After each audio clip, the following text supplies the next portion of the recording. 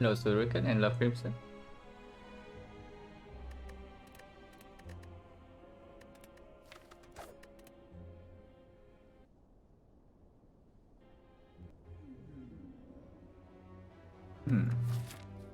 Most likely common relic, yeah.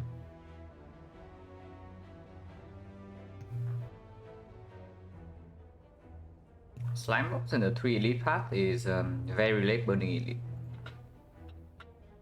But into slime box is slightly weird. Because even if this is sackable, right? We probably still need to trade some HP. Or we need to use a potion. And not having a potion for this fight is always really weird. Am I alright? Voice a bit different. I just I just woke up not too long ago. Maybe it does sound a little bit different. Also, I just finished my first meal today. Oh yeah, we'll probably go back to normal after I drink some water and talk for a little bit.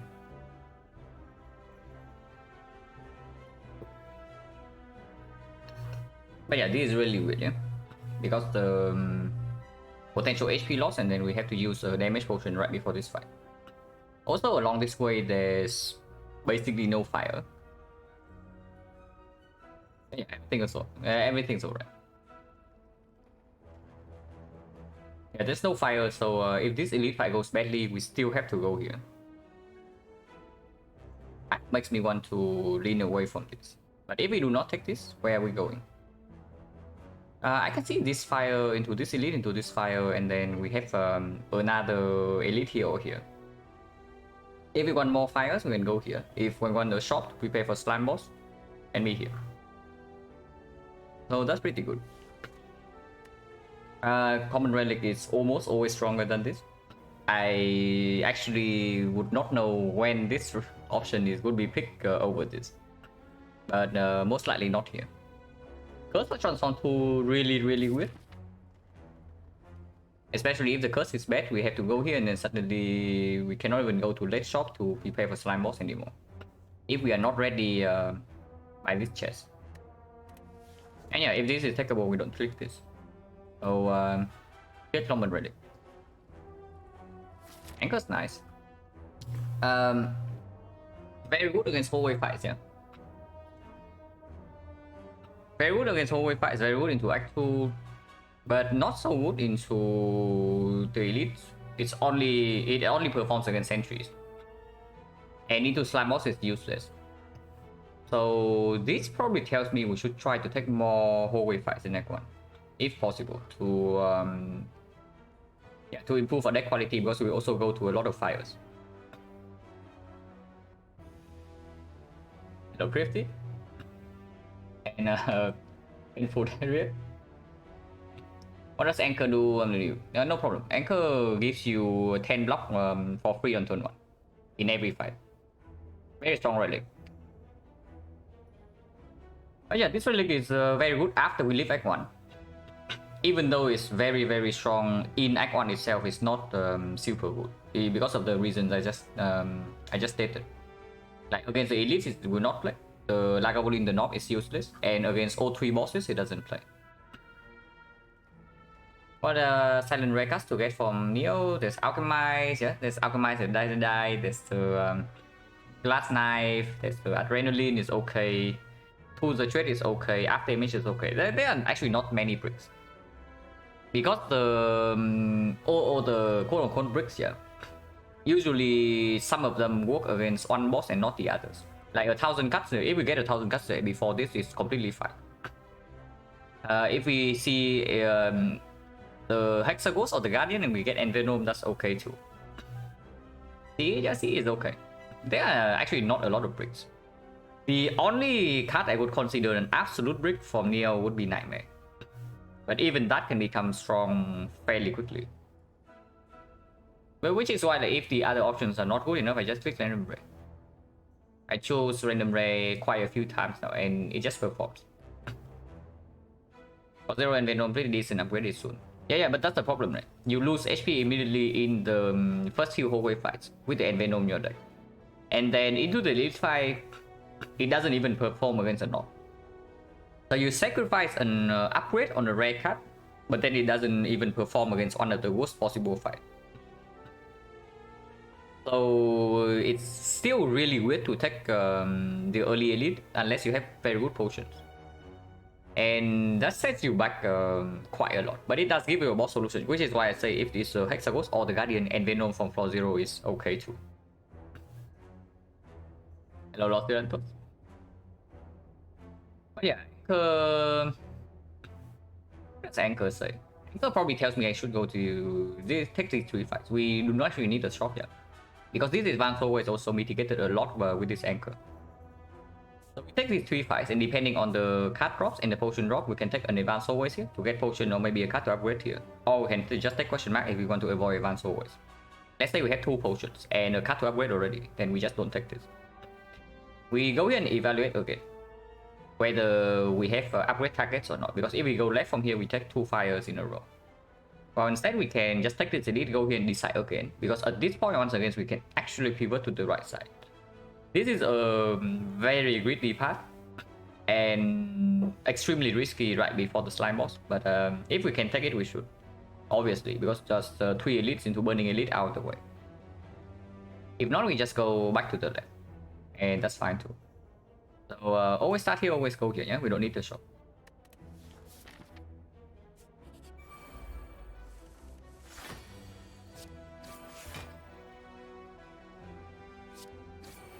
Anchor doesn't do anything this turn. And unfortunately this guy attacked again. So no matter what, we are losing 3 here.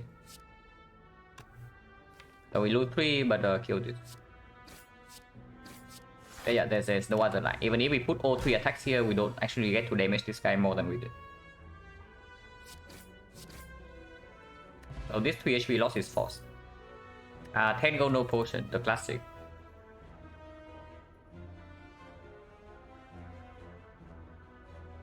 Instead, you just said run force for 6 elite option, choose a card near them and lose mark HP, remove 2. With the shop and 3 question mark before burning elite, fire or fire normal elite. Yeah, if you have only 1 visible fight, then taking the snipe is okay. But it depends, yeah, because you can also just do remove 2, depending on what the act boss is.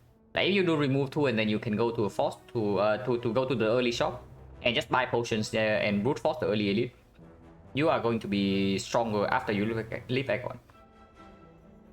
But if there's only 1 visible fight, then taking the snipe doesn't fail very often. Let's see if we get squished with the Anchor. Infinite Blades, however, if we take this and upgrade it, it plays very well with the Anchor.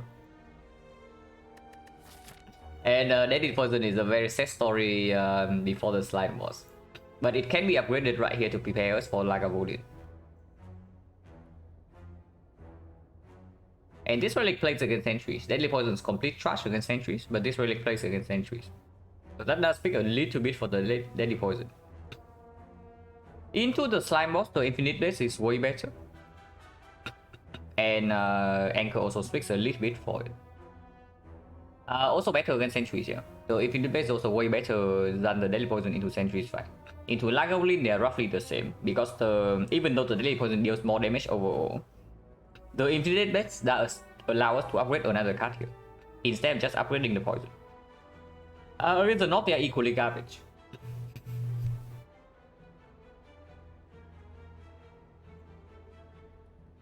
And I do not want to waste the first upgrade on Deadly Poison, right? If we know that we are facing slime boss.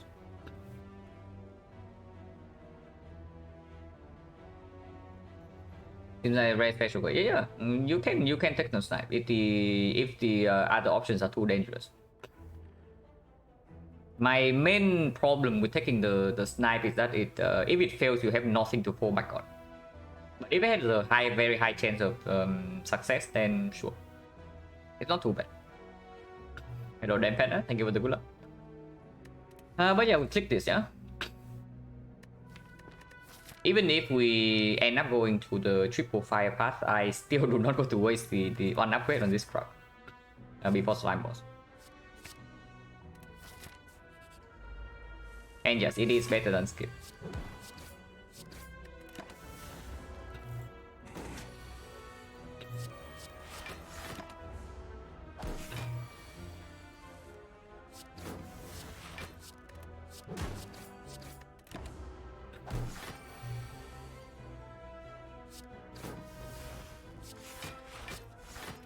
If this guy has not buffed yet, then there's no reason to lose HP. Because we also have passive damage. And now we only need 16, we guarantee to have 16. There are 0 damage jawbone. The mod, yeah, the mod's not even endable. Like, when it's back online, I will add it back. But now I'm just booting the game without it, because of course it lags the game and it doesn't even work. Is Let's Swift floor 1 plus going for more always ever an option? Not this game safe thing. Let's Swift floor 1 over skip is completely reasonable. Because it's good against O2 elites. It's actually good against O2 elites. And against slime boss, even against slime boss, it does allow you to have a line where you just block on turn 3 to have a better split afterwards. Let's Swift is a very good card. Also solve the weak chain problem immediately. But I will not pick it over actual damage, and especially not in this case when on turn 1 it doesn't even play. So here's Quick Slash and Endless Agony. Endless Agony is the better card. Quick Slash is slightly better upgraded, and we do have a bunch of upgrades. I mean, upgrading Endless Agony is not that bad. To be honest, upgrading Endless Agony is not even that bad. This is also plus 4. The biggest problem with Endless Agony, of course, is that if we pick this up, I mean, okay, picking Endless Agony does make us better in this advanced always, yeah? And the upgrade slot is still open. If we do not have anything to upgrade in these two fights, we can still actually upgrade the Agony here. The main problem I have with this thing is that if we do not see other damage cards and we run into Lagavulin, we have some serious problems. But, I mean, if we have Agony upgraded, we can just actually let this thing multiply before the Lagavulin. We do not open on by turn 3. We set up infinite decks, we set up the Endless Agony duplication, and then we just trade HP against Lagavulin. That's fine too.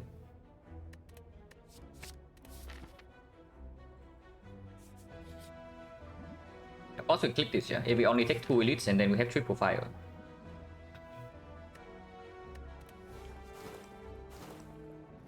And world is okay.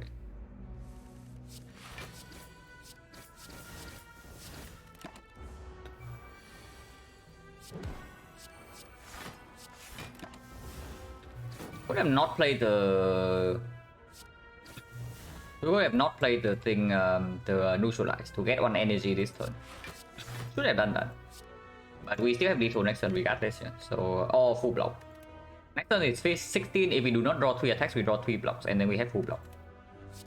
And we always kill over 2, so no reason to take 1 here.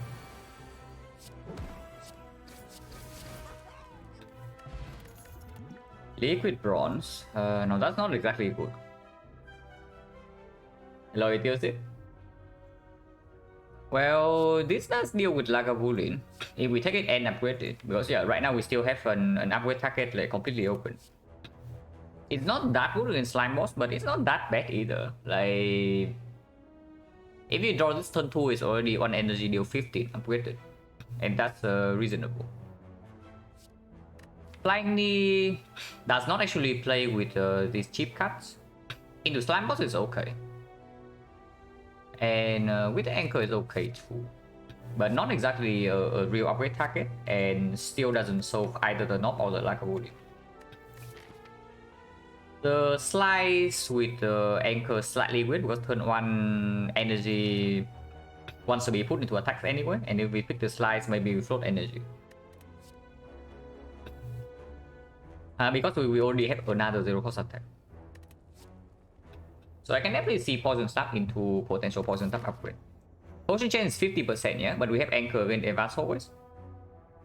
And this potion doesn't actually super perform, so I think I want to take Advanced always right now. instead of this question mark.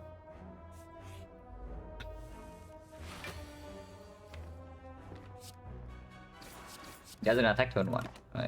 Very smart. Now he attacks for 18, so of course we have to open here.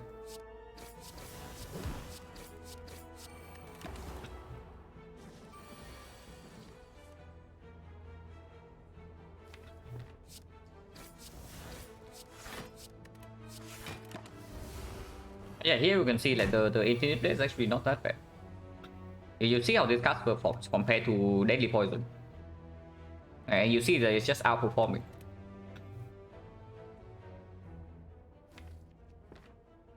If we do this here and deal 10 damage here, next turn we have guarantee 16, so we have a kill.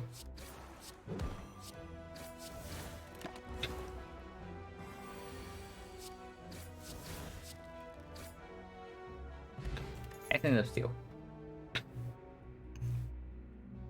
With his card pick, not picking infinite page, yeah, especially not on 4-0. On 4-0 with an anchor, of course we picked this over skip. And it was not over skip though, it was over Deadly Poison. Quick Slash, a card that appreciates an upgrade, is decent into Slime Boss, it's good with the anchor. And we potentially are going into the path with 3 upgrades. It's fine. I have a hard time knowing the times actually taking infinite plays. Yeah. Taking it later on in the act is usually requires some pretty unique circumstances. But here it's like it just performs. If it's into the Guardian also like really weird to pick it up. But Hexaghost or Slime it performs. If we can send it up for free on turn 1 it performs. And against the freaking Deadly Poison into the Slime Boss it also performs.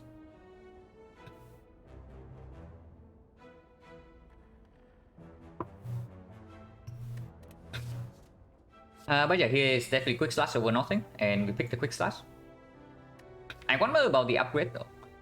With Infinite Blades and Anchor against Sentries already, I would probably say that P-Stab upgrade being worse against Sentries is not a real concern. Against the North, this upgrade is comparable to the Quick Slash upgrade. If it redraw this early, then it's better. Against Lagavulin, this upgrade is better than the Quick Slash. So it's probably still the Poison Stab.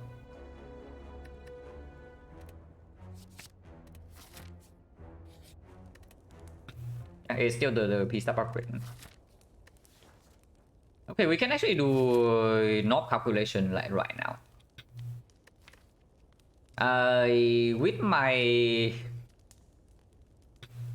With all the silent games I've played so far, I can probably see that this deck does not have enough damage against the knob in 3 turns, even before I do the calculation. But we can count anyway.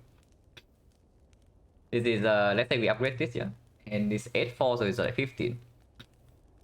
45, 53, 61, 61, 64. Yeah, it's not even close. It is not even close. 1, 2, 3, 4, 5, 6, 7, 8 energy. 64, but this guy is going to deal 8, so that's 72. 72, and then we draw plus 6. With this potion dealing 6 damage as well. We can always kill the knob in 4 turns. We never kill in 3, but we always kill in 4. And with triple fire, I'm willing to trade HP. And yeah, we might not even run into the knob. Yeah, we might not even run into the knob. And into Lagavulin, we have time to set this up, and we also have 4 energy on the opening turn. That is quite good. But yeah, this upgrade is way better against Lagavulin compared to the others. Advance away? No, we are never taking this advance away over the elite. That's crazy. Yeah, before we take this over this, we just take this fight and then rest here.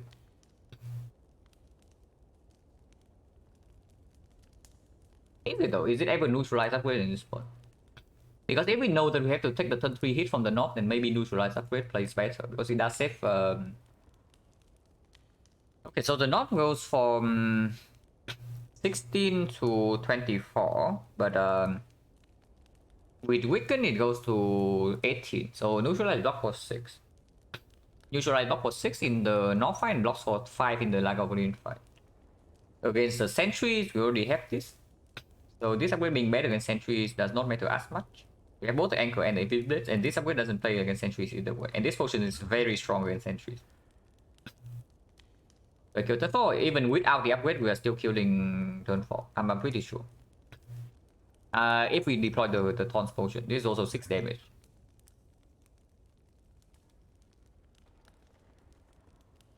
The problem with neutralize upgrade is that it does not play at all into slime boss. The peace up upgrade still can play into slime boss. If we run into lack of lean, the neutralize upgrade is comparable to poison stuff. It's not better, it's not worse. If we run into sentries, they're comparable as well, but maybe this is slightly better. If we run into Noct, it's actually better. Oh, that's weird. Okay, we can do damage calculation. Like, let's say we low roll in the Noct fight, yeah? We upgrade neutralize and then we low roll. So we draw poison staff on turn 3. That would actually only be 11 damage. Then 1, 2, 3, 4, 5, 6, 7, 8, we can still play everything. 30, 41, 41, 41 plus 49, 49, 53, 53, 61, 61, 67. 67 plus 8 is 75. 75, and we have the another hand of 6 cards. Not turn 4 should not be a problem, even if he's somewhat high rolls HP. Hello, Cast. Thank you for the good luck. That's interesting. So we make the neutralize upgrade better against the immediate elite, but it's worse against 2 slime boss. What about Lagavulin? Like, I'm just assuming that neutralize upgrade we have enough damage against Lagavulin and without the poison stuff. Is that true? We set up infinite blades. We set up the infinite blades. So that would be 4 damage opening turn.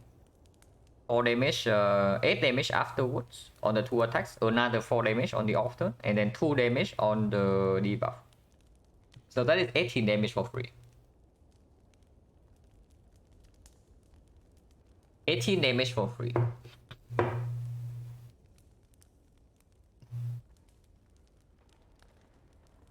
So plus in like a... No, it's plus 5 block. If you count it as plus 5. Because it's already 5, you know, so counting it as 10 makes no sense. So this upgrade is effectively plus 5 block into Lagavulin and plus 1 damage. This upgrade is 1 poison 2 damage upfront, yeah? And 1 poison 4 turns, it's at least 4, so this upgrade is like 6 damage. Even assuming that we don't even replay this. This upgrade is at least 6 damage. Whenever we replay it, it becomes maybe even 8 or 9. Actually, it's 9 immediately, and then it becomes like 10, 11, depending on when we redraw this. So this upgrade on average is probably like 8 damage in Lagavulin. This upgrade is 5 block plus 1 damage. So 18 damage for free in the Lagavulin. And then Endless only... We keep Underworld before we draw to Infinite Blaze, yeah. So let's assume that Endless only actually gets to multiply. Then... that would be 60. 34 we definitely play this on site, so 38 we also play this on site, and that would be 12, so 50. 58 that is 2 energy only on attacks, and we can even use this potion to block for 7, and then we block for this. We definitely play, and let's say we play 2 other blocks, so it's like 10 here plus this 14 is enough, and then turn 2 we do this. So 3 energy on blocks, and then we can put 1 energy on attack. The opening turn we also play with maybe 2 or more energy. So let's say we float an energy. So by the time... Yeah, every damage in here, yeah. This is 12. 12 plus 16 is 28. 28, 32, 32, 40, 40, 58. 58 plus this is 76. 76 is now the off turn. 82. 82 is actually 74. That is not enough damage. Yeah, that is actually just not enough damage. So with the neutralize upgrade, we actually need to trade a little bit more. So it gains 5 block on the card itself, but it probably costs us 5 block. Because we have to play 1 strike instead of 1 defense. So into Lagavulin, the upgrades are basically the same, yeah. Block wise. If that's the case, then poison sub is better. Sentry's 5 poison sub is better. So actually the neutral upgrade only plays against the North. And not even always, because we can actually just top deck the neutralize and the upgrade goes to, yeah, nowhere. That means that probably upgrade poison stuff then.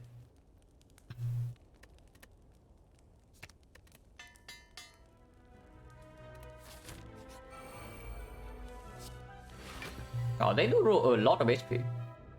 And yeah, like in this 4 neutral upgrade blocks for like 3 next turn, but I actually want to deploy poison if possible.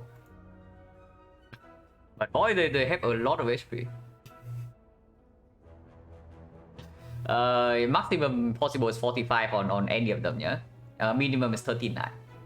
And they have a 43, 44, 45.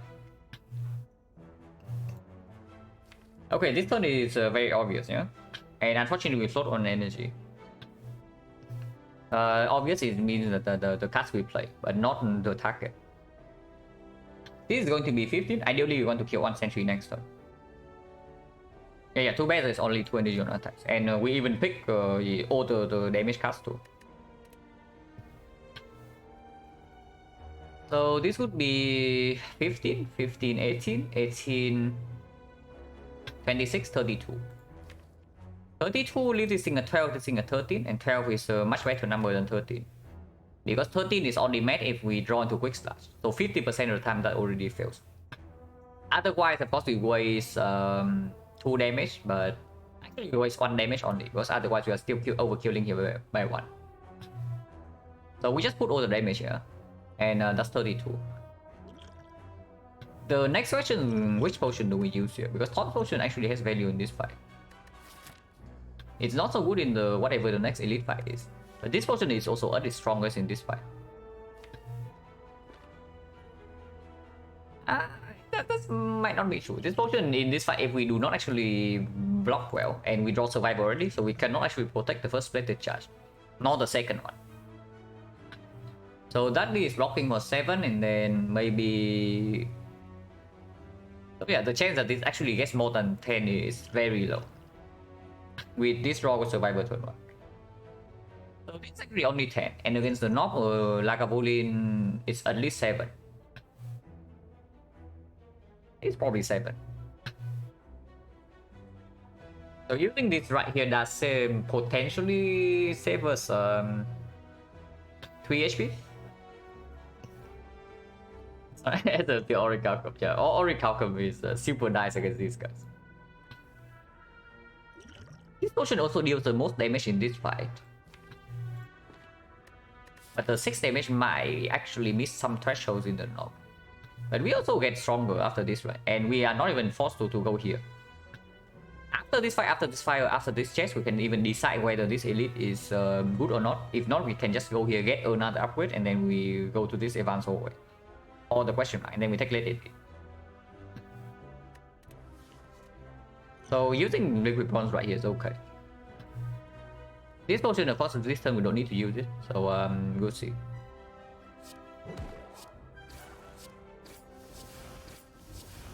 And yeah, this fight we definitely do not let the agony multiply. We need to kill 1 like as soon as possible.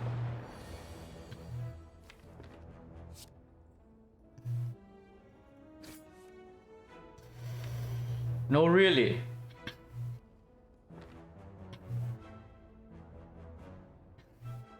No, really. Okay, so we definitely do not use Essence of Steel, yeah? Because if we use Essence of Steel right now, we are losing 2 charges. The seed coverage, yeah.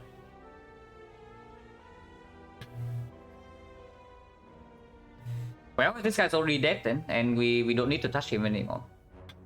So here we can do double defense, or we can do defense in twin plates.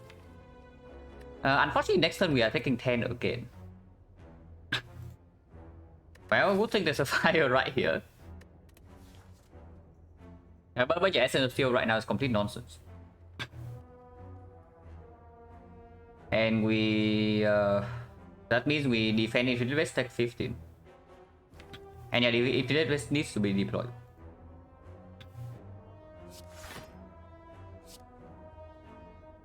And this potion is complete nonsense because we are losing 2 charges immediately. So it also blocks for exactly 7 here. Like it blocks for 4 this turn, block for 2 this turn, and block for 1 the turn after. If I consider Tons potion study and the turn for icon definitely. But yeah, before the heart I can deal with a lot of damage. But it's quite quick. The some potions need to be quick. Like if everything is strong and nothing is strong.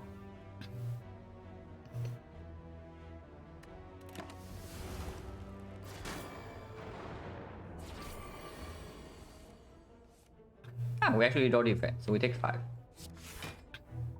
This would be 16. There's nowhere near enough damage, so we deal 16 here. There's no way we can actually kill this next turn.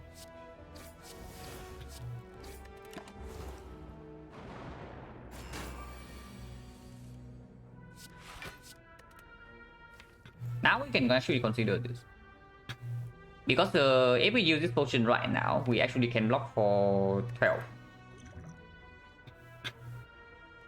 Because it blocks 2 right now and it doesn't lose the charge. And this fight will actually last for a while. And yeah, if it's better than 7, then use it. And it's better than 7 right now.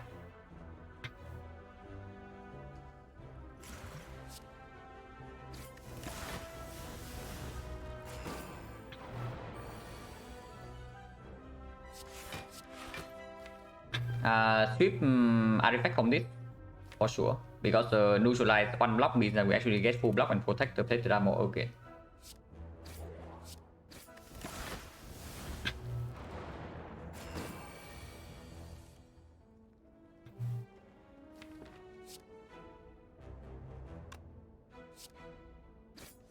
Yeah, exactly. And we have exactly 2 here.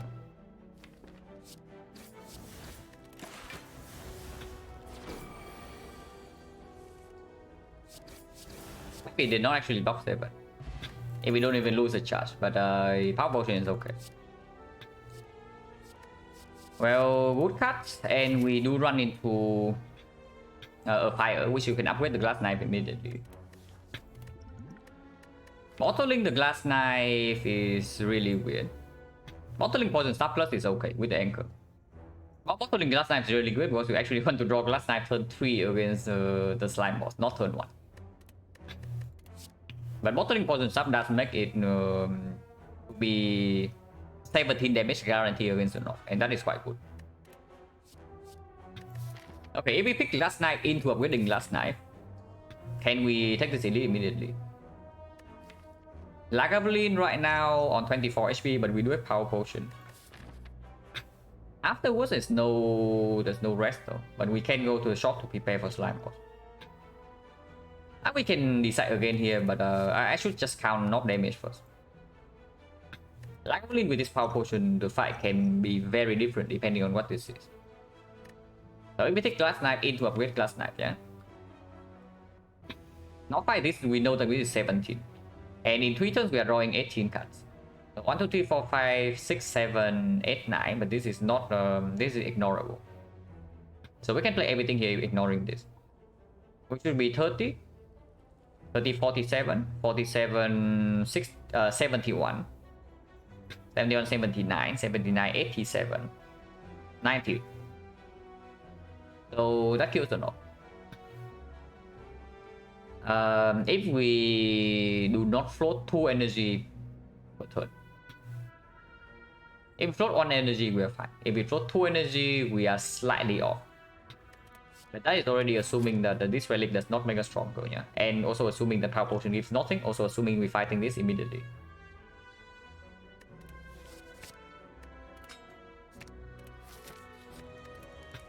And of course we upgrade glass knife in case this is some sustained relic, like some healing. Over resting.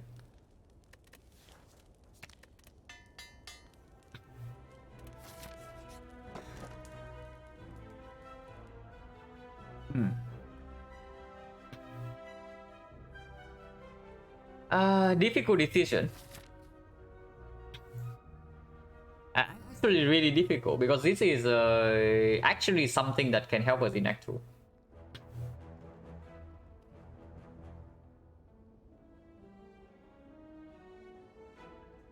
Honestly, I'm willing to go here and rest. I'm willing to go here and rest and take the advance always. Potion change right now, okay, we got 3 potions and 1, 2, 3, 4, 5, 5, 30% only. But with the anchor, bottle, poison staff, and the glass knife plus, this fight should not be a huge problem. And from this fight as well, we probably can get another potion before the slime boss. If we can solve the slime boss without going here. And right now we do have some decent tools already, yeah? We have glass knife plus, we have this guarantee 17, and we have infinite base to play long fight with potential power potion. Also, this is probably not a key. This is probably not a key because after this fight we can also decide whether we want to go here or here. If we have strong cards against slime boss already and we have good potion, and we say that we are very confident we want to spend HP, then we can still go here. And of course it's okay in early Act 2. But yeah, we go here and rest, yeah, because the HP will, even if the HP doesn't play here, against the Nob it probably doesn't play, but against the slime boss it will play. And if we can preserve the power potion in this fight, then the slime boss is a lot smoother.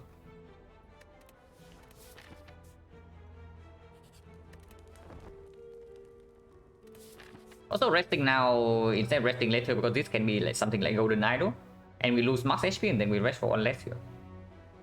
Of course, if this is healing event like Banana Donuts, we are over healing, but then we can just use our HP here as well. Let's get hero, yeah, that's the plan, which is why we're going to the fight like right now.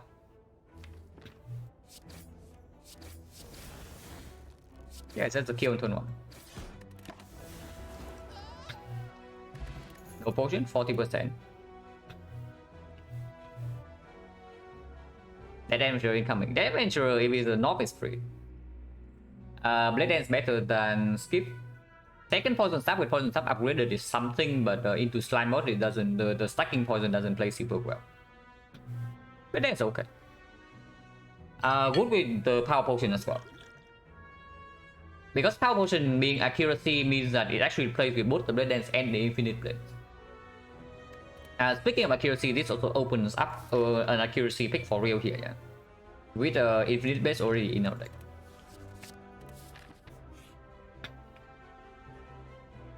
Lose quick slash. Definitely not losing power potion, I can tell you that. So the only question is whether we would pay 64 gold for quick slash and whether the quick slash is necessary for the slime boss.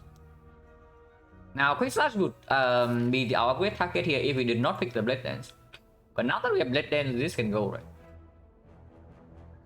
Maybe it makes the Nob fight a little bit weird, but we still have enough damage. We added 4 damage, now we remove.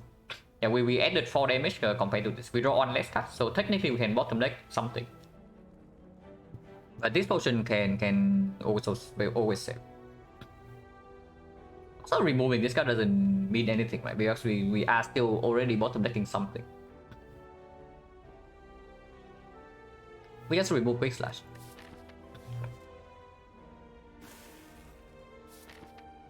This is a very common relic bar and bottle flame.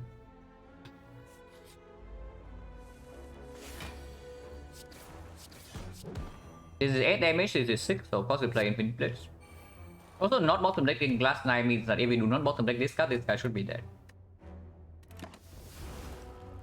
So we never use power potion here.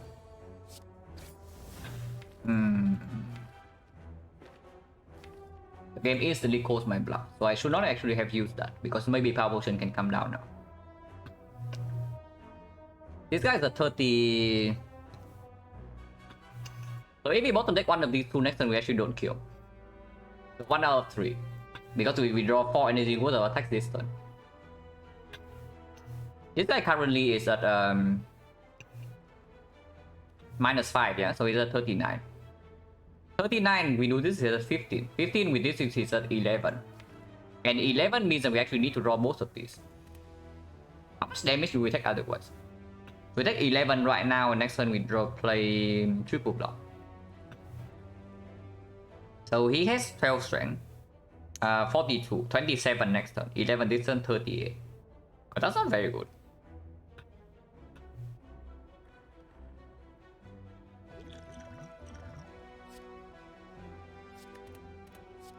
Yeah, that'd be punished for playing the shift too quickly. Because now we don't actually have a kill. That's plus 4, so 16, 13. No, we would be 1 off. So perfectly calculated. Because if I had played the accuracy before the shift, then we would be 1 off right now and I would be set. But guess what? We are not 1 off. We are 5 off. Also, the shift deals 8 damage next turn, yeah? So worst possible damage we have is 14. Which means that 1 strike survivor will do. Unfortunately, the accuracy would be a very strong potion before the slime boss. And we draw both anyway. Another common relic. By the way, turn 1 in the slime boss fight, we have floating energy like crazy. Just saying. Yeah, we have 6 energy turn 1 and then the anchor as well. If we want to not float as much energy, we can do this. There's also a food group. Potion chance right now is 30, yeah.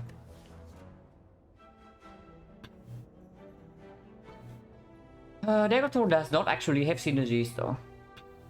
Like right now it has no synergy whatsoever. And food group does allow us to play a slightly longer fight against slime boss sometimes. And powers are actually good with anchor because you draw powers normally on turn 1, you have to pay some HP for it, but in our case we don't because of the anchor. And with the Infinity Race, we actually can play a long fight. This is okay. We are probably still upgrading Blade Dance or Neutralize against Slime Boss, but this is okay. Because it's not like Dagger Throw is good either. I want to go here to collect more cards. Right? If this is not a damage potion and this fight is almost free, I just go here to collect more cards. The accuracy right now still pickable, terror still pickable, damage potion absolutely welcome. Yeah, Slime Gang no problem whatsoever because the anchor has our back. The 2 however can be a problem. If that's the case, then Poison Tap goes here because Poison Tap still kill this turn 2 and we full block turn 1 regardless. And the strike goes where? Go to 6, this goes to 5. This one shot regardless. If we draw this, it kills no matter what. This is 6 damage. This is 4 damage. So 5 or 6 here does not matter. And this is 3 each. This is 6, this is also 6, and this is 2. So 5 is only 2 plus 3 here. That's the only combination. Otherwise, 6 is better, and this guy has more HP anyway.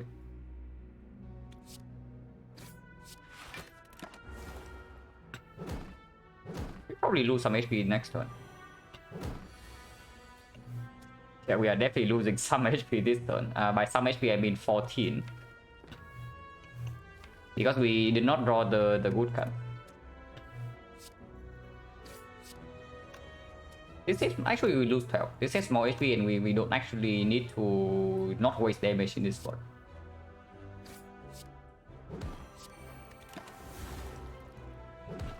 Ouch.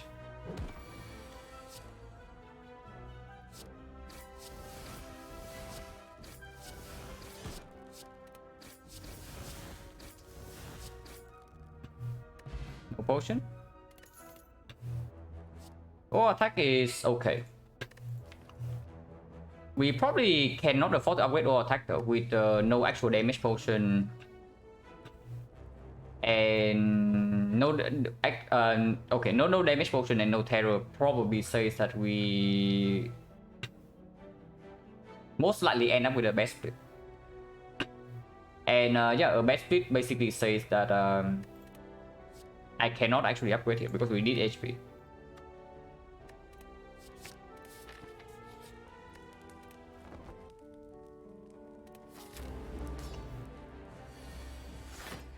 Wow, we actually draw 6 energy worth of attack. We actually drew 6 energy worth of attack. Now that is unexpected, but sure.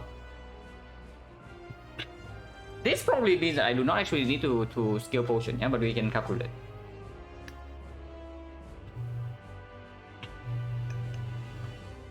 Uh, 17, 41, 51. 51, 75, 75, 25, 55, 49, 46. 46, 42. So the best possible split we can get even with this hand is 42. Maybe skill potion still comes down then. Yeah, maybe skill potion still comes down. Because if it's poison, this turn it plays. If it's the terror, also it plays. If it's PK... PK is better, good in the deck regardless, yeah? So even if it's PK right now, it's okay.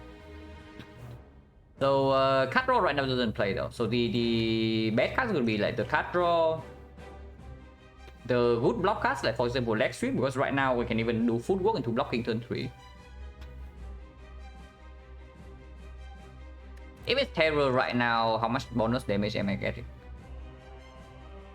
4 and then 16, 16, 21.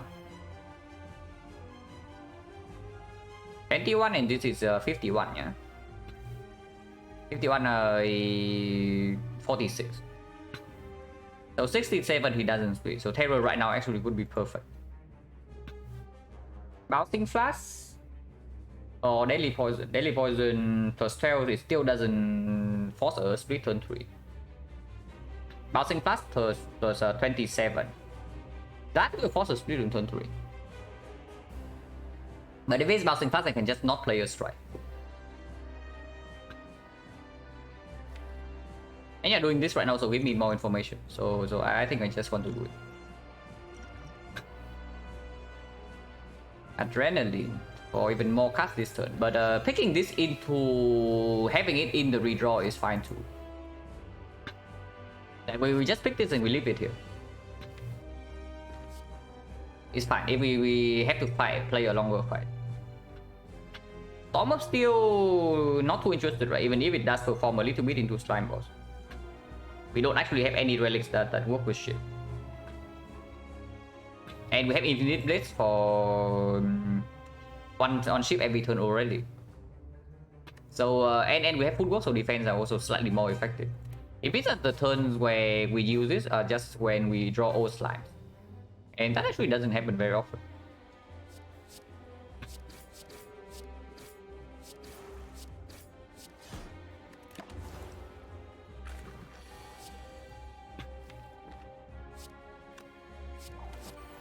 Sure, it doesn't line up turn 3. We do have Glass Knife turn 3 though.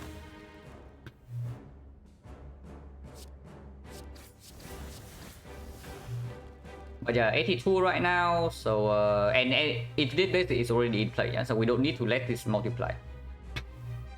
82 right now, 78. 78 next turn, poison goes to 77. Actually, no, poison is -5, this is -4, so this is 76 right now. So we don't even need to actually split next turn if we don't draw Glass Knife. With footwork, we can also just triple block. But we do Glass Knife, so we probably split. 34, 34, 76, 34 is 42. Exactly as we calculated, yeah. 42 is the best possible split, and we get the 42.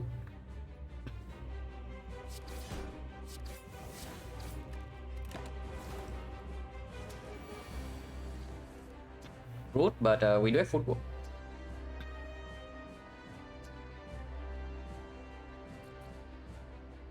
Full blocking and not playing poison stuff probably doesn't make sense, and we rested for this one.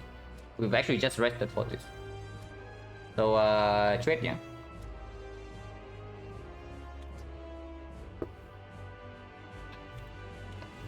If this guy attacks this turn, then we probably should actually put damage here. Using good draw on Silent, yeah.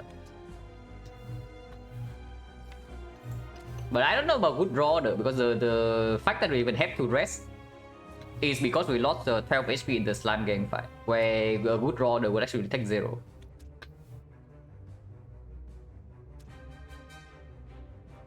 Take 13.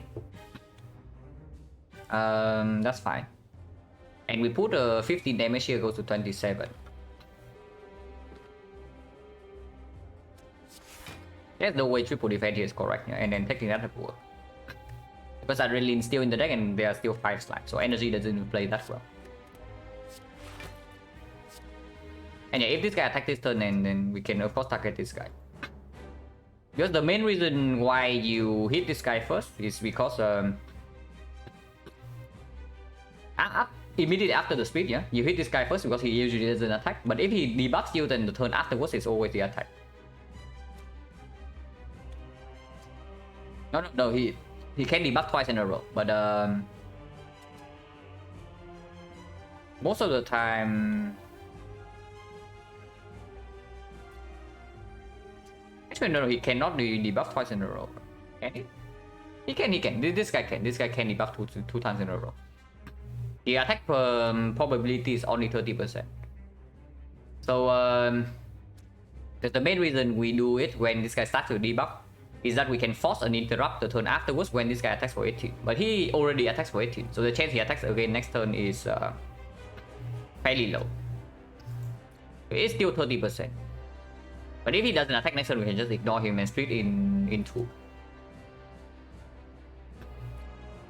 So 15, 19, 19 here, 23, we always interrupt this next turn.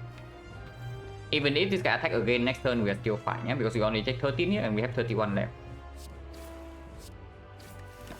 And if we can kill this guy first, we should kill this guy first. And yeah, he doesn't attack. And we just kill this guy. And we do have an interrupt on this guy next turn as well.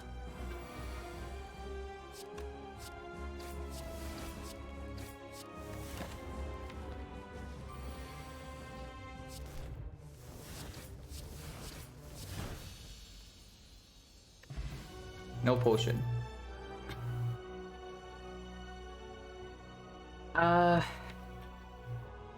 And Venom with our small attacks and mortal poison stuff. So sub poison already started. There's also CE that is good on turn 1 because of anchor protection of lantern, and works well with other core. There's also tools the trade with no synergy. The CE already works well with front load artifact ship from this. The poison also stack up against single targets. We don't actually have AoE damage. The only thing that we have is all attack minus. And we also do not have discuss synergy for the tools the trade. So this is probably a fairly clear CE. This is probably a fairly clear CE. And Venom edible Ritos, yeah.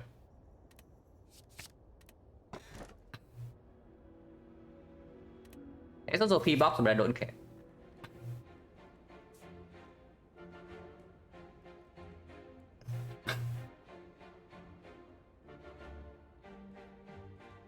Well, P-box does get better though. I have to say that P-box does get better in this spot for sure. But first of all, we have the O10. Okay, forget the P-box complete trust. Never mind me, guys. Never mind me. I was thinking that P-box is okay, you know, because we have anchor turn 1, so we don't need block, and then strikes are like complete trash, but trash. Especially when we want to spend our energy on turn 1 properly. But yeah, not really. Can I name it with P-box and Kursky?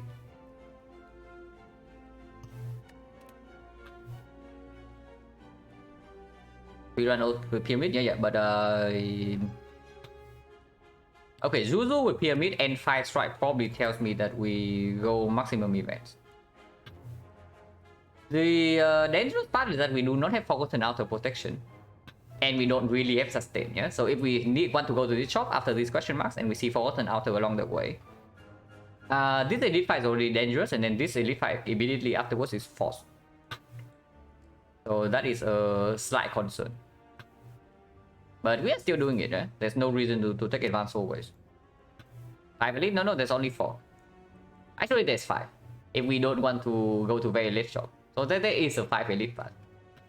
But probably we are going here. Unless this shop is very, very good. I take absent, but yeah, if we see both, we actually take both.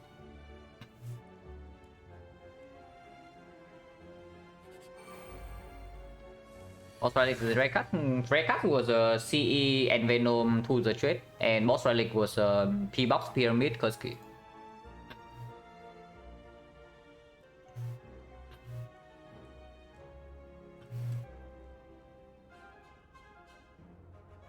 So do we have a kill here? No way, right? So we are currently taking 7.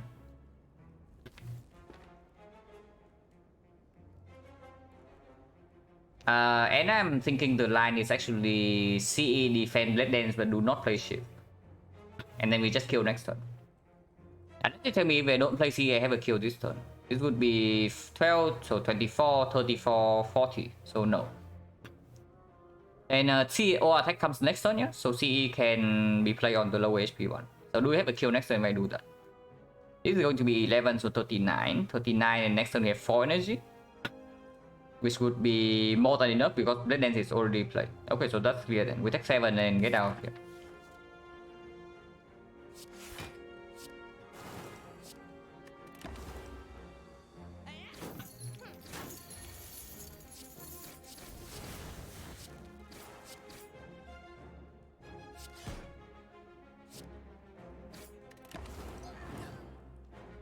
And yeah, CE already outperforms to the trade by a amount.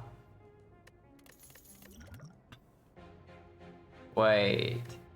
We have the pyramid. And the endless agony. And the infinite blades. And the blade dance. And the other one.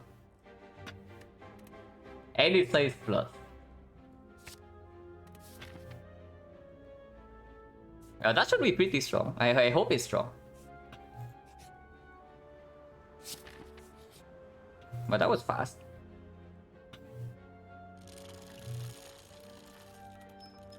That is also fast. So fair trade, I guess we get operation for tweak for curse. Alright, I guess we remove the curse here.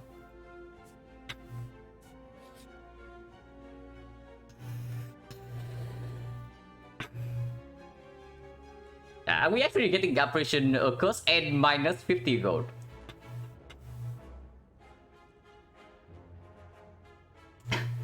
Right before the shop as well. Okay, the high roll here actually is insane, yeah? If we hit the 250 gold, like this is ridiculous. And we need to remove the curse. Okay, we need to remove DK. So that's already minus 75. If we lose 50 gold here, we go to 284. Minus 75, 204. We still have enough gold to buy relic. Yeah, we still have enough gold to buy a relic. So we can actually take the high roll here. Now, the dangerous part of this is, of course, we have to fight 2 elites back to back. But yeah, we can take card remove, can still take a relic. The mirror here can still buy. The rarity can still buy. The frozen knife can still buy. Can still buy any card, can still buy any potion. So we can take the expected value.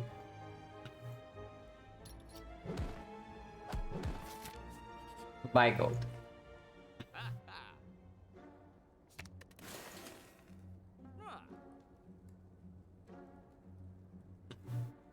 What are we doing here?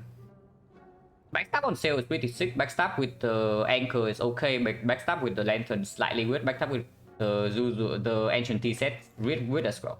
But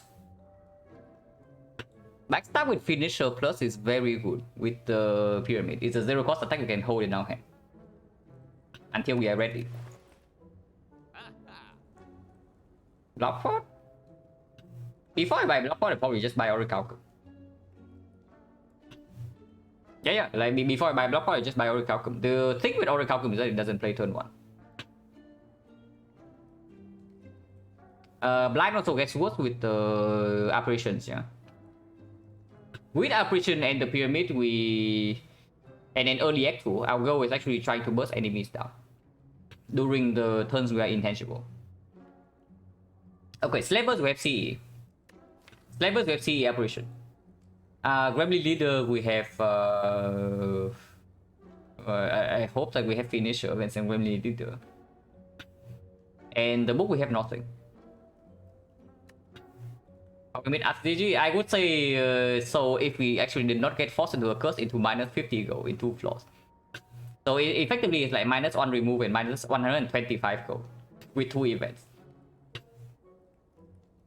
Is it worth poison? No, that's a wrong question. The good question is like, what do we need to survive right now?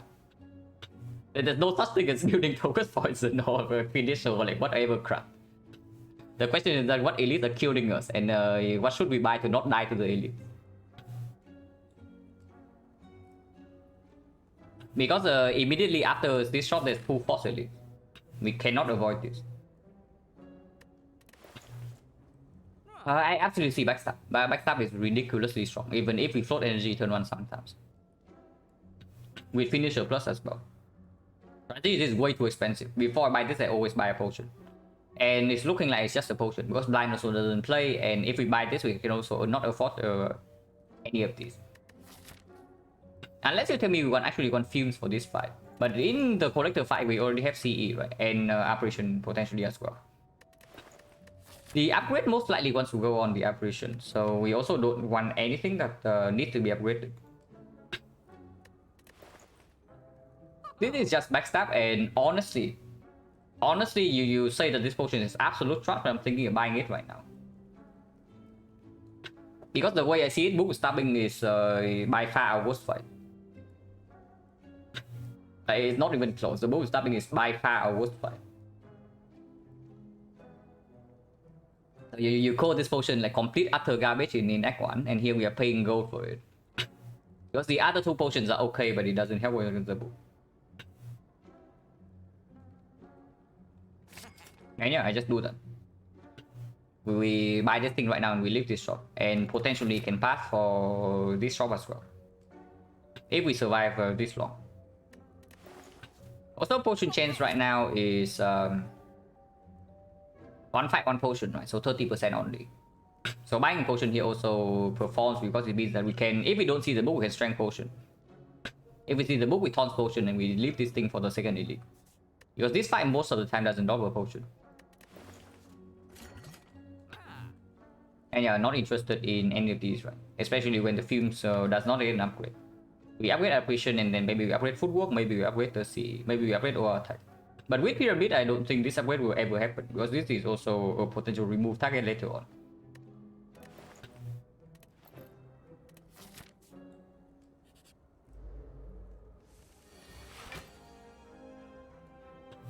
Ouch.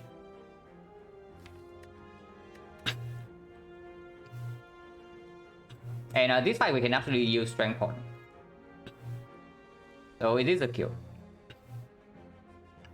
With strength point, this is going to be 18, 31, 45, 53. So backstab already performs, because it does give us a kill on rest level immediately. And I don't really care about the C is still in the deck, we kill 1 immediately.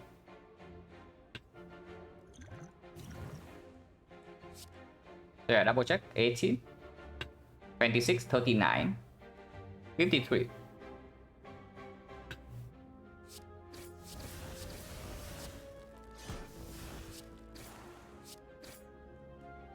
And defend over footwork, yeah, because of the apparition still coming up. So no reason to lose 5 HP here for no reason.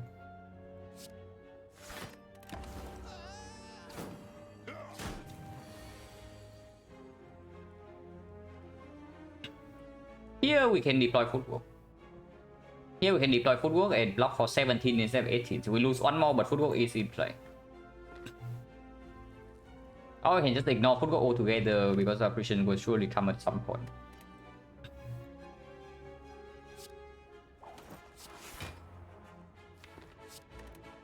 The war energy.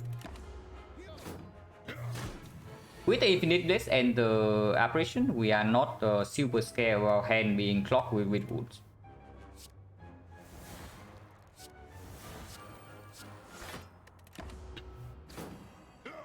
Because the moment weakness runs out, we can just do a big finisher turn.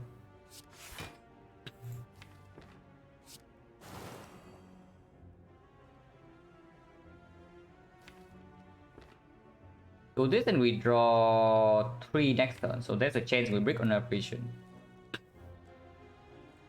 We don't actually need energy from other world, right? So just hit this guy. But this thing can be kept just for finisher.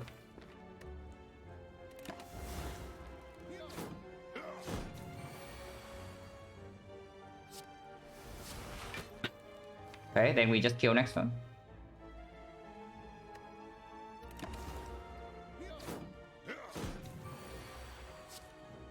Finisher is going in.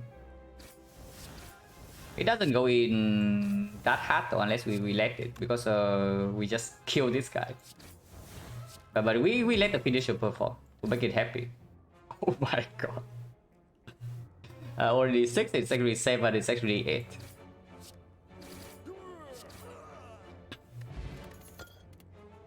Deflect plus with the 3 energy pyramid with the footwork. I mean, I don't say no to upgraded cards. One upgrade operation in case of the leader. The leader we actually need this upgrade. Against the book we have this already.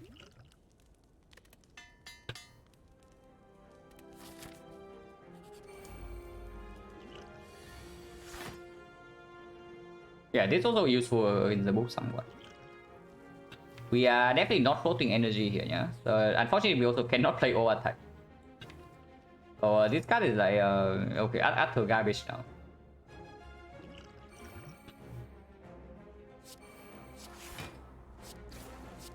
This is better in our hand for potential finisher draw, so no reason to also use it. And with Infinite Base deploy, we are never taking another war again. Unless finisher is already in our hand.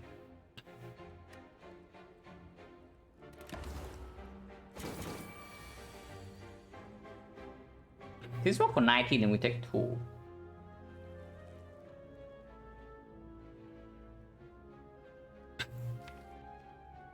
Yes, Kudu in play. I guess that's fine. 2 is acceptable. I do not actually want to use Apparition here, because this one is the one that doesn't exhaust, and we might not actually kill this guy before turn 5.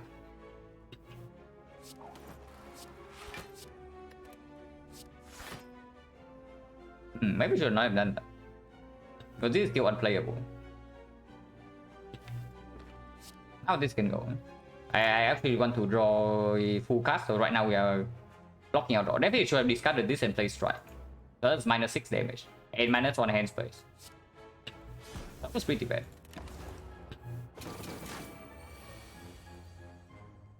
You have not run into the other operation, so if we do not operation right here, we're taking heavy damage.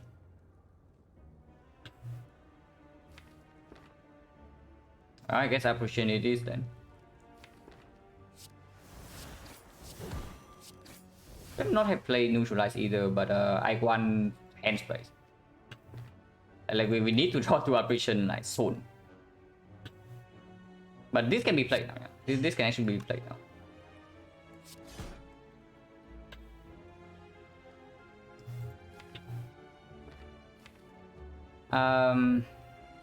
Take 1, right? Because next turn if we don't draw into operation, which can happen, we need to block for 35, and then this card is important.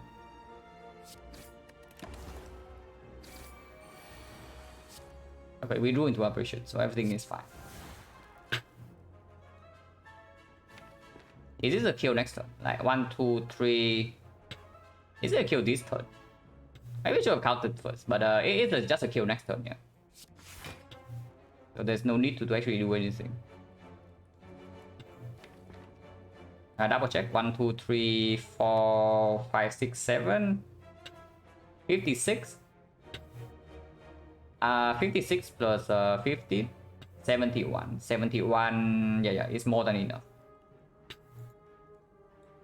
You can even play this if that's the case. Because now it doesn't matter. We already have lethal.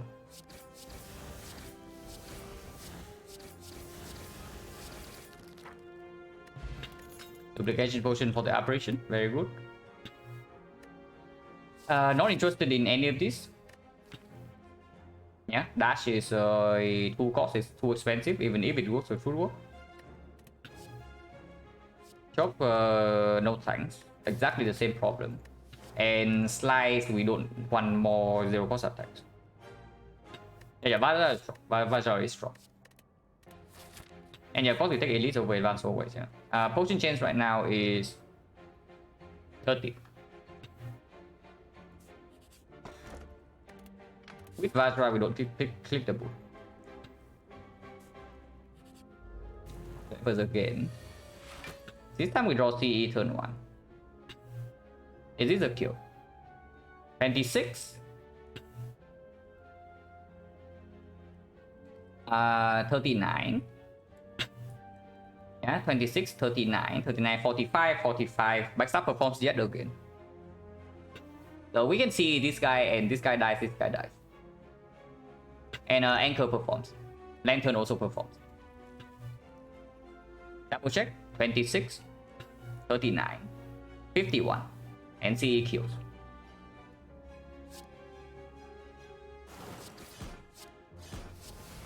Or attack kills the same way. I guess our attack is just better.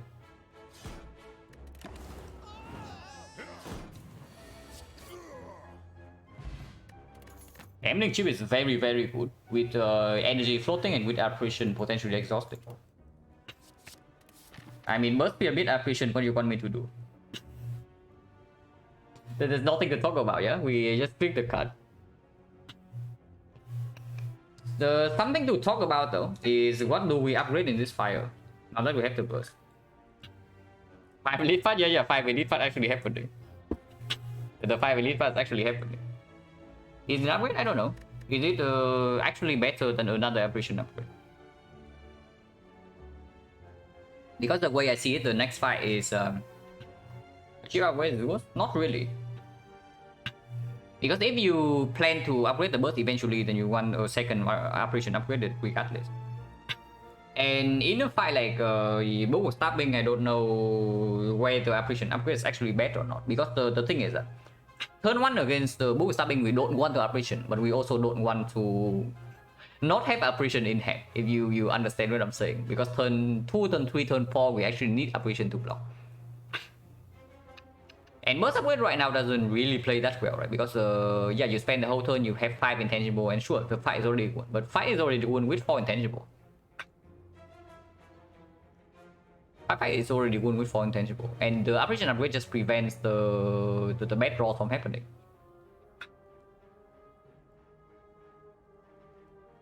But I do not upgrade the third apparition. Yeah, I upgraded the second one. The third one, the third one we can keep with the chip, and we have like 1 source of discard still. And the next upgrade would probably be the burst.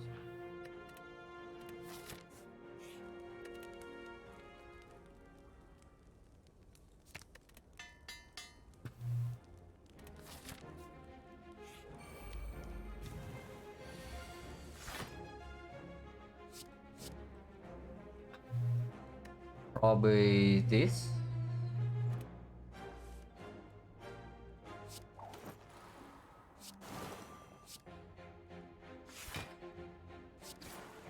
And yeah, we keep this in hand for sure, yeah. It is the book. We should not have too much of a problem here. We really should not have too much of a problem here. With the football drawn on turn 1.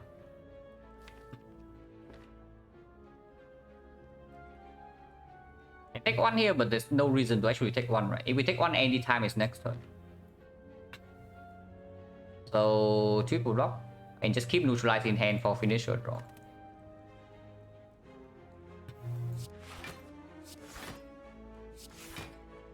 This time this wave also have added before.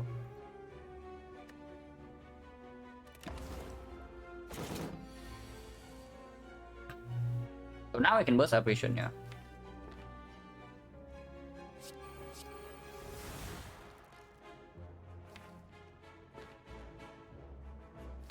You need a defense because it's like 1 × 5 next turn. My hand space.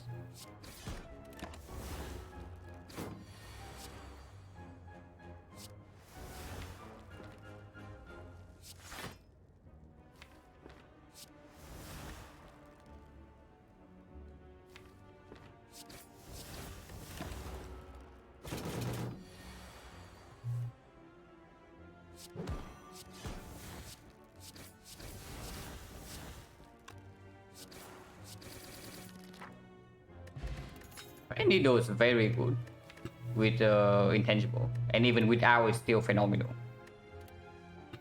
Backflip with footwork, and eventually even with the pyramid with 1 card draw. We definitely 1 card draw on turn 1 after the fire because we have 6 energy turn 1, even without energy relic. Okay, do we actually want the DT or do we want like 2 upgrades? Upgrades are quite strong, yeah. The burst upgrade is strong, and then the CE upgrade is strong, the footwork upgrade is strong. Because collector fight is not super free either, but I guess with the CE and a big finisher and the Vajra and the duplication potion, we can deal with the collector. If we see that the collector fight can go badly, we can always just dupe the CE, and that deals plus 50 to the collector. Yeah, we just take the elite. Wait, it's still easy Hogoi fight. We will actually see easy Hogoi fight on floor 30. So I guess that's what happens when you only see events and elites in the act. With the Zuzu.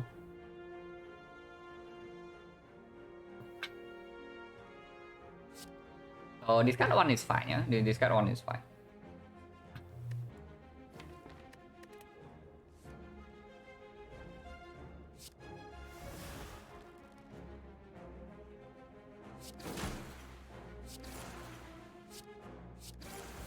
And yeah, I can wait for finisher, but we can just triplated armor.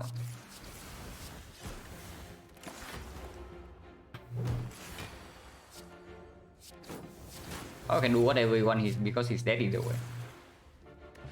No potion. Outmaneuver is okay, a second footwork is okay. Lock and roll gets worse with the apparition, slightly. Gets better with the burst, but if we always use burst on either this or the CE, then the dodge and roll never gets bursted. Second footwork, we do have time to set it up. And picking second footwork also means that we don't actually need to upgrade the first one super urgently.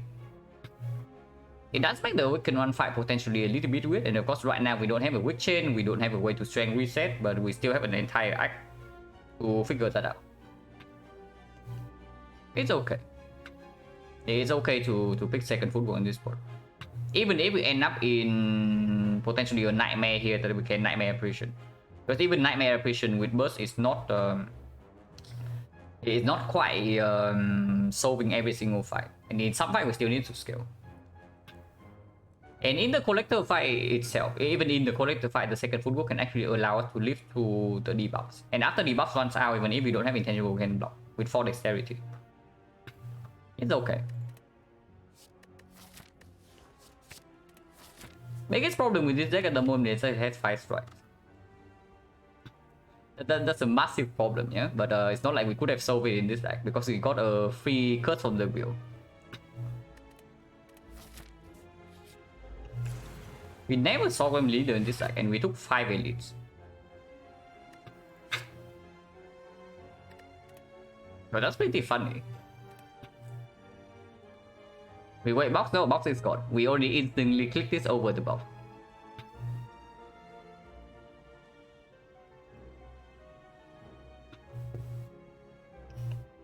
How many cards do I want to gamble away here? It is 50, 27, 40. But we only have 4 energy here, so even if I draw CE, it's not an instant kill. Which probably tells me this can... No, this is better than this. So this can go. Maybe footwork can stay. Probably not, right? Because I still want to draw into this fairly quickly and also operations as well.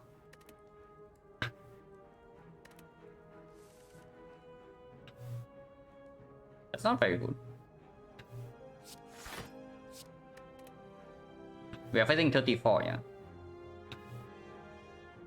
If I just do this here, we are full blocking exactly, and then I can play Blade Dance. We have 5 cards in hand, and we retain Underworld. That's okay.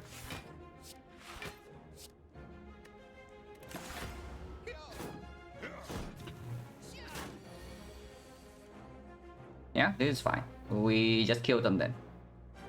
For energy, 1, 2, 3, 4, 5. This is 45, so we can see a Bido, and then we just kill all of them.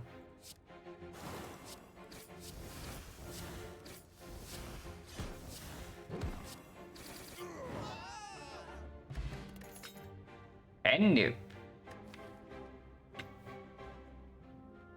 Okay, that can be quite a lot of damage. Yeah, cool story. Expertise with Hermit, absolutely not, yeah. I think our relics are good. So that's what I'm saying. The only thing... Okay, we have 2 problems with the moon. Problem number 1 is that we don't actually have a weakness chain. And problem number 2 is that we have 5 strike. Besides that, we're quite strong.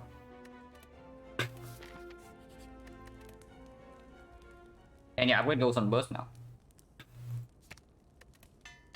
With the collector fight potentially requiring a lot of turns, and yeah, we can save our efficient on turn 1. That's very good.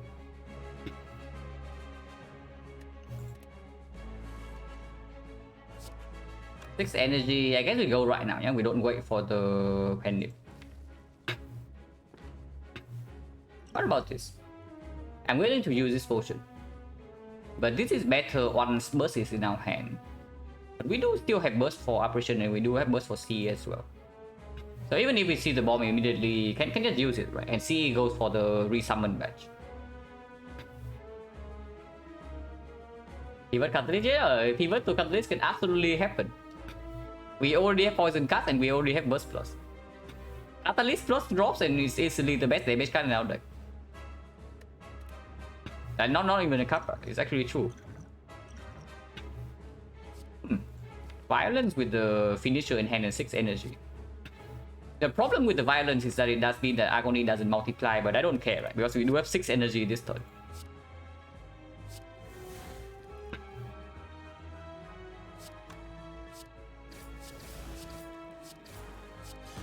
And I need this finisher, but there's still a lot of damage. And we spend all 6 energy now.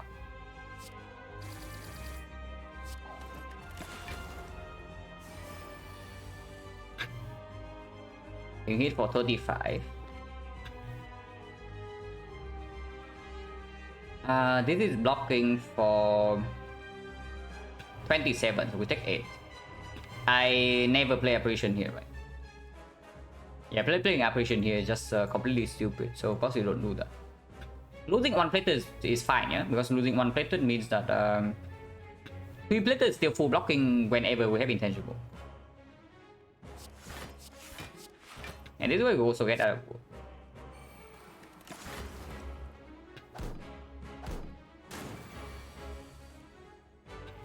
And yeah, underworld means that we can do burst CE, burst apparition. Not like burst apparition I actually does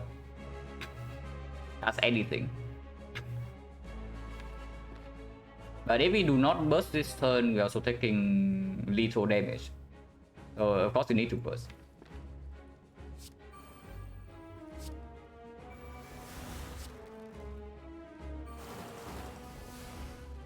Out of war, we don't care. I actually want to redraw into the burst as fast as possible.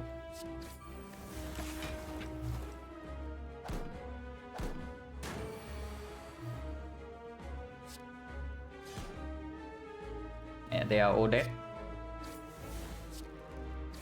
Protector is also dead. So maybe we don't care that much.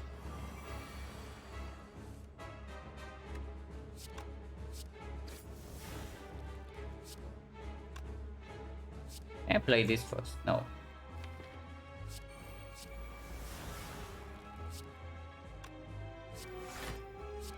Hand space.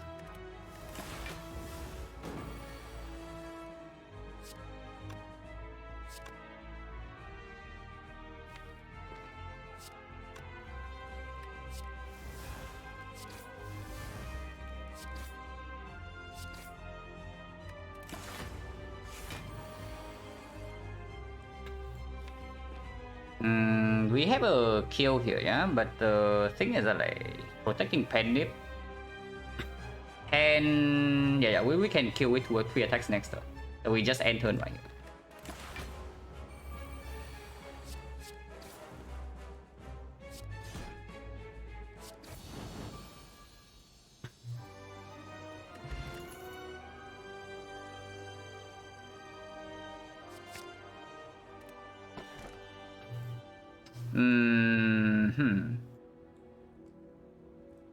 And yeah, Red Form is stronger than Burst. Unfortunately, Fusion Hammer means that the Red Form we just pick up is a little bit sad. Just a little bit. We don't have nearly enough discuss cash. No, you are crazy. If you take cash over energy here, like you're absolutely insane. You have to be a true lunatic and also fairly bad at the game to pick cash over Fusion Hammer here. We pick Fusion Hammer.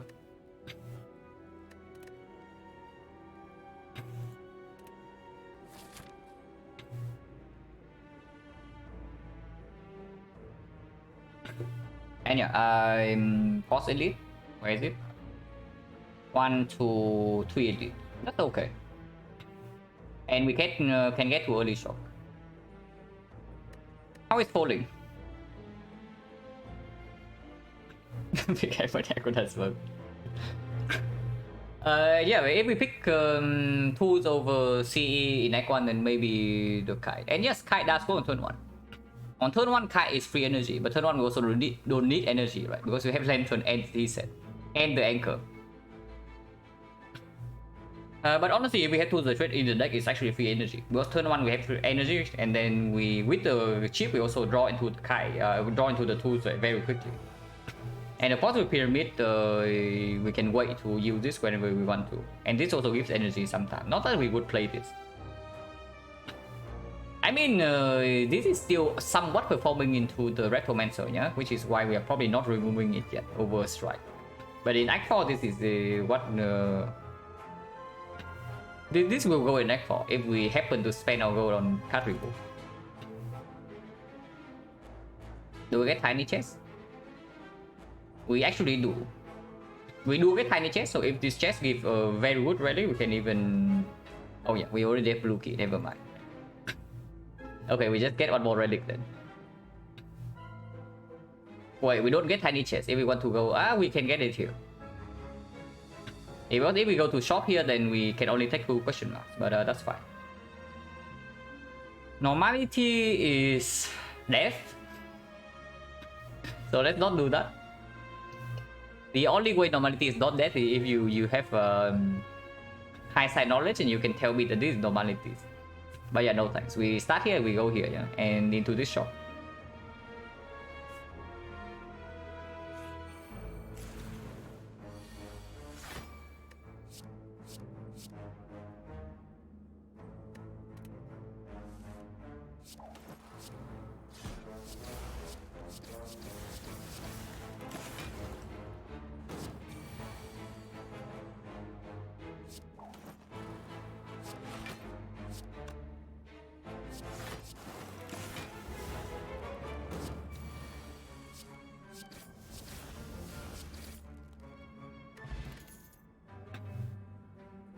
And was Kai actually free energy or what? But okay, no, never mind, because we do see a backflip like right next to it, and we have 2 footworks. Who's the boss? Time Eater? Okay, so 2 footwork actually does play there. We still don't have strength reset, by the way, yeah? Like not a single piercing wheel. No piercing wheel, no mana. You can see in this fight.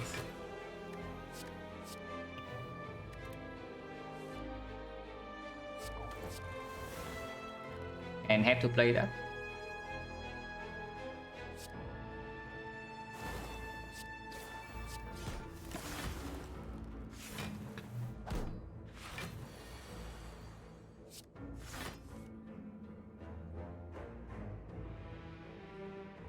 We are facing 36. So I play footwork right here, block for 6.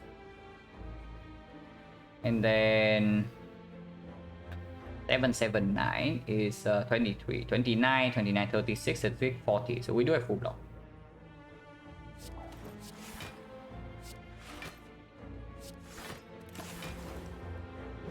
Yeah, all that this turn.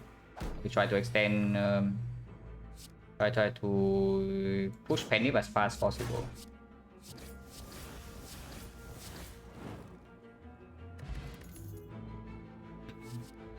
Not general minus, yeah, not interested, even with 2 footworks.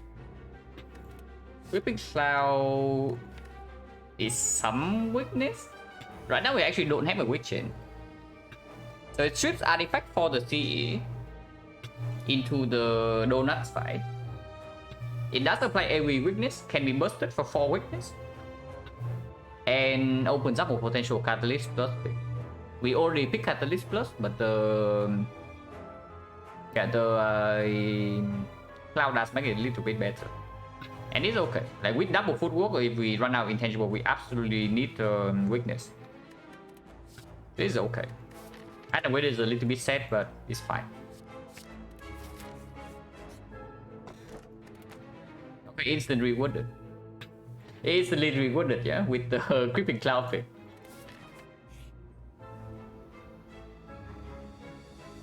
I guess we'll say goodbye to our infinite blades. It could have lost a strike over the backstab, but I guess losing infinite blades right now is okay.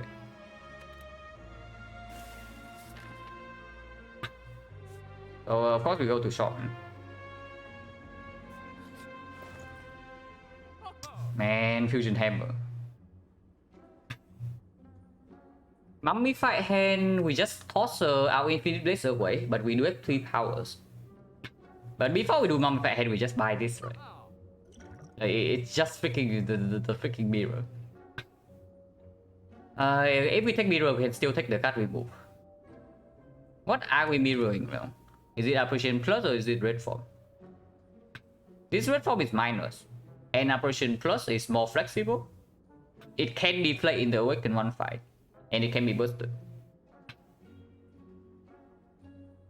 Honestly, if I had Catalyst Plus right now, I would actually mirror that. But we don't. So I guess mirror Apparition Plus is okay. Another choice is of course mirror Burst Plus with double footwork. But this mirror is just stronger. Yeah, not the power can be bursted, and for red form cannot be upgraded.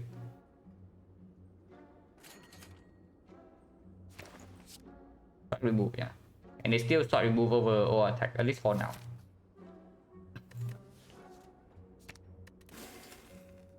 Nothing else to buy here. Not interested in Dilatation minus. And not interested in the potions.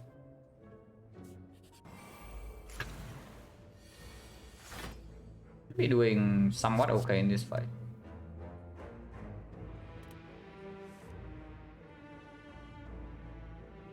We can penny the finisher right now. And that's probably good. And this is only 3 energy, yeah, so we can even play CE to get slow stack.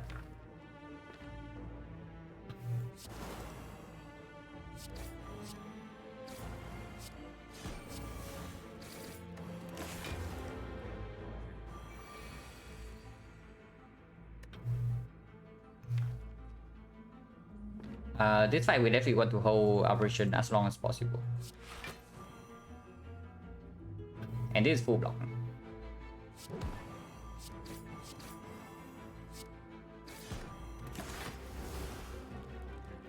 Our damage in this fight is like really weird, by the way. Like really weird.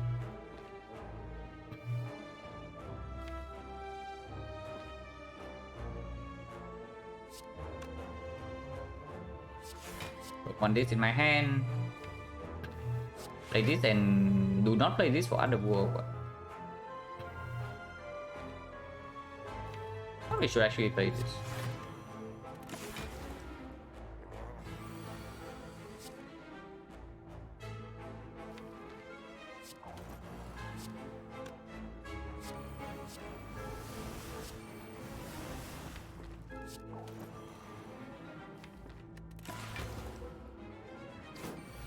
So now we need to redraw to the finisher and the burst.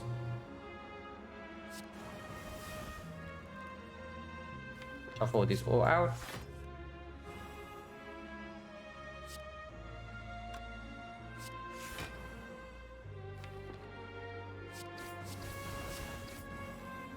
Actually should have played this the wrong order, but doesn't matter too much.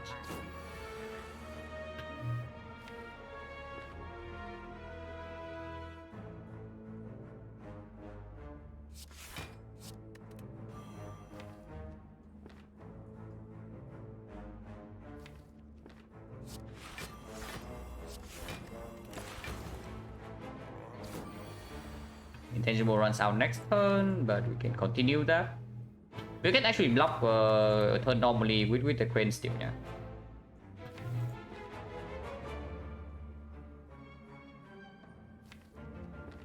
But honestly, I should probably just go intangible and then we do one big turn of finisher.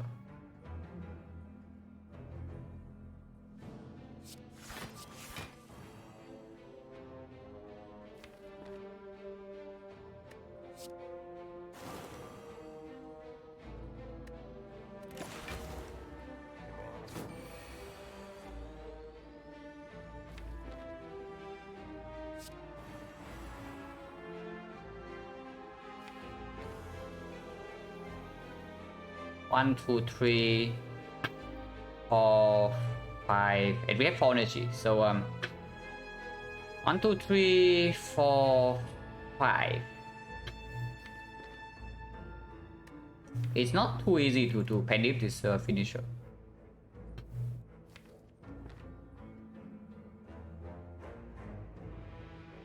But we can try.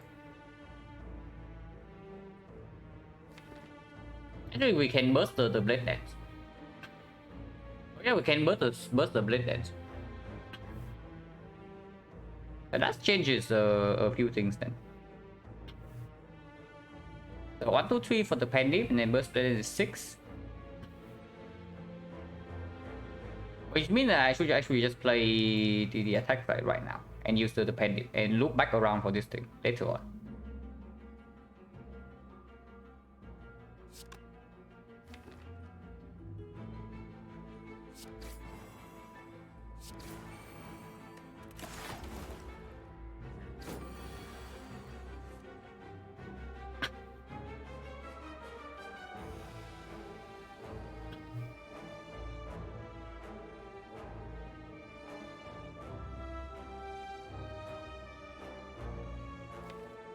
Maybe not. Yeah, maybe not. That's probably just stupid. We just pendant this thing right here for 66. And then we do the next pendant for finisher. So 1, 2, 3, 4, 5, 6, 7. So we need to play 3 more attacks and then we get to do it.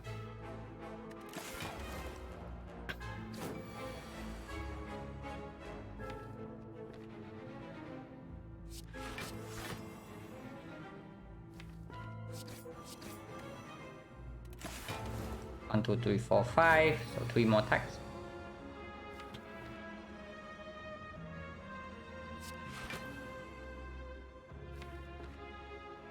And not actually play all attacks, so we actually need to shuffle.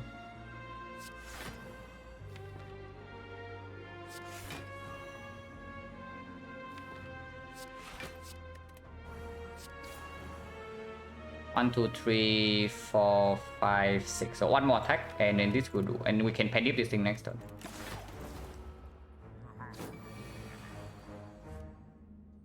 Yeah, 1, 2, 3, 4, 5, 6. Pendant goes to 9, and finisher kills.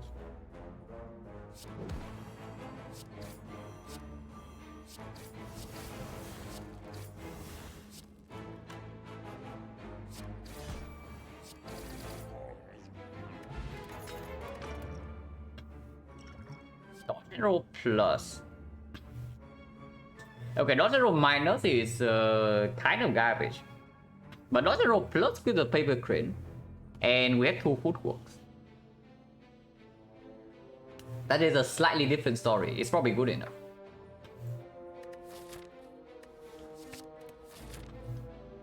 cannot upgrade, so this file is kind of dead if we want to go for 2 elites. But 2 elites regardless, we have to pass for fire. If we go this way, we only have 1 fire. If we go this way, we have like 2 fire. So we recall him into this fire is dead, but we get another relic with tiny chest. That's not apply quick, yeah. But we already have this for that. Do we want tiny chest or do we want to see more cards? I want tiny chest. Yeah, I want tiny chest.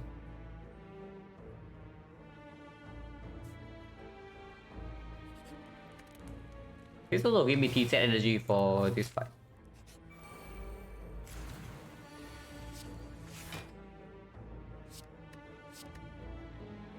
Seven energy turn 1.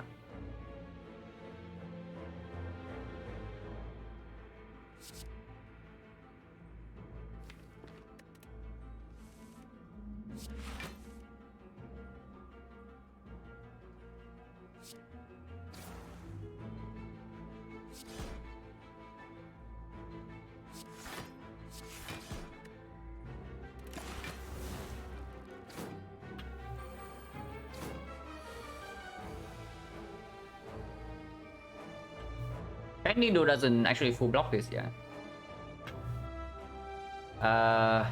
1, 2, 3, 4, 5, 6. 2 more attacks and then we can penny finisher.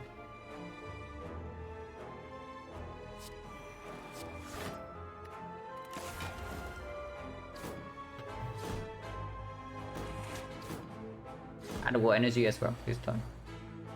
And we do get 2 attacks.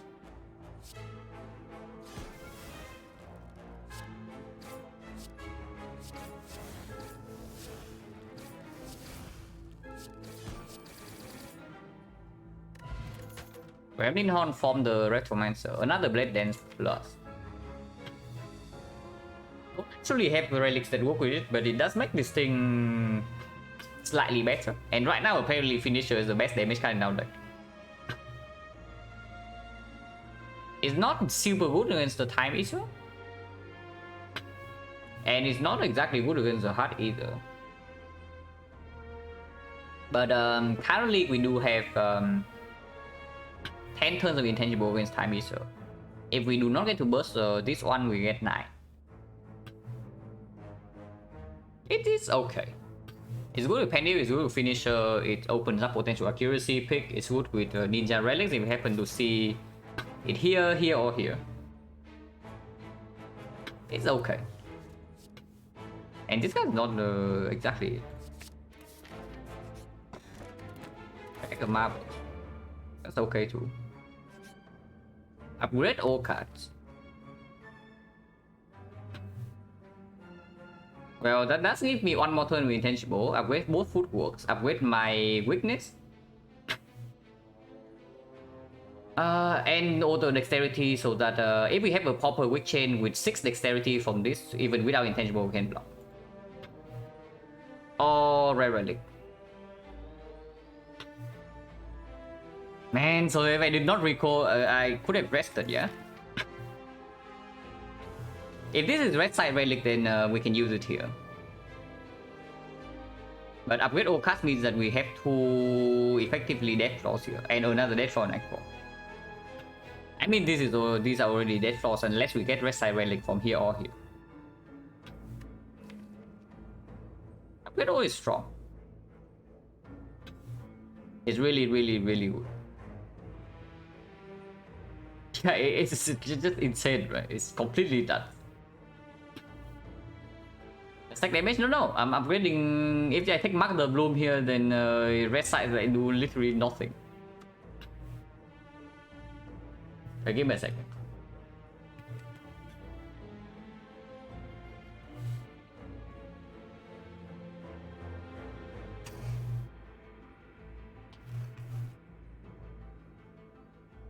Upgrade always 100% win rate. Yeah, but it's because I only pick it when it's good. It's probably very good here. I mean, I don't know about you, but this looks like extremely good for upgrade O. I should just do it.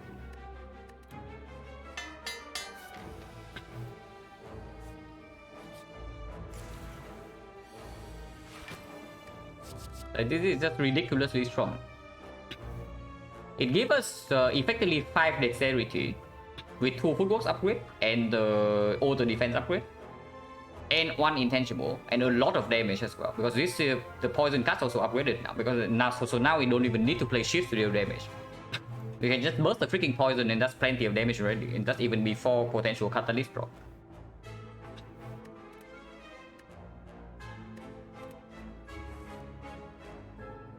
And this game the shift turn 1, so there's really no worry about breaking.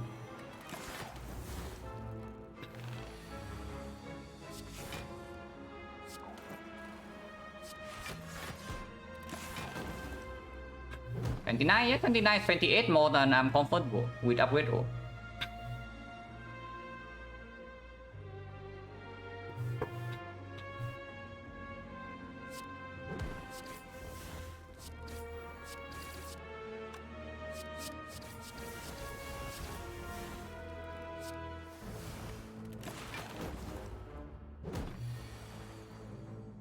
I want to advance Penny if possible.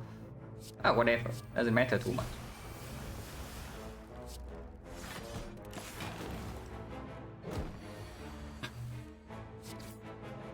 Like last time I took the lowest HP I've taken upgrade all year in was 20 HP with a deck with no intangible. 20 HP with no intangible, and we won. Only because we took the Mother. So do not think of this downside as anything. If it makes your deck overpowered, it makes your deck overpowered. It's green.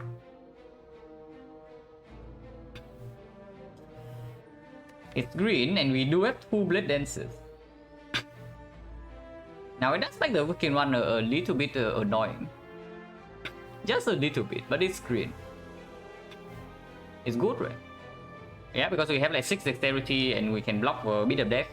We can just hold on to this red fog. It's good. This is definitely way better than this, yeah. And of course this is also way better than this.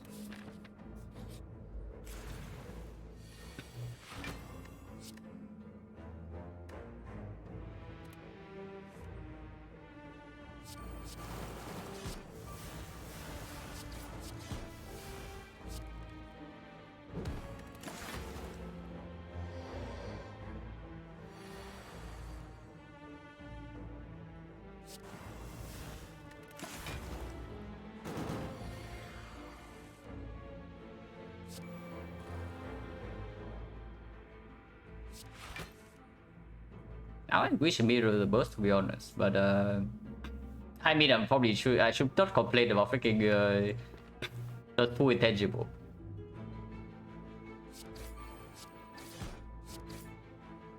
Let's play this for hand space.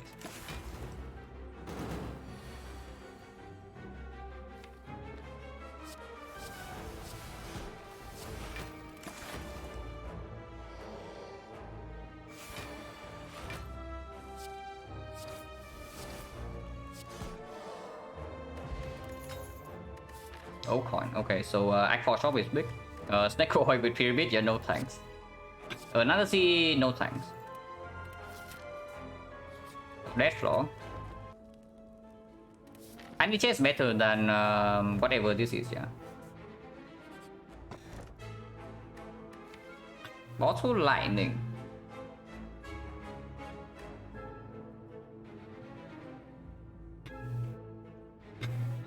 I mean, we can bottle an apparition to make absolutely sure that we always have intangible in hand. But we can also just bottle something like CE or Creeping Cloud.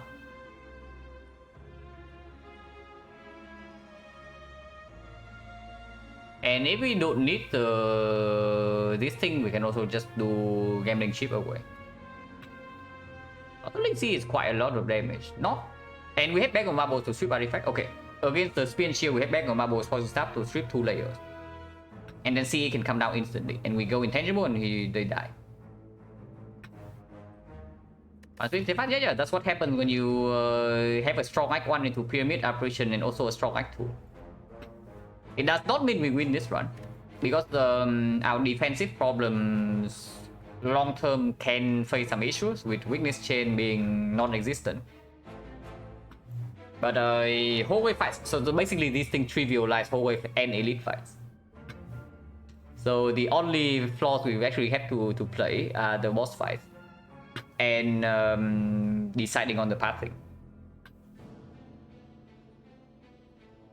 It's just nonsense, the bot vote this way. It's just apparition. It's actually just bot apparition.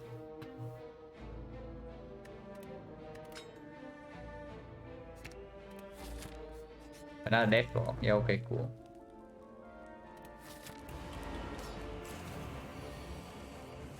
Also, we don't have strength reset in this fight, yeah? So better be a little bit mindful.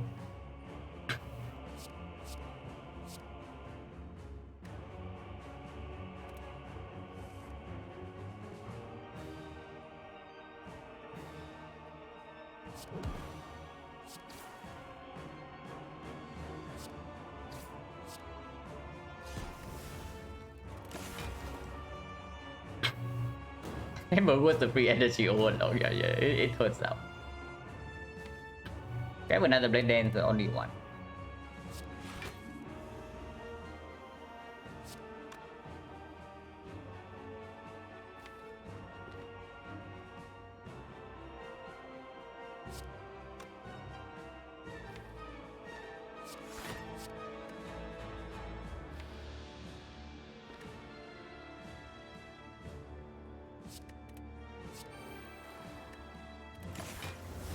This fight is not easy, yeah.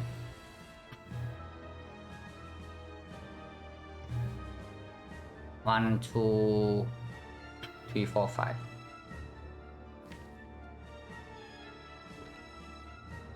This goes to 10 and 10 goes to 6, so that's 18 we need to block. It means that footwork deflect defense does need to happen. And you can play one card. Okay. Yeah, 1, 2, 3, 4, 5.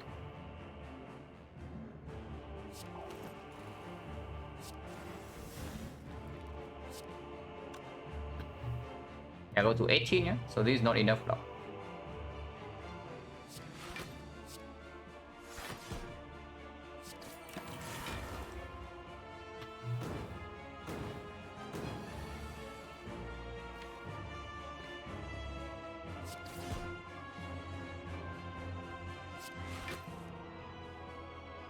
Debuff probably means the next turn is in intangible turn.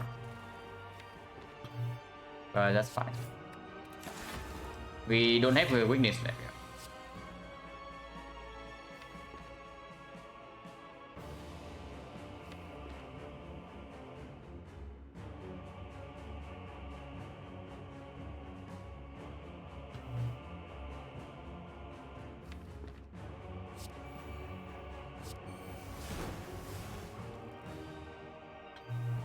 It's probably fine to use for.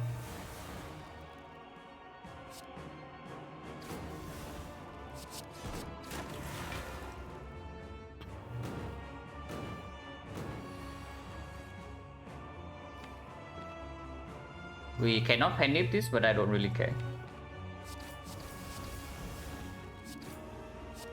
They just force a split and we keep this in hand for the second half.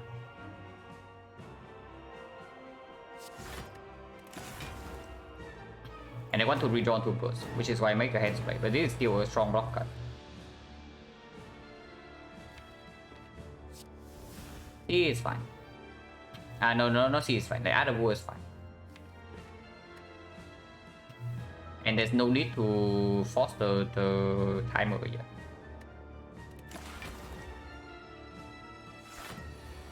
Debuff, so we don't even need to reform this turn.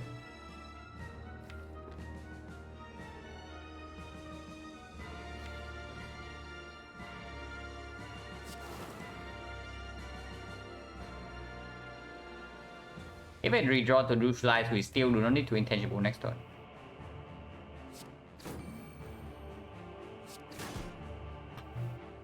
So I guess we play this, and next one, one card is potentially red form. If we... Oh yeah, one card next turn means it has to be it. And I don't really want to play Blade Dance right now. It doesn't matter, we play Reform here, duplicate this for 7 turns, and that's completely sufficient.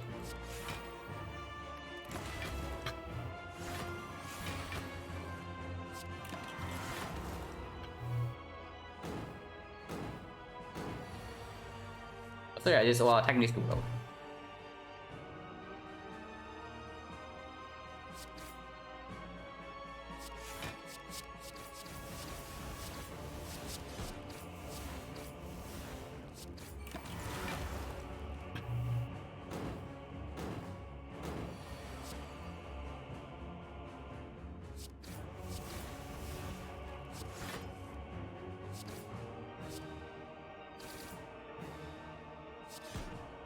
Yeah, even if in this card operation we have already won.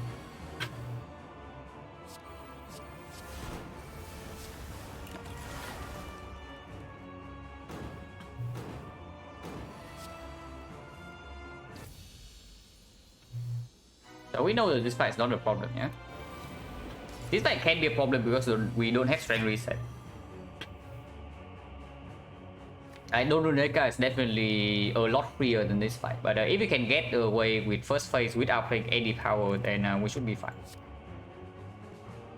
And we can try to do that. I actually got to burst Creeping Cloud here. Losing one intangible for 2 weakness is probably worth it with the Paper Crane. And it also deals a lot of damage. With this it goes to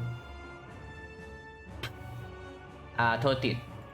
So we don't even need a defense in our hand.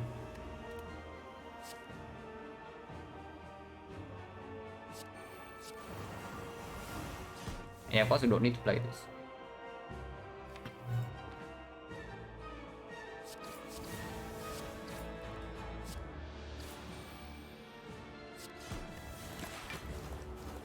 We see it still can be coming in. I don't really need to kill this first.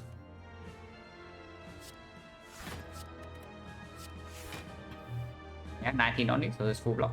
If we need to, we operation next turn. Would have done this. I think I want block card in my hand over the stupid other, over the letter opener.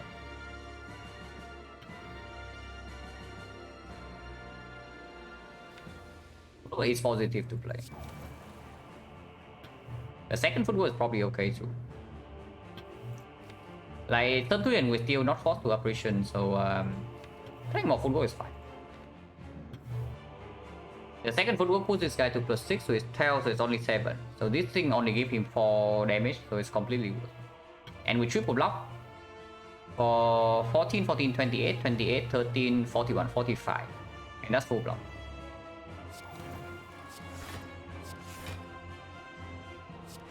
So let's open up. This doesn't need to come down yet.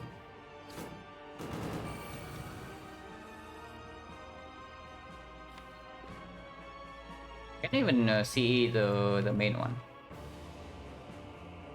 But see the smaller one is dealing more damage overall, right? Because seeing the main one means that we are saying that this guy is living for 6 more turns. And that's just not true. Honestly, you can even play the accuracy right now and just go in with the damage.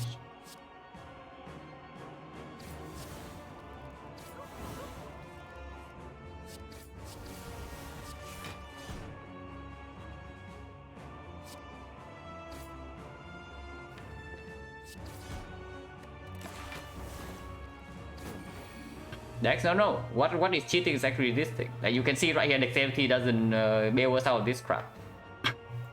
The dexterity doesn't do anything about this hit. But the paper crane makes this goes down to 8 times 4. But we can kill this, yeah? This is only 68 we need to do.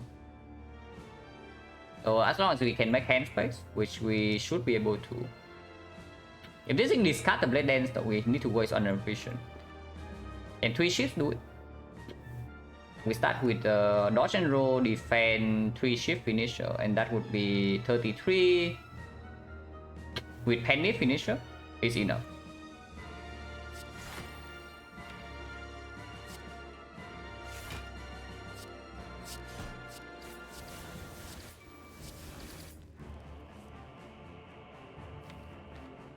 This can be flat. Operation? Yeah, it clocks our hand because every time we play this is full. So I don't know whether operation clocking your hand is a bad thing or not. And now we just do 4 intangible into the red form, then we just burst it down. So no problem.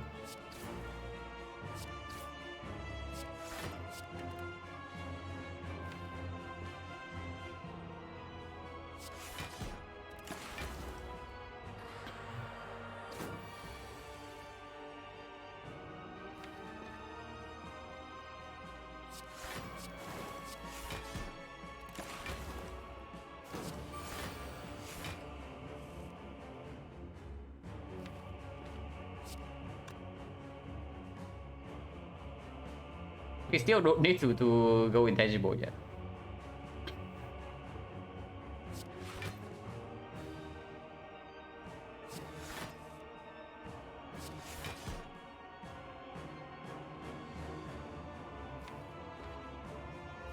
Breaking out of war does mean that we have 2 energy only though, if we draw into double void.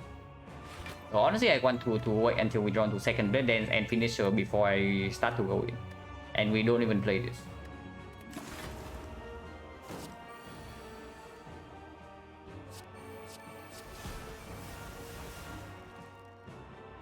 Let's can play this now. Don't need finisher.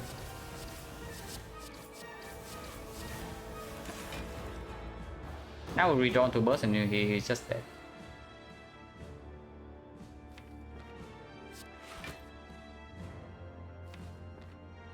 Second space. There is plenty of time.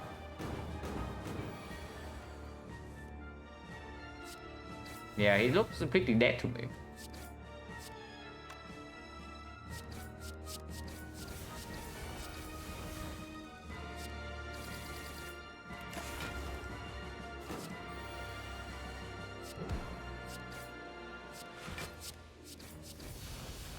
Let's set this up.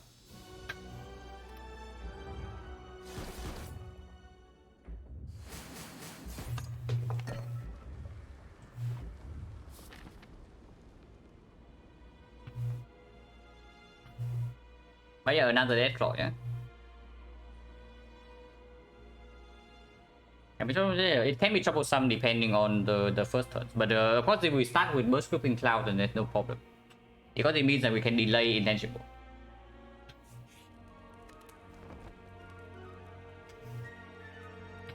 Healing prevent 30, but it's like 3 rest and between that here.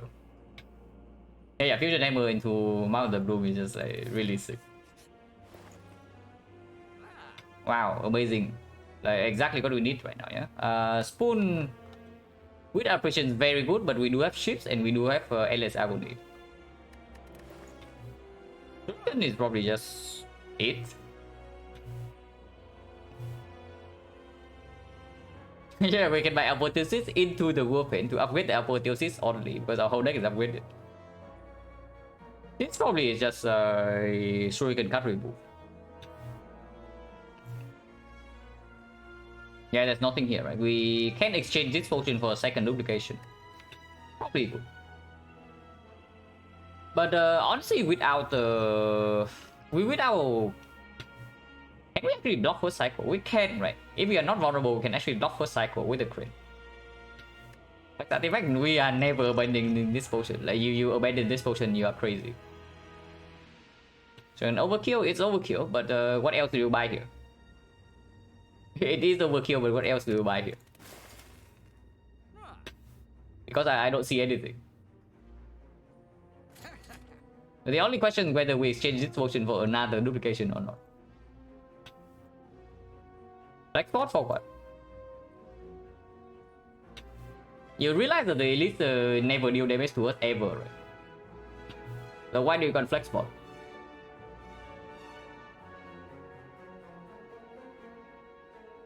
Don't only care about the hard fight. So I'm just thinking about Double loop pot? I don't know about double loop pot because what are you looping? Because I'm thinking of even doing ancient so artifact, yeah, into looping like maybe even a footwork. And we can wait forever on the intangible because 6 weakness with burst creeping cloud into neutralize here. Basically means that we full block first 2 cycles the heart easily with the crit and without vulnerable. Actually, we can just do it without the duplication of footwork, right? So we save the duplication for intangible later and we use this for block first cycle and save the intangible. Because the only way I see that we lose the hard fight is that we loop red form early and then we die. And then even then, yeah, if we have to pop red form early, then this potion is also just better. Yeah, I don't see a second duplication for anything. Like we pop apparition or red form early. This is better. We do not pop them early. This is also better because we just full block first cycle with the crit. And this prevents the absolute worst case scenario where we have to play red form first cycle for whatever reason. Because it's true, we don't actually have a single piercing wave in this deck. And weakness chain is non-existent. So even the multi-hit is not too easy to block. The first cycle, that is. So sometimes we actually have to play red form because one apparition in opening hand with the bottle lightning is not enough. And if that's the case without the ancient potion, we can actually be in some slight danger because we don't actually have up damage, we don't have ornamental fan, we don't have tungsten rod. So even when intangible, if we want to actually deal damage, we still need to play a lot of cards. And if our blocks also do nothing, okay, they will not do nothing. Because one dexterity per turn doesn't really damage us that much. But it does mean that we can take cheap damage. I do not see second duplication at all. Like one is enough. If we say that we never use potion in the spear and shield fight, which is probably just true. So we just leave this shot, yeah. Second accuracy, definitely not it. Escape plan, not too bad. But also not good. I mean, it's good, but it's not really good, you know. If you know what I'm saying. It's like okay. With letter opener, it's probably okay. With the double shuriken, it's probably good. No, double footwork. Yeah, and we have nothing to spend on, right? Maybe clone dagger. Double footwork clone dagger is guaranteed block compared to this, and also one shift. Screw clone dagger.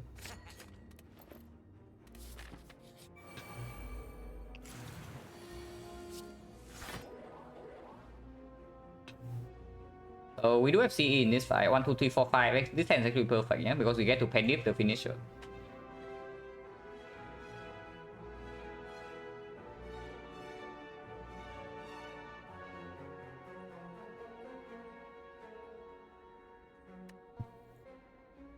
This hand's perfect. The only potential card we toss is dodge and roll. But next turn, these guys are taking for... This guy's not attacking, yeah? So we are only facing 6 next turn. Actually, 6 means that these are not all outcome. So we do take damage if we don't play this. And we don't draw into any block card. So probably this hand is just perfect.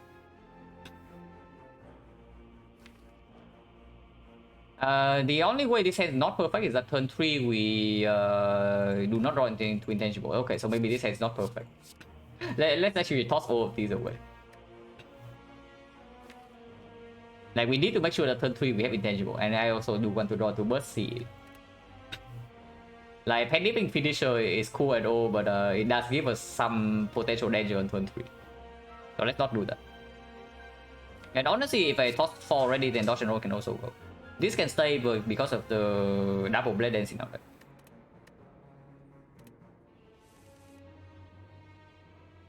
We don't even need to go intangible. We already full block. And do other war, but this is better next turn to block the burn damage.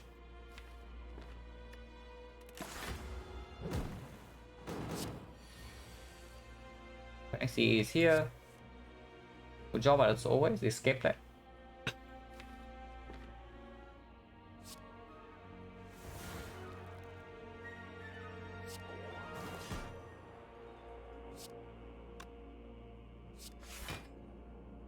Add a war. Yeah. Sure. Why not? Because you already have hand space.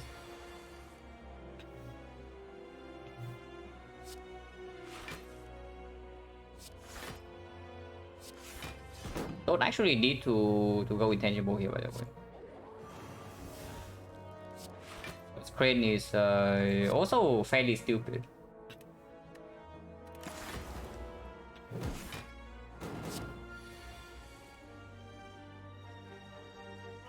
Facing 16, so this alone is not enough. We can just play double defense and get hand space.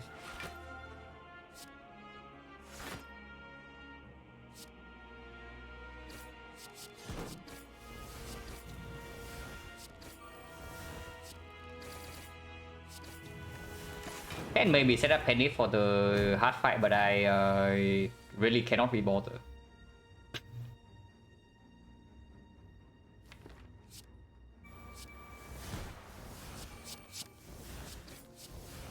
I mean, if it's free, then sure.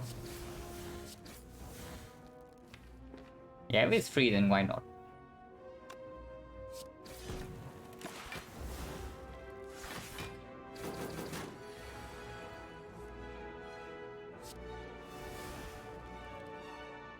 Already dead.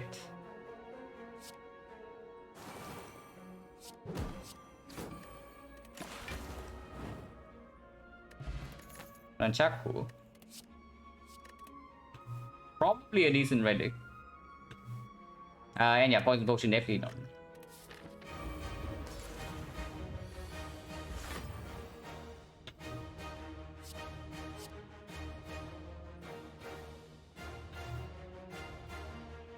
Just slam intangible immediately. Because I kind of want to play some cards this turn.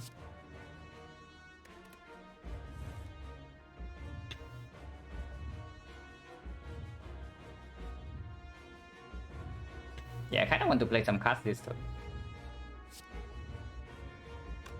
Like, go to 8 already. We actually take damage this turn if I play too many cards, yeah. Go to 8, 7, 6, 5, 4. And then Dead Dance, we can take 2 damage. Damage, whatever, right? Like, who cares? But okay, never mind. Burst operation this turn actually give me a chance to get Vega right on turn 3 again. Because the second intangible is not in my hand yet. So let's calm down. Let's actually calm down.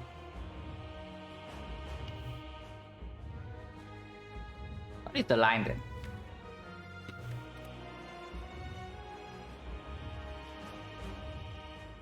Just play max up double strike CE then.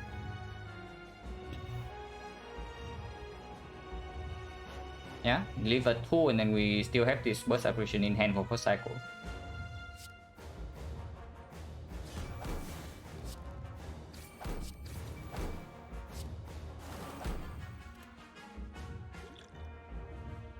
I think we want to do this. Like with our footwork turn 1, with our weakness.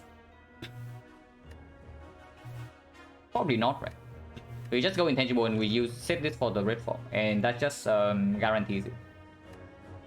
And we duplicate maybe apparition at some point. Maybe even next turn and save the burst for later.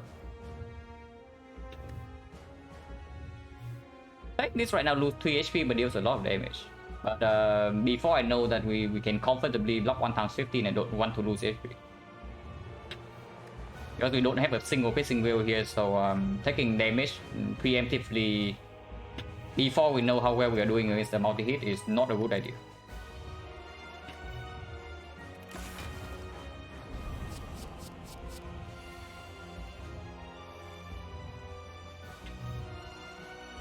Yeah, we just add back potion red form and keep other war for next turn.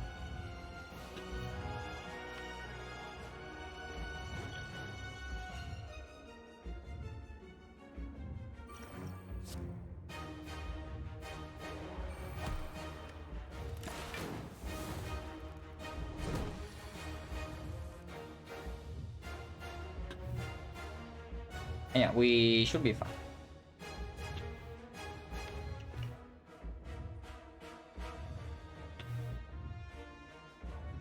So deflect, footwork, burst, defend, burst, creeping cloud is what I see. And we save duplication potion for this. And next cycle we have weakness.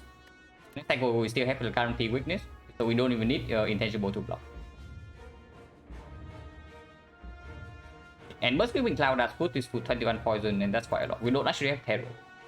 And accuracy is not in play yet, and blade dance ideally I don't even want to play it. So that's fine. Go footwork? No. Duplication potion is, if I use burst right now, which I will, the duplication potion is potentially for the apparition at some point. I don't know when yet.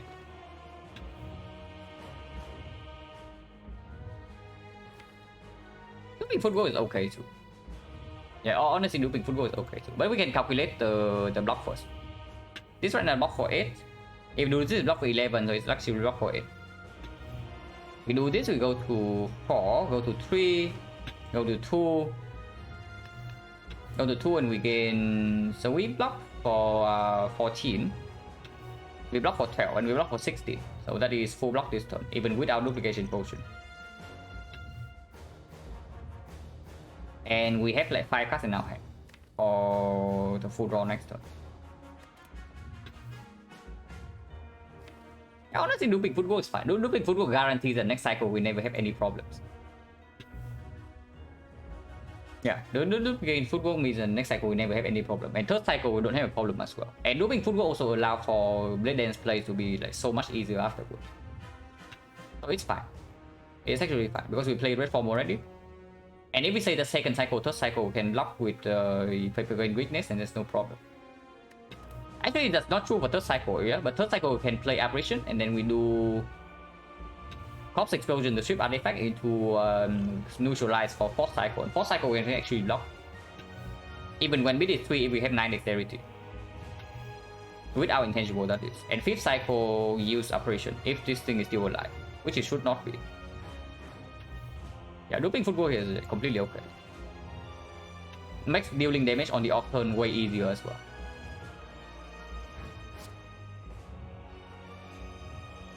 Energy check. 1, 2, 3, 4, 5.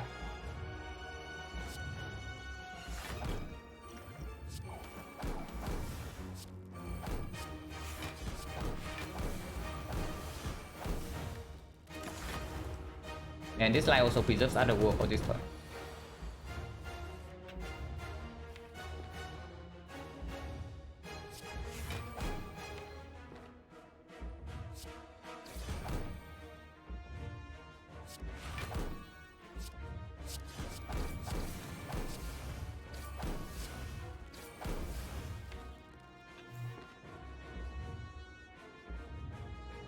Drawing right now honestly doesn't do much.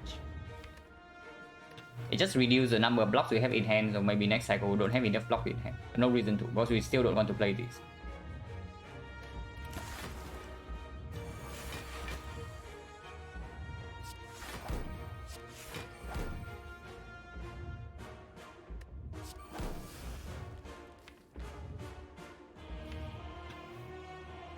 MC is not drawn yet, this is not drawn yet.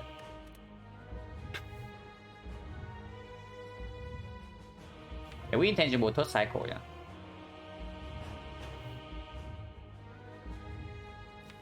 Our damage is looking slightly slow right now, but when we get to attack, like basically once we play this, we are going to be much faster.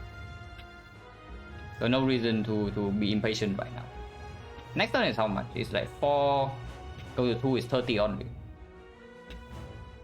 So 3 blocks is enough. MC playing this. This will always miss, so we can play it right now. And it's super clock, but we don't care.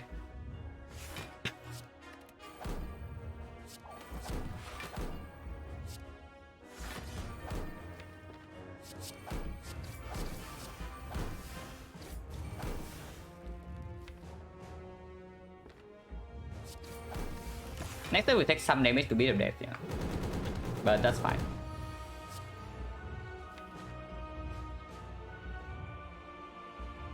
Next cycle we need to intangible though, because we know that we don't have block. So how about spending one apparition right now because burst is still in the deck. To save 5 HP. Actually saving 4. Okay, that makes no sense. We take some bit of damage because even if 1 times 15 comes next turn, we don't die. Maybe it does make some sense. Yeah, it actually does make some sense to play 1 repetition this turn.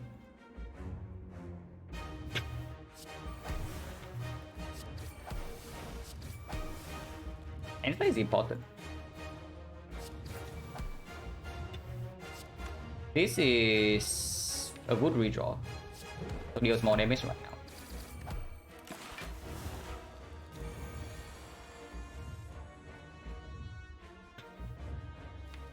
Yeah, burst apparition is still 1 full cycle block, so no problem there whatsoever.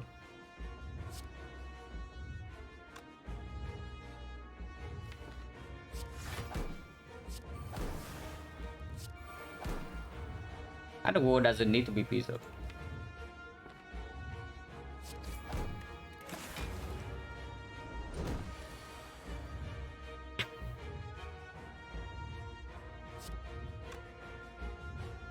This also gives me free reign to play cast next turn without intangible.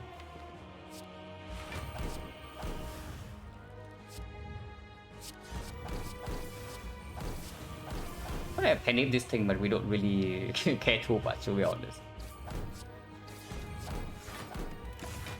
And yeah, like once we get to play apparition, the damage becomes really fast.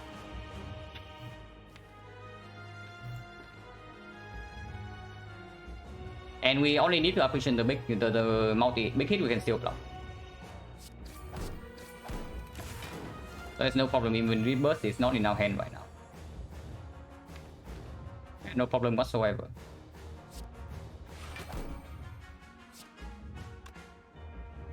This is blocking for how much? It's just less block than this way.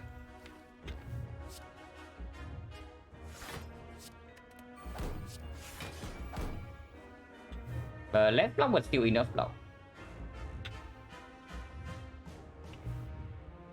And this way that we do get to keep some lock cards in our hand for next turn. But the other way we keep other wood. Maybe other wood is better.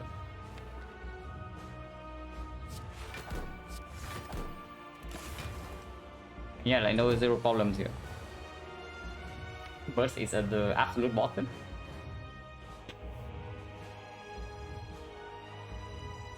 Zero problem whatsoever. Yeah?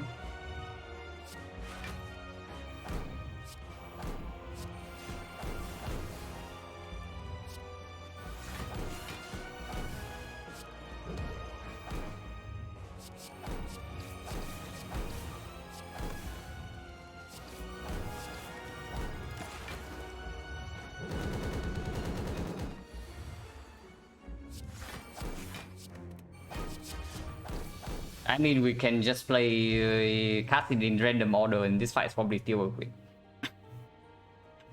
Like, we can pop intangible right away and we still win. We pop intangible afterwards, we still win. We hold all the intangible in hand, we still win. We use duplication potion on red form, on footwork, on apparition, on maybe even CE, we still win.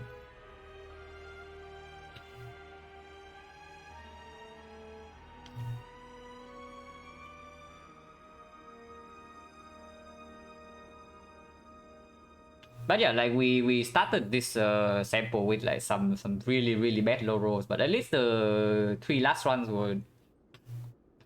I think the last 3 runs were all very easy. Is what I would say. Like a silent run, no, absolutely not. Like the start of this tempo is bad enough that you don't want to throw a second run. And yeah, like if we do not miss boss relic, then of course run is pretty chill.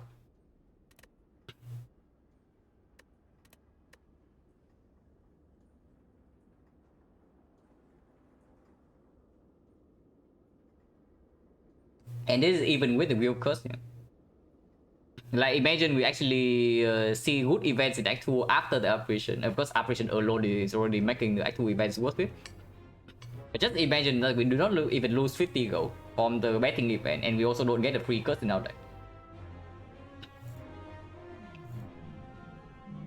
Effect, it's not a silent one. It's definitely the effect coming up. What happened in the last few runs? Okay, this run was not super chill. This run was also Pyramid Frozen Eye, but it was not super chill. And another Mark of the Blue. This thing still had 100% win rate. This thing actually cannot lose. It's so freaking overpowered. Because I can only pick when it's good. So not a huge surprise that it has never lost.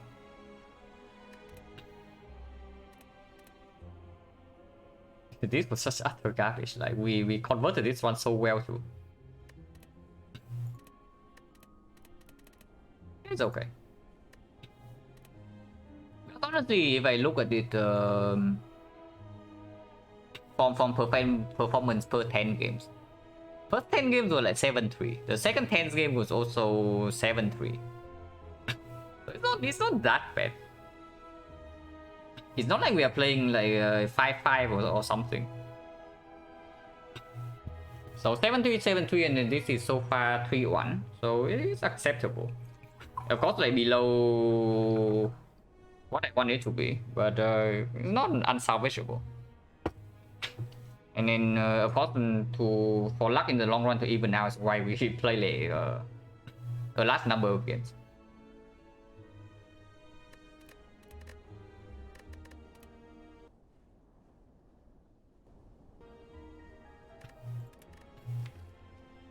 Now back to the good character. I don't know, the fake run seems pretty harsh. At least some of the runs we did so far. The easy runs are really easy. Like look at this crap. But this one was tough. This one is complete garbage, and this one is also fairly tough. Yeah, this one will actually just be local, even with good relics. Good character, purple lady. Yeah. Okay. I changed the stream title. I take the short break, and then we do the effect. And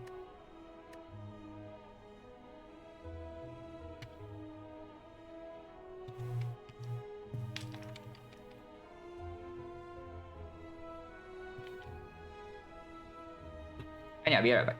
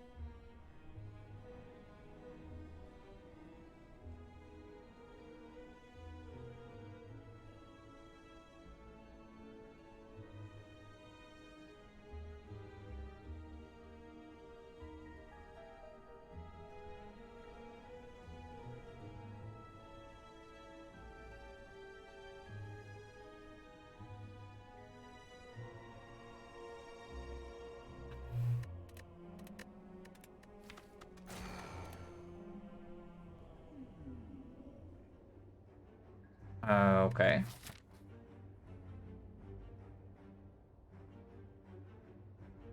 Or there's no snipe, yeah? No snipe into slime boss, the 80 damage to get squash. And if we are not strong by this point, we can avoid this elite into these two.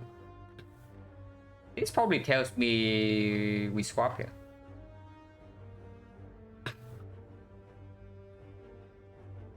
Yeah, this is most definitely a swap. I choose a card is complete trash. The snipe is not happening. 18 damage for Rare Relic, and Rare Relic for defect is probably slightly worse than on Silent. Because the Peace Pipe Giria cannot be used like I mean Peace Pipe is probably as good, but Giria is a little bit weaker, just a little bit.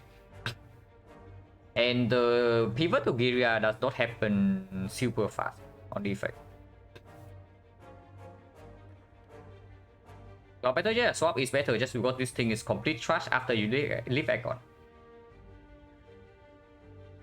And defect is strong enough in Act 1 that you don't actually need this to take edits.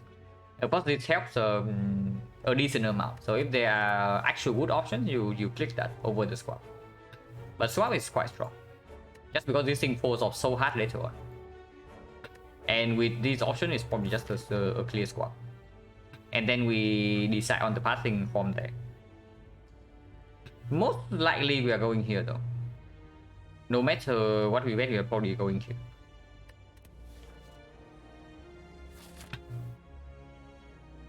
Fusion Hammer. That's like fire before elite. You a little bit worse.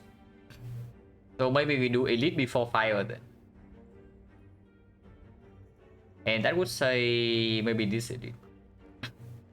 That forces us into the early advance hallway. And then we are committed to floor 6, floor 7 elite. But we use the healing from the fire more effectively. But I mean, we can also just take life loss events here, right? Into resting here, into taking this. And then we go to the shop, and then we decide afterwards whether we need the healing from here or not. If not, we go to the left. If we do need the healing, we go to the right. That's okay too. How much gold do we get by this time? It's plus 30, plus 45, 75. We do have enough gold to buy shop relics. Common relic, shop relics, so like toolbox, frozen eye, runic capacitor, pellets, data disk, can all be bought. So this shop is okay. I don't really want advanced always early, yeah? So 3-5 is fine. And yeah, we have the healing here into another healing here immediately. There's no risk in between. So as long as we don't die here, we are decently healthy by this point. Regardless, you can start here and then decide. Depending on what happens in this floor, if it's very, very, very good, we can actually just go here to not waste the healing.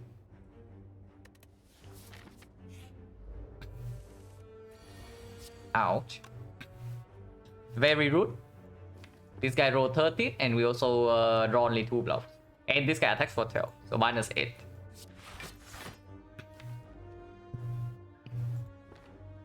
This guy attacks every turn, yeah, but without any lining up in here yet. I don't think how much we can greed by putting a single strike on this instead of double. We probably just kill this and then block this guy until he dies. Because this guy can attack again in this turn. Yeah, exactly like this.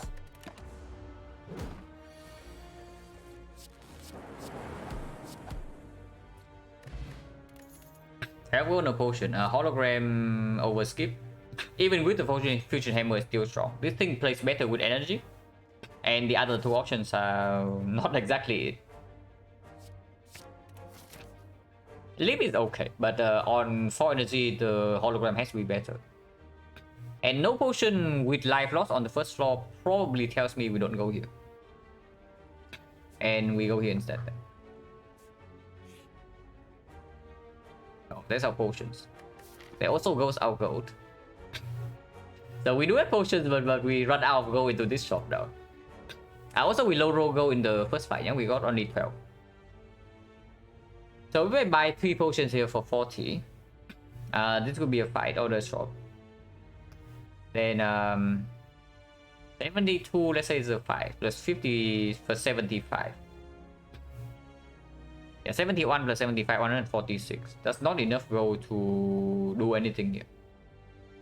If we buy 1 potion, 166, but if the shop relic grows high price, we also cannot do it. But honestly, buying 1 potion is okay, because it still puts us in the threshold of shop relic here. And we have like more fights with potion chance being 50 right now. So buying 4 potions probably just means that we throw potions away. And before I take 4 damage, I buy the potion, because our potion belt is empty. So buying 1 with the shop here is probably okay. Yeah, we actually bought 2. We buy 1, but we actually buy 2. So I got a discount.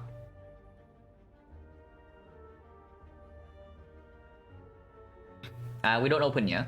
I don't actually want fruit juice. So and of course, before we see what the hell happens in these floors, we do not open.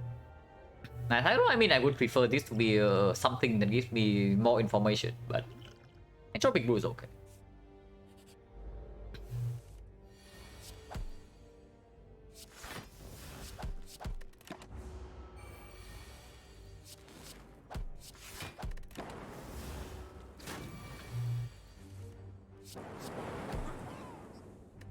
%60 potion chance. Doom and Gloom on 4 energy. Yeah, yes please.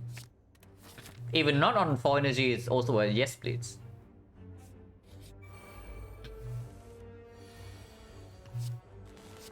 Or direction?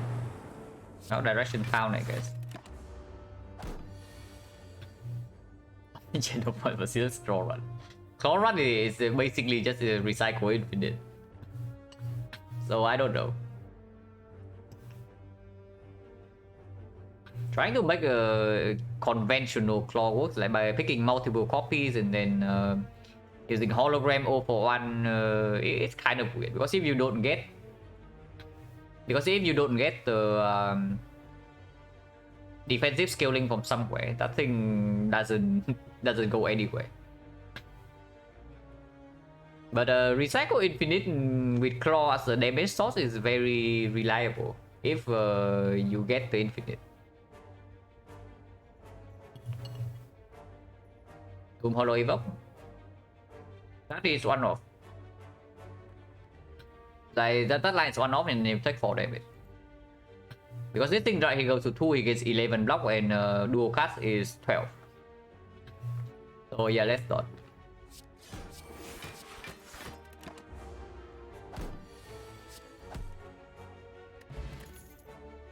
Compound Driver gets worse with the boss squad, but gets better on 4 energy, and we do have like 2 off types. If not Compound Driver, then there's also nothing here. Compound Driver is another card that also doesn't really require an upgrade, so it's okay with Fusion Hammer. Also 3 fights, no potion, yeah, so potion chance right now is 70%.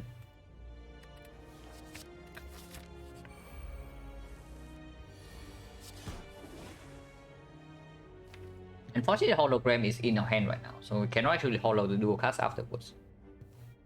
What we can do is, of course, dual cast strike here, kill him immediately. That does mean we are vulnerable though, and next turn we do not have 22. Unless we draw into like 4 attacks. So probably not. And just strike here into defense. Because this guy can also just not attack next turn.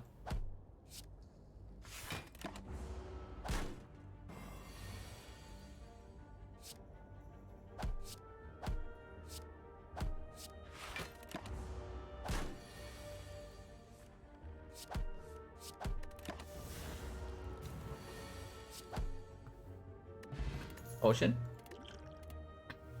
Bow lightning versus school-headed. Against sentries, we already have explosive pot and doom and gloom, yeah. So sentry is no problem.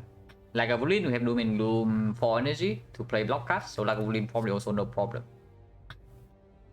Which comes to the knob. And against the knob, of course, the bow lightning is better than school-headed. School-headed is better with 4 energy, but against the knob, is way better. Also, this without an upgrade is a little bit weird, but that's provided the first frost, so it also makes the compound driver stronger. Who's the boss? Slime boss probably says that Ball Lightning gets a little bit more value.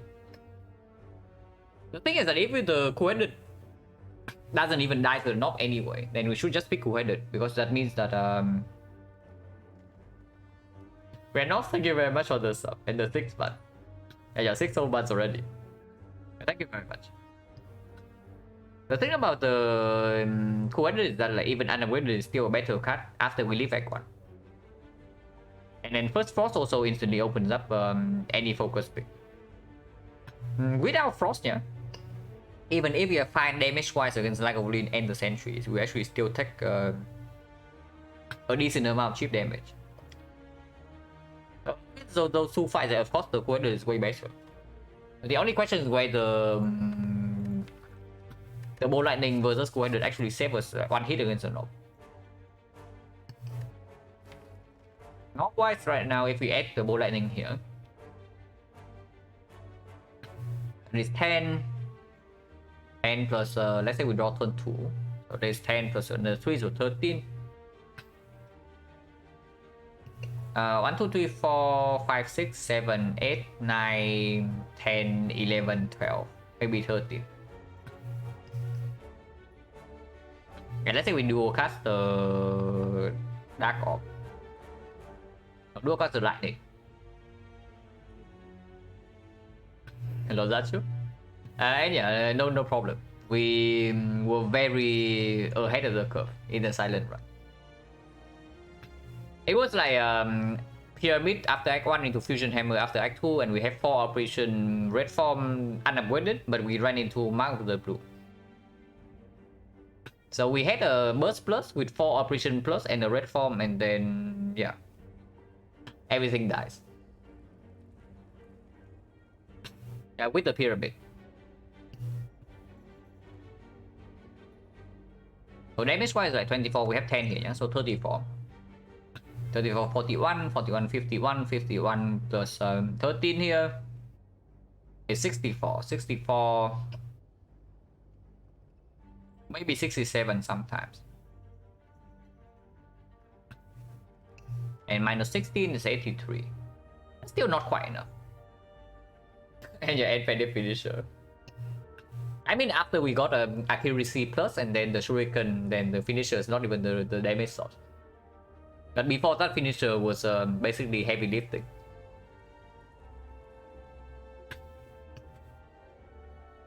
So we don't even kill the Nomim 3, even with the explosive plot and the Ball Lightning. So that just tells me that we just pick Cool-Headed. Yeah, making this thing draws more also make her evoke this Dark Orb faster. And it plays better with 4 energy, plays better after Act 1. Of course we rest here, yeah? Even if we lose 1 HP worth of value.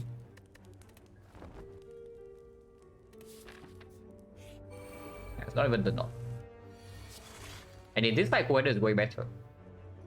Potion chance being 60% right now. Yeah, 3-1.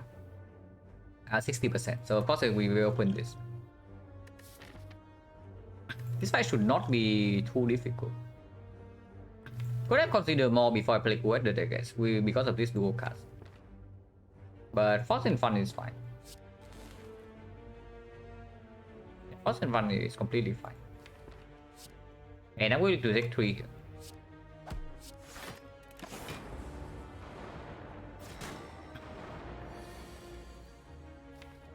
Doom's bottom deck. And shuffle out, yeah. And start with this, I guess. If we don't draw into the Dooming Doom, this draws 2, yeah. So if it doesn't draw into the Dooming Doom, then I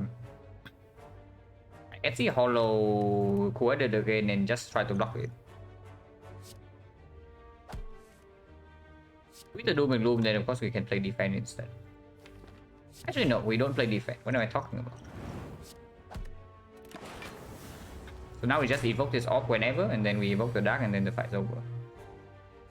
Of course, we have to take the sentry stacks before that. I don't open this for potential aid.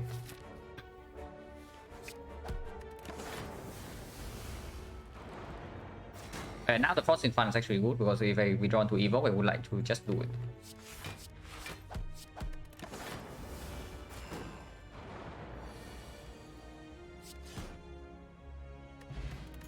Or I can't confirm the sentries. Liquid Memories is pretty good on the Doom and Gloom before the North fight.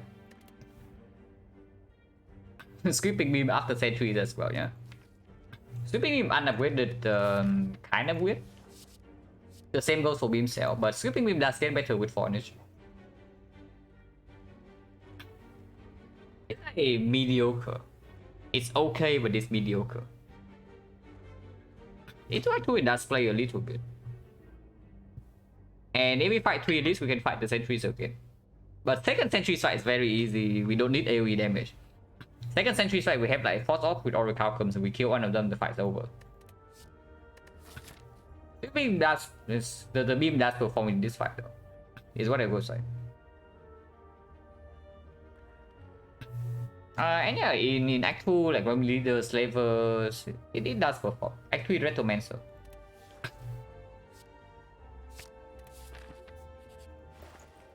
Oh, exactly what we did. Fusion Hammer, so this instantly gets a little bit worse. It's still decent. It's still decent because if you see any upgrade event, then these are upgrade target, and then suddenly we are fairly strong. Also, this thing makes the defrag makes the Lagavulin basically free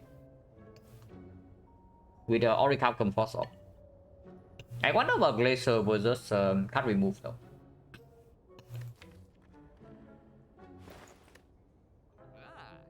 Because here we can just buy defect Glacier. And Glacier is good with Fusion Hammer, it's slightly worse with the Oracle on the turn display. But afterwards, Force Off with Oracle is very good. And we do have 1 point focus from the defrag. And then of course, 2 Frost Off channel means that we actually get to evoke this deck at a reasonable pace. It's very strong. And I would pick a second Glacier, so buying the first one doesn't make me feel bad.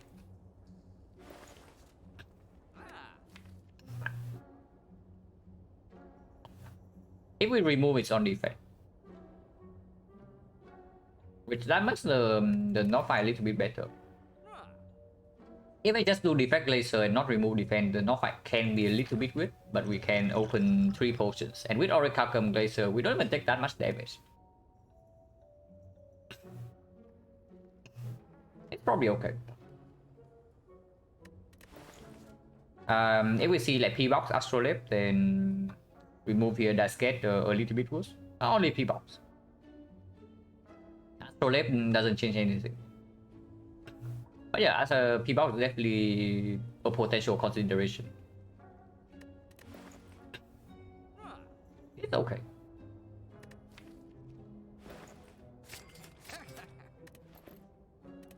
And yeah, we definitely do not need to go here to rest. So we take the Elite right away and then potentially probably take this one.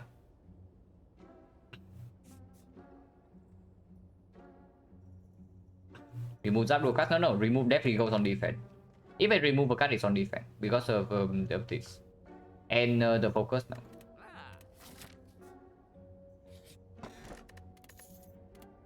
Okay, this time I do not take the boot blindly, yeah? So if I lose this run, you know what the difference would be between this run and the last queen. Is that last run I did not keep the boot, but this time this run I do.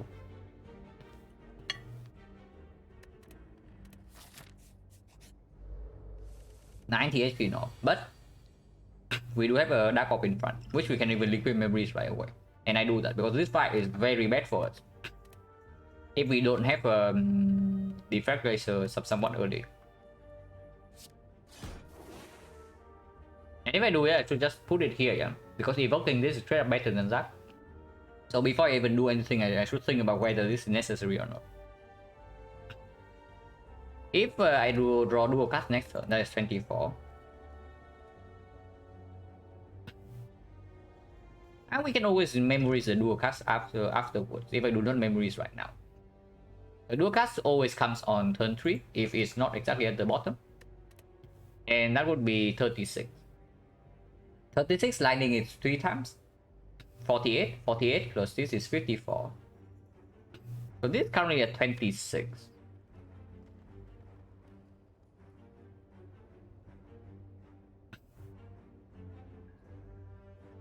We have 31 right here. And we can play everything. If we bottom deck the dual cast, so it gets weird.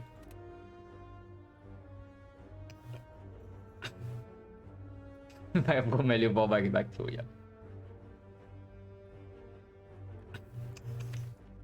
Yeah, saving living memories right now, and we bottom deck the dual cast that we don't even draw into it on turn 3 is really weird. Doesn't really happen though, because this is already draw 2, this draw 1. So even if we don't play dual co-headed, we already reached this on turn 3. Not using this right now does give us a chance to naturally draw this on turn 3. And then we can preserve liquid memories. So potion change is also 50%. But there's no reason to use it now, yeah. There's no reason if we already make the calculation.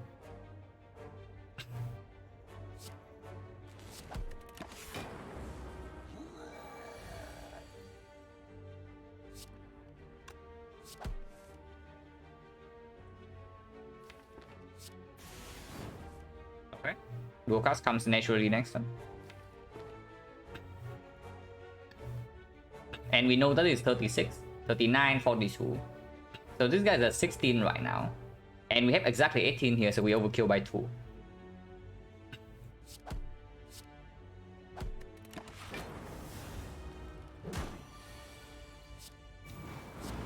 Very nice. Everyone play this to make it happy. Yeah, no potion. So we saved the potion. But potion change right now is like 70% again. Is that true? We got yeah, we got 2 drops. So it's like 1, 2, 3, 4, 5, 6. 60%, 60. We have a 60% potion chance here, so unless we dodge the 50, this potion preserve doesn't really come to anything. If we dodge the potion drop here, yeah, then we can use potion here and we get refuel. Trash. With the defrag Doom in deck already, there's no need for this. This is garbage, and yeah, no thanks.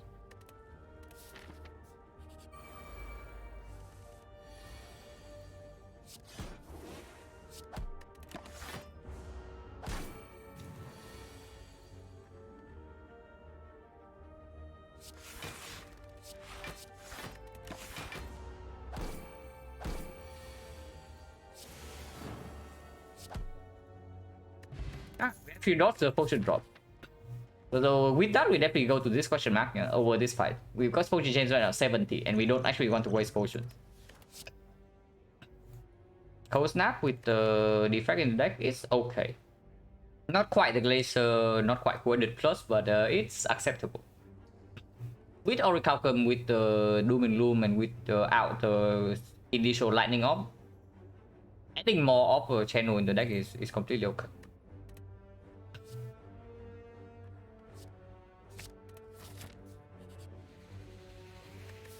Problem is right here.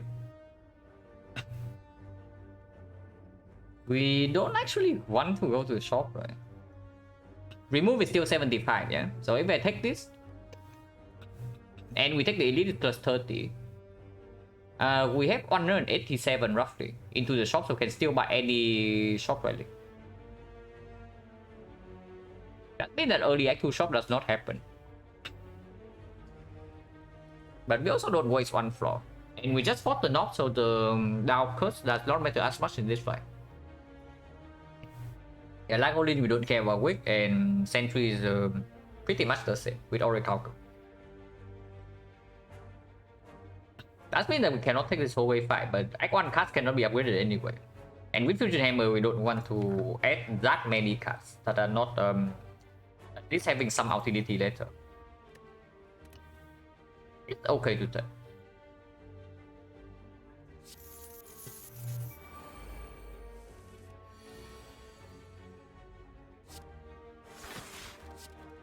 Basically, after we kill, this one fight is over, yeah.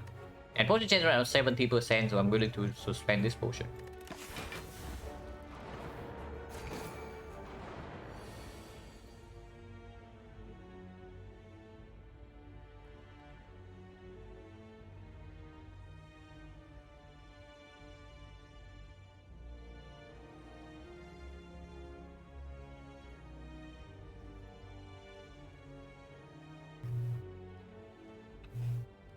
So memories on the laser is basically full block.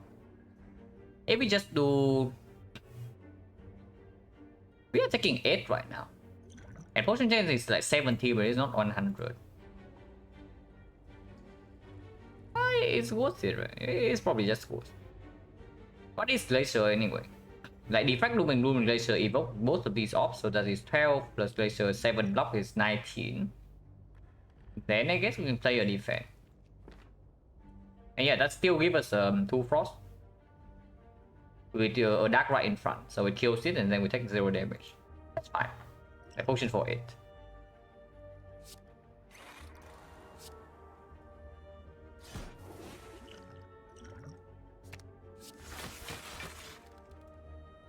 And yeah, I can even play Zap right now to put this to 14.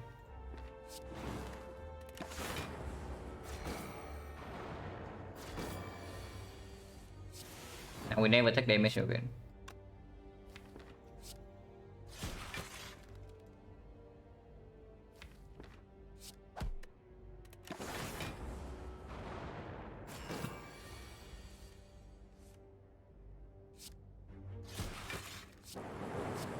Not that the fight lasts that long.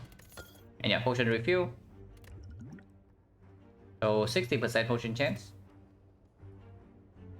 Machine learning on 4 energy is okay. Doesn't need an upgrade and plays well into later on. Give me a second.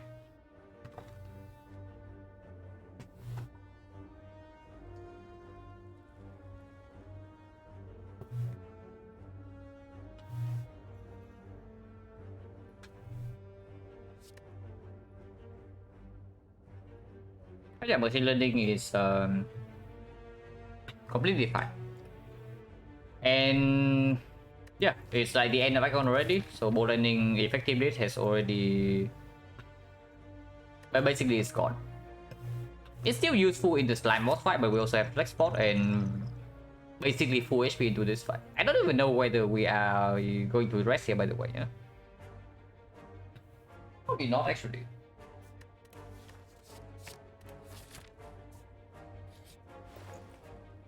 Oh, exactly what we need. But scheme is very good. Scheme is very good. Compound is very good, and they're both on. This is on sale as well. And they both do not actually require upgrades. Yeah, this thing upgrade is nice, but it's not required. Such a creative AI, probably not. Compound on sale probably is just clear with this much off channel and 3 off ties as well. And then scheme, buying scheme right here means that we go to 76. 76, 151, 151, 160, 165. So very early Act 2 shops still open for any shop relic, common relic. Yeah, it's fine. And defect can go to a lot of shops. Because some of the shop relics are just like really strong.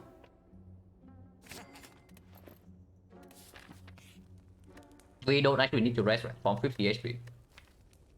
And recalling right now also allow us to have on more fire later on in case we see Trovo Peace Siberia or something similar.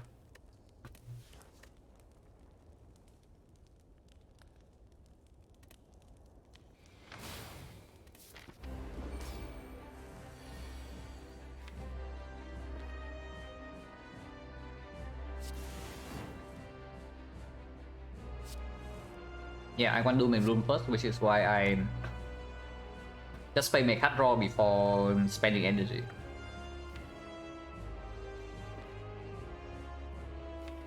Dark first, and then we channel 2 Glacier to block on turn 3.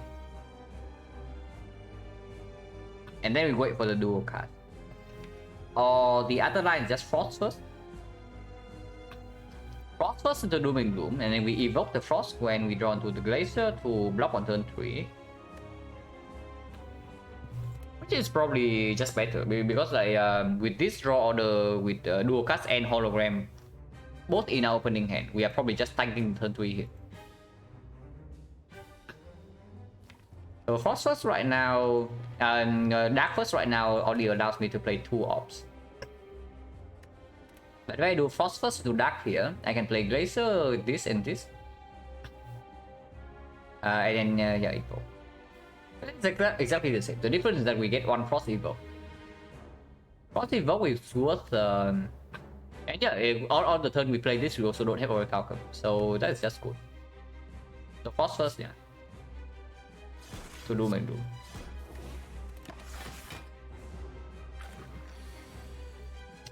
There's a 9 up. But it's fine.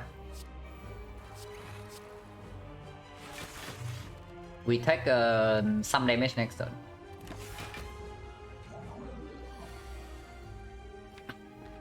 It draws 2 and we can play triple defense. Like 17.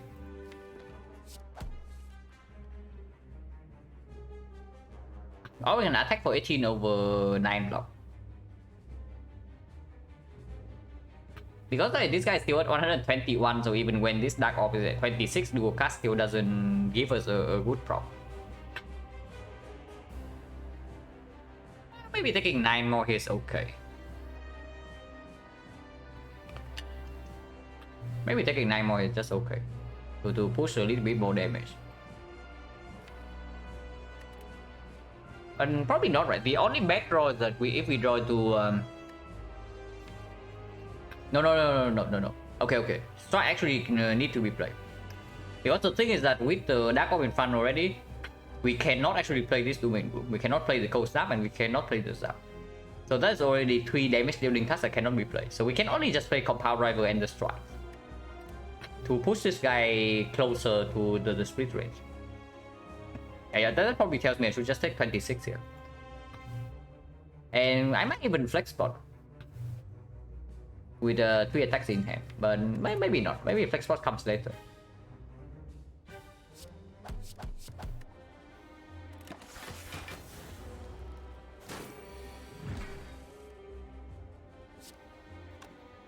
Yeah, let's go to 82.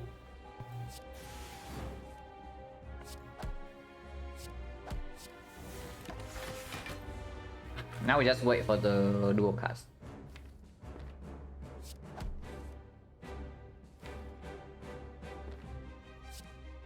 Wait. Okay, never mind me, guys. Oh, okay, never mind me, guys. That was really bad.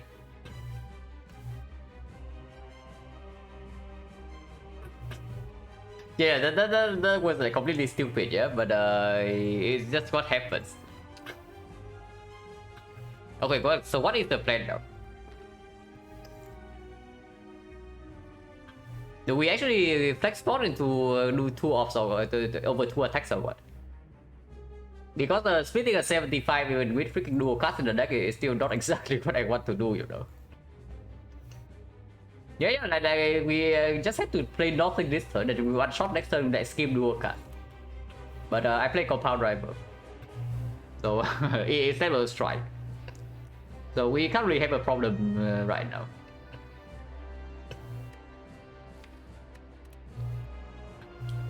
Co-ended Hollow? Co-ended to evoke this immediately.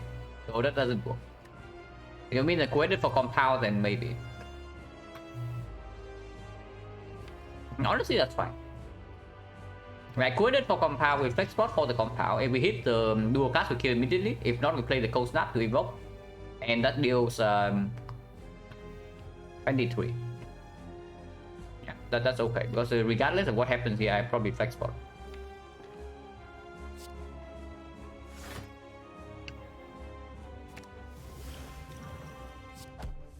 Okay, never punish.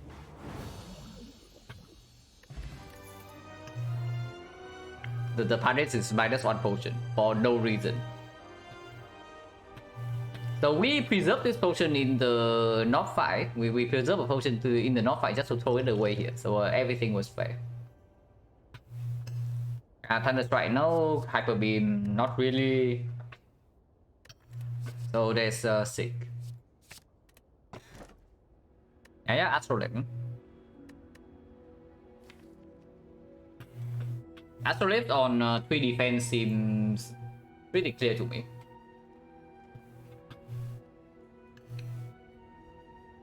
With Orichalcum, Frost Orb and some focus.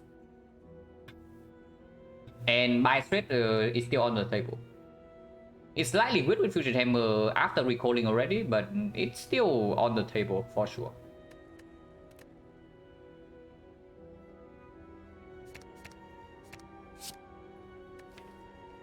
That's quite good. This has synergy with the 2 Dark Orbs we have here. And aggregate plus with the amount of card draw we have is also very nice. We must stop taking energy relics. Yeah. The effect actually doesn't need the energy relics. Like when I first started like, getting a reasonable amount of wins on the effect, I also stopped taking energy. Just play the whole run on 3 energy is completely fine. Because the non-energy relics are just strong. And the effect has plenty of tools to support 3 energy. Yeah, like this card alone is almost enough, you know. Okay, the champ, we have Dark into multicast. And Orichalcum Force Off. So champ should not be a problem whatsoever. Now every single red side is a rest, yeah. Every single fire is a force rest. Until we see something different. So that probably means I go maximum elite. Right, one here, one here, one here, one here. We have 4 elites and 3 force fires. But if we go mega elite hunting and act towards the effect, then probably resting every fire is fine. If things are bad by this point, we can still pivot. If things are bad by this point, we can still pivot. If things are bad by this point, we can again pivot. Yeah, for one advance we can go burning as well, depending on what happens here. But do not underestimate Act 2 elites. On defense. Like one moment you feel really strong and the next moment you die, you know. We should be decently strong at least for now. But that can change very quickly in one fight if we draw slightly badly. Like you run into bad slavers, you run into slavers and you don't draw into your Doom and Gloom until turn 3 you are dead. That's basically it. If the potions also cannot help you.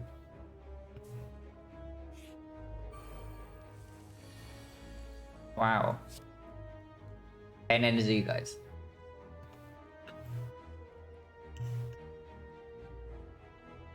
Strength move something on defense is like either super free or the hardest fight.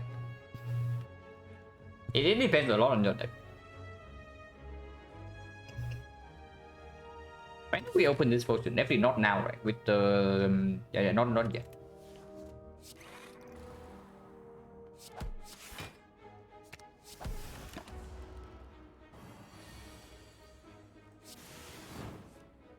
Yeah, Dark first.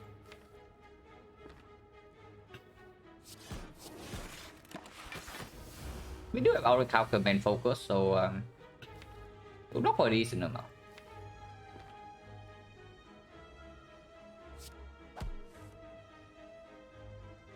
It's 52 damage, yeah. So not quite enough.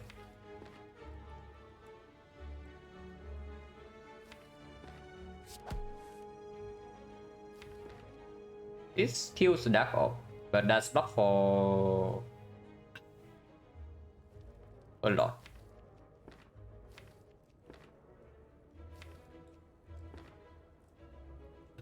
It's okay.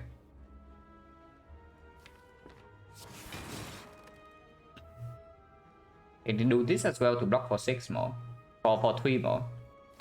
And we have another quarter to refill. But this means that we don't get to shuffle next turn if I play multicast. Probably just take this damage, like -8.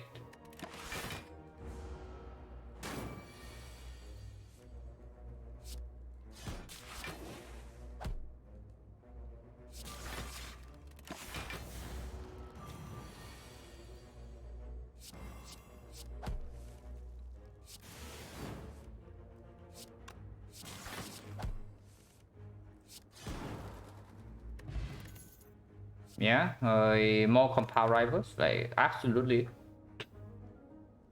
There will come. There will be a point where there's too many compound rivals in this deck, but 3 is not it.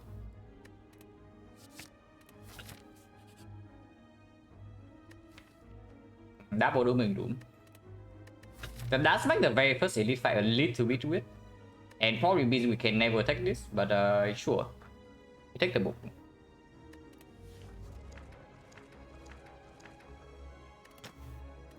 Yeah, Necronomicon never shows up when you bandit, yeah. Because the most compound rivals have in A20H win. Probably something like 3 or 4. But only because I did not see the 5th one. Not because it's bad.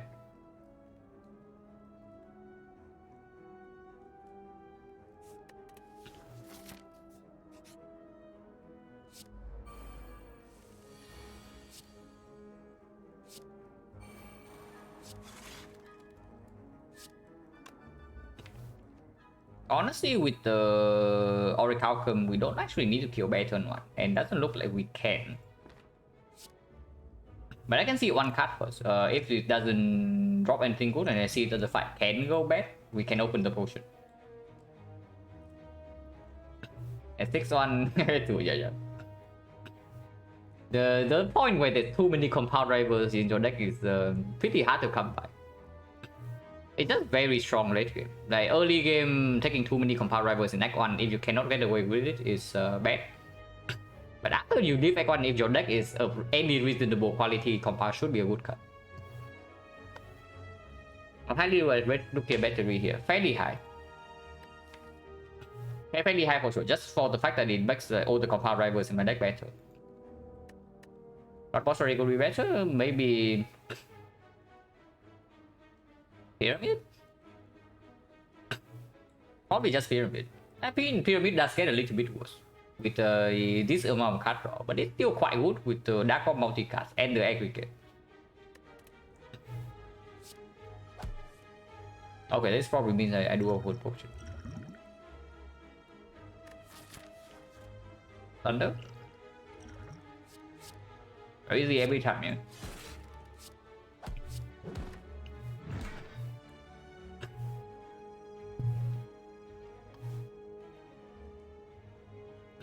Just realize the multicast Doom and Doom aggregate.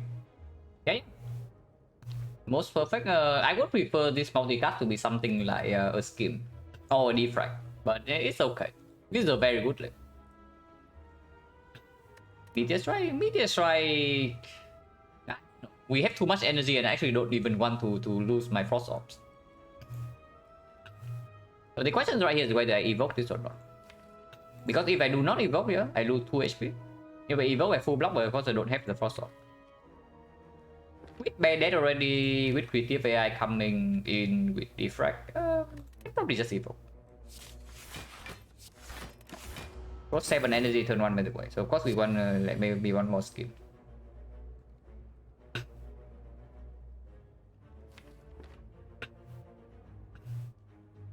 This is a little bit ugly, just a little bit. This turn, I mean. Currently we are blocking for 9 and we are facing 24, so we're losing 15 here. I did not draw Glacier, did not draw Sick, did not draw Multicast. Before I play this Doom and Gloom, I probably just do Compound first. He said only attacks for 12, but he also lose -6 already from the taunt.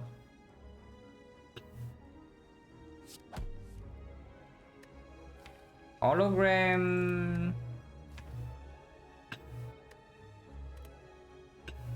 There's nothing to hologram. Like the aggregate and then play whole heck. Actually, it's quite good because we can do hit sync into defrag into drawing more.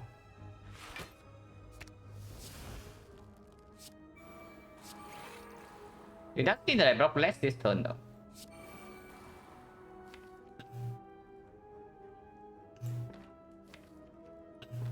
But we can seek for multicast.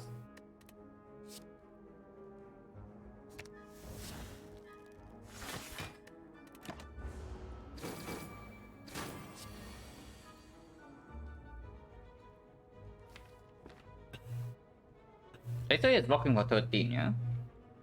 Actually, it blocks for more than that because I do Glacier Electro. And it blocks for 7, 10, 16. It doesn't actually kill this though.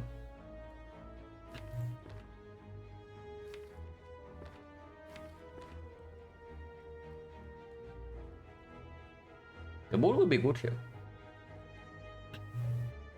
If I have a kill on this, if I want to do on this, I cannot Glacier.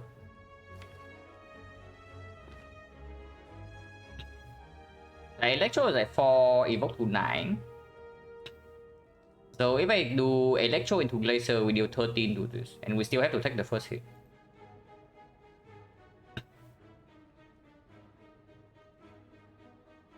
That is definitely problematic.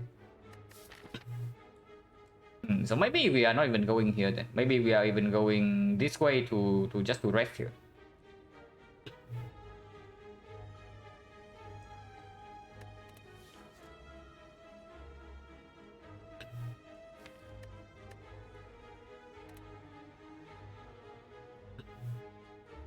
Scheming doesn't make any sense. This is just Electro Glacier, take the damage. Electro Glacier also means that we only need to take one hit from this guy. Glacier Electro means that we need to take both hits. So we are facing 23 right here, and we are blocking for 13, so we take 10. Ouch.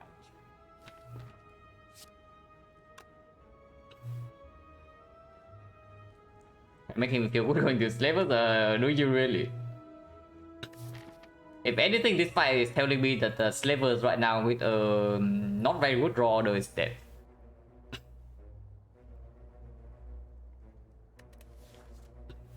Yeah, it's just Electro Glacier. Yeah. We can Doom and Gloom instead. If we Doom and Gloom, we kill this, and then we block for 6. So we take 11. If we do this, we take 10. But we also have 2 force off for next turn. Yeah, force off is better. Yeah, force off is better. Like we cannot actually evoke this dark.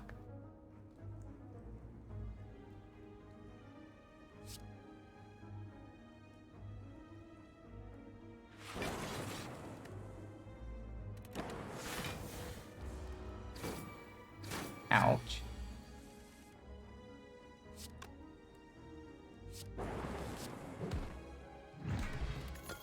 No potion. Recycle would be good later, not now. It would be good with like 2 more holograms, and would be way better with with the upgrade, but definitely not now. And if not this, then there's nothing. We don't pick bullseye plus. Bullseye minus. So yeah, this probably means that 11 HP, it probably says that I do not take this. And we just go here, take easy for way fight into rest. And this elite is optional, yeah. Yeah, we pay this, we pay this guy. Skill is very nice.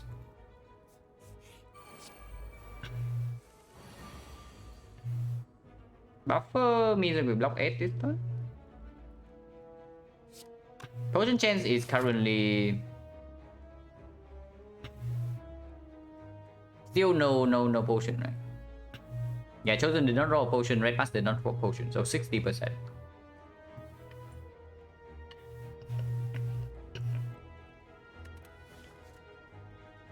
And always start with Sweeping Beam. But I'm just thinking about this one, we can probably preserve this, because if we need to use this potion here, then this fight is way more dangerous. Currently this turn we're not taking damage, so no need to panic yet. We can panic next turn, but not this turn.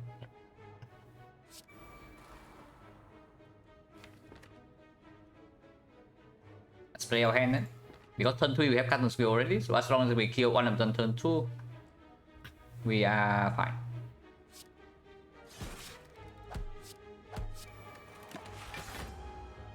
And yeah, Red Mask already played, yeah.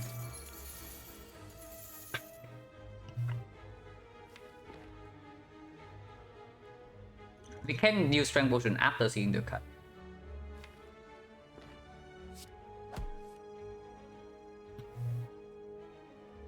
Can still use Strength Potion after seeing the cards. Maybe we can also just evoke this right now for 20 block. And take 2 instead. Turn 3 we do not have... turn 3 we don't take damage. It's probably fine to multicast. Because I don't care about being dropped here, but I care about having a potion in this fight.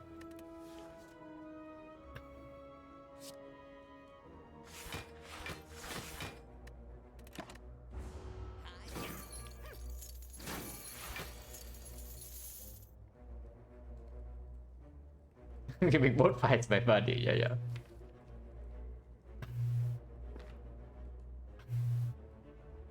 So...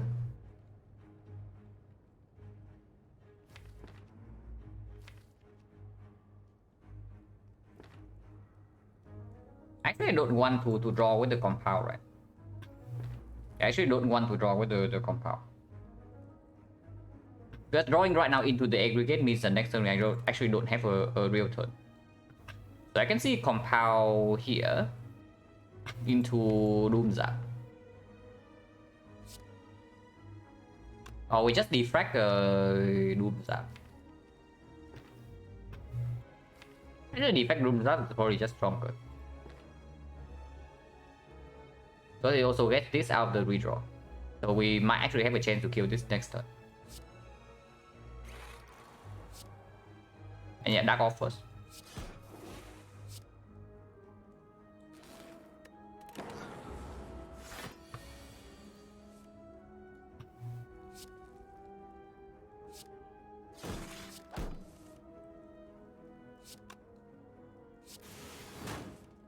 Yeah, we just actually just have a kill. Turbo plus.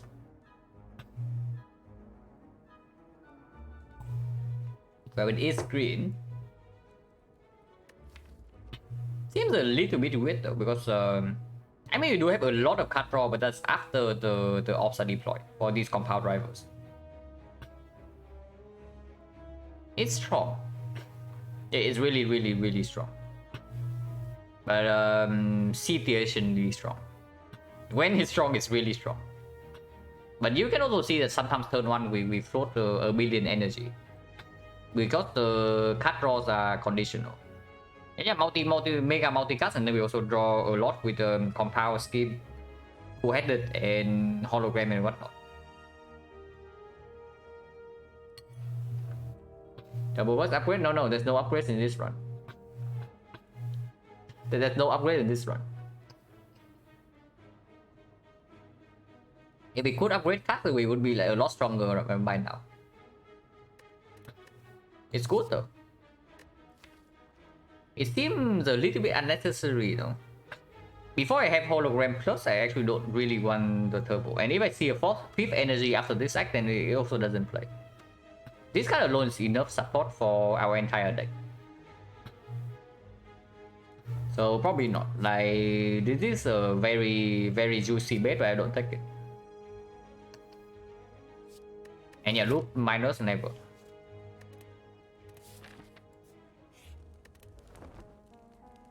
But it means we never die turn 1 against slavers. And we never die turn 3. So it's only about turn 2 and we have 2 potions. And probably take the edit. Because another force rest is here. Not even the edit. It's not even the slavers. And we have echo form now. Loop minus? No. Loop minus is way too slow. You realize in order for that to happen, you need to first of all draw into the loop. You have to play the loop. And then you also need to already draw into your Dark Orb. That is way too slow. And the payoff is not even that big.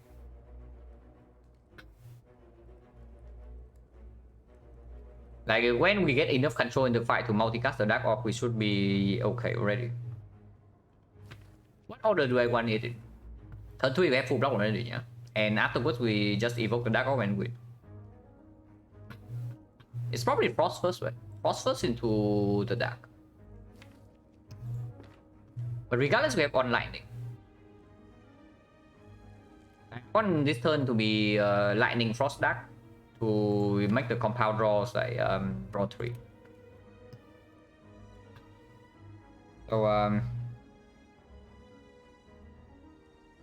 So yeah, it has to be Glacier first, and we evoke 1 force this turn.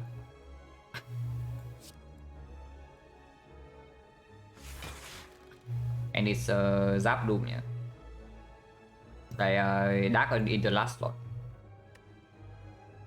To allow me to maybe Doop Doom and Gloom or Doop Cold Snap. Or Doop Cool-Headed. And we still have the Dark in front. Yeah, if Dark is the middle, we actually cannot push it here. We can just play some other card first, and then we play the card that channels on off afterwards. It's really okay. But lightning in front also means that we get to evoke the lightning. So that's more damage on the turn where we decide to go as well.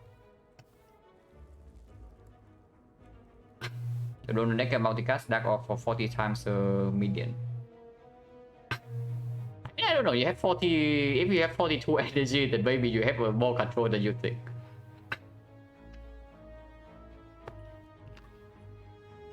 Because 42 energy either means that you play...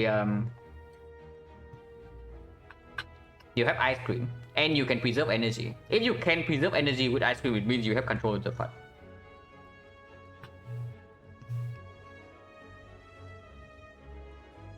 Oh yeah, Dark off 42, okay.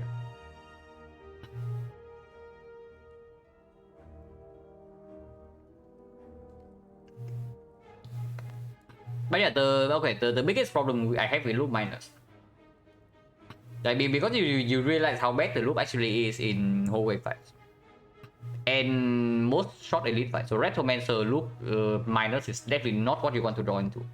Act for elite loop minus is not what you want to draw into. So when is it good? Even loop plus, yeah. And then usually when you pick loop, you have to wait on upgrade on it. Otherwise it's mediocre slash bad. And here we cannot even upgrade it. But even with the loop plus, like when it is strong, it's very good into the heart. That's super clear. Because it negates the bit of death in the off turns. And also like in the during the turns themselves, so you can play other cards before you play your block. If you even have any block at all in your deck. So against heart is super clear. Against Time Eater, extremely good. Against Dononeka, very good. But Awaken one, depending on how much focus you have, that card is just a curse. And into Act 3 Elite, except Giant Head, it's not good. Like into Retromancer, you definitely do not want to draw your loop before you have control of the fight, otherwise you die. And against Nemesis, depending on how much focus you have, if you can E2E the Nemesis, then sure, loop minus is fine. And loop plus is good. But if you cannot, then you also need to kill him quickly because before you get flooded by wounds, by birds. Giant Head, the loop is okay. And in all the hallway fight is bad. So do not overestimate the loop. It's not a bad card, but it's really not what you want in your deck most of the time. If you have like other things to do. That's also something I have learned myself, yeah. Because when I first started playing Defect, I also value loop into loop upgrade like quite a lot. Just because of the bit of that, but then it just bricks me in way too many earlier fights. So now I only pick if we get a free upgrade. A different reinforced body plus. But yeah, here is like lightning into dark.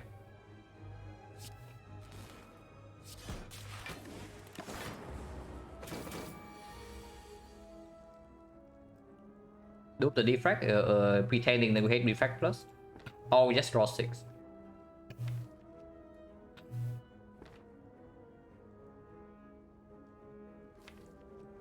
Six is fine. Draw 6 means that aggregate is giving... Does this thing round up or down? I actually don't know. Because if it rounds down, then it's only +1 energy. That's not very good.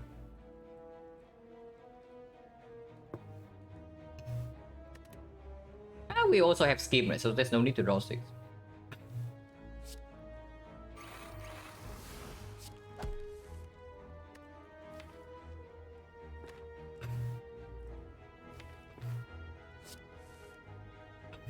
we're not really drawn to it. So currently we are facing 11.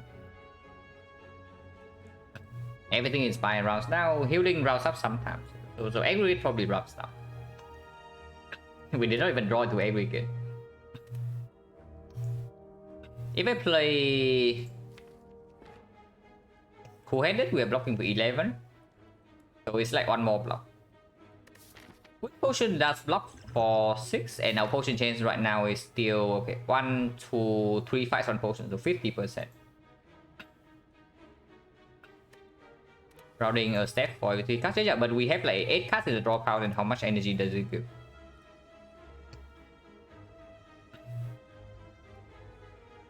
So if you say that it does a step for 83 cards, then it basically means that it rounds down no matter what. So 8 cards give 2 energy. I can see potion with potting for 6. Okay, lead to a step function. Okay. Yeah, I can see with potting for 6.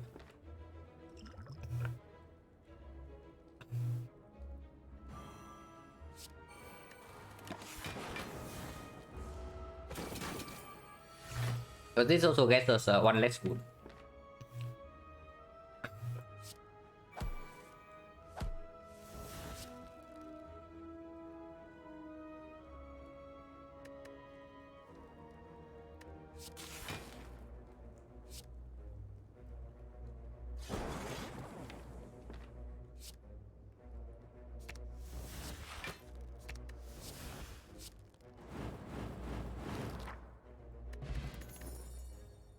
Dreamcatcher actually has value with Fusion Hammer. I also know potion, yeah, so 60%. And this is a complete trust, so no.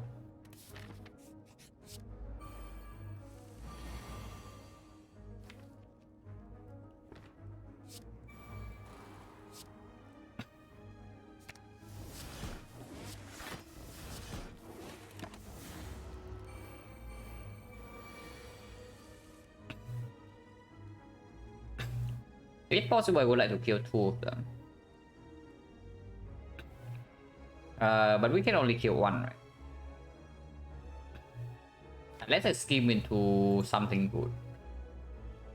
We only need 1 energy, 3 energy to kill. So if we scheme into the aggregate, maybe something good can happen. Yeah, Dreamcatcher doesn't say shop for Peace 5 area, but it's okay. Oh, that's good.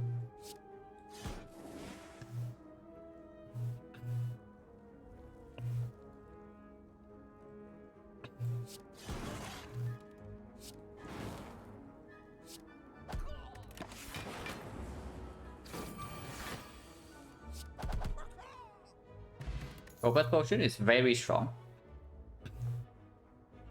In fact, with the Fusion Hammer, this might be our endgame scaling if we do not see anything better. So if possible, I want to hold on to this potion for as long as possible. Yeah, it's baiting us with upgraded cards here, guys. We are being like mega baited by upgraded cards, but unfortunately, we are picking the card that's not upgraded.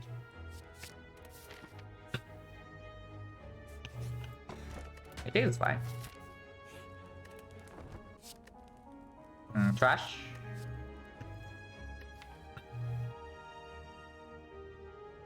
Not having any lightning source does make the compound rival a little bit weird though, because we need to draw to zap for the compound to draw more than 2.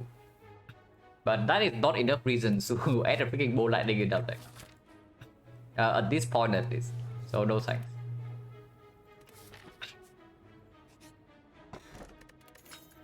New ticket is inviting us to go to this shop, but we can also just go to this shop after taking the elite. Also, potion chains is 1, 2, 3, 4, 5 fights. 5 fights, 2 potions, still 50.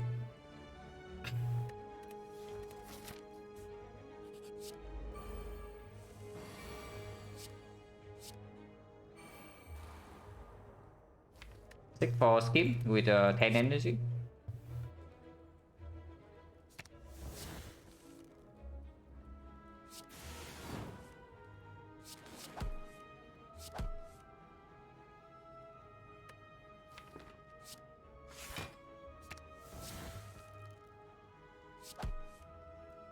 No, seriously. Like we draw two half our deck and we only draw two garbage. But I mean it's fine. Because the other cards are good with XecnaR reroll as well. We draw 6 per turn.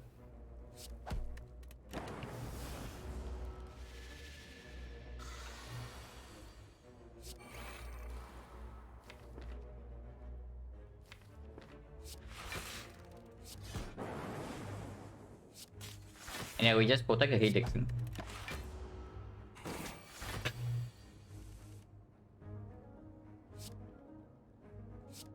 So here the aggregate gave us 4 energy. So yeah, with 14 is only 4.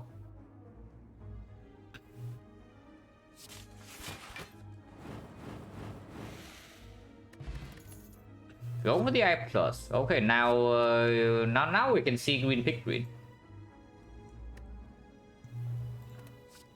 Yeah, this card is very good later on. Good right now immediately into this fight. Does perform with the red mask and is the only weak source.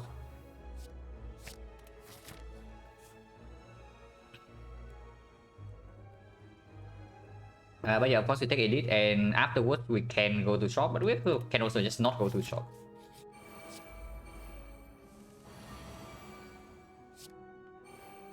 So we are scared of the slavers, but slavers never come.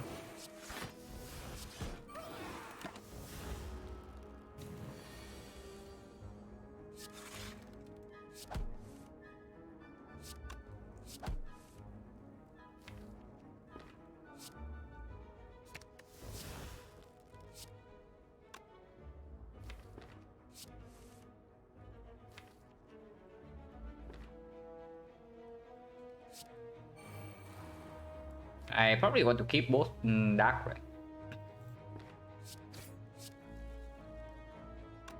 24. Yeah, I keep both dark because we do evoke one of them next turn when we play Doom and Gloom Sweeping Pit.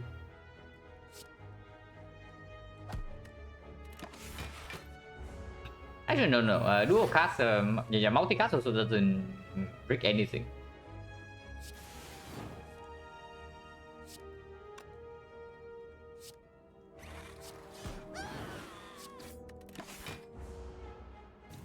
Yeah, this elite fight is basically free.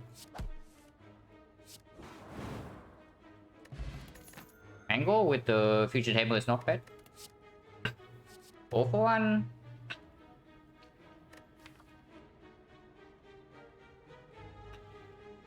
Only on go for the eye right now. Oh no. Darkness, unavoided, not interested. Team barrier, not interested. So this is a skip. And regen potion is useless right now when we are forced to rest. So we keep the strength point. 256. I think it's not free, but this is also late question mark act 2. And with forced rest right here for Austin Outer is 4+5 is okay. And we can maybe brute force the late game with high max HP. Buy split apparition are fairly bad, but doesn't matter too much. Yeah. At worst we step into empty floor, and I don't really care about the shop right now. Like meal ticket doesn't matter.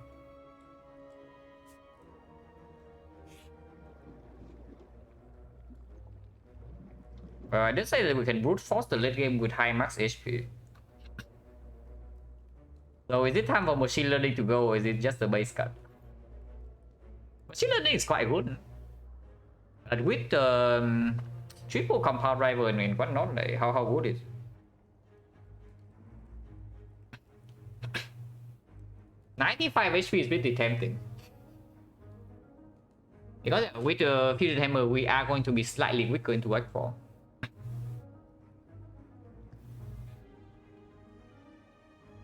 I consider 041 script to be powerful meme trap. 041 with Neko is insane. Like ridiculously powerful. Script I don't know, but it's probably strong. Yeah, 041 with Neko is completely nuts. It's ridiculous. Basically, every time you play 041, you pull 1/4 of your deck back. And yeah. That is pretty incredible. Like that is already ignoring the potential infinite with a hologram or another 041.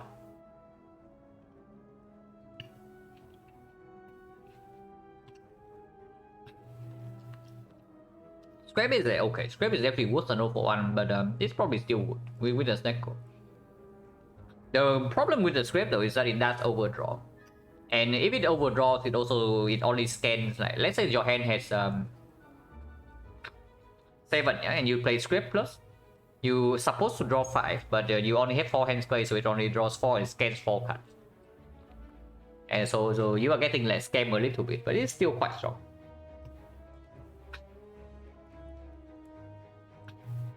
But yeah, that's the way we toss stick, and there's no way we toss multicast.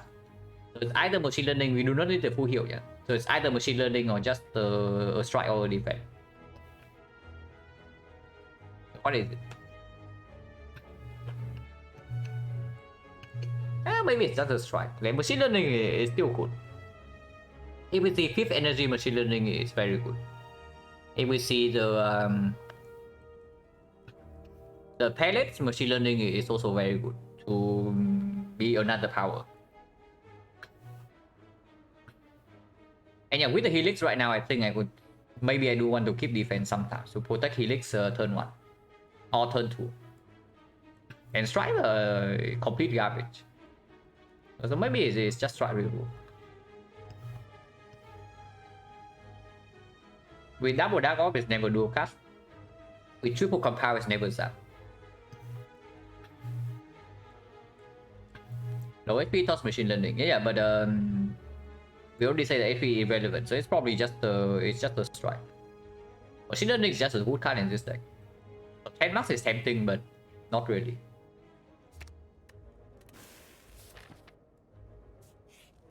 Okay, echo form, yeah, from this red side.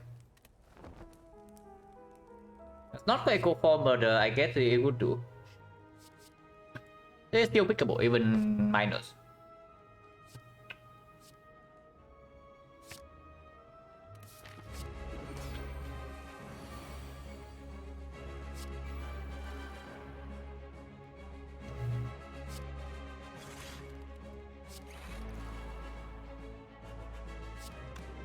This is 12. So to preserve buffer, we actually need to dual cast Lumen Gloom, or we don't deploy Dark Orb, but I want to deploy Dark Orb. That's fine. Actually, no. We actually cannot deploy Dark Orb if we got to save buffer. Whatever, I guess. Yeah, whatever. We have another one. And I don't care too much about seeking after first cycle, so we can even get a bad card out of the way.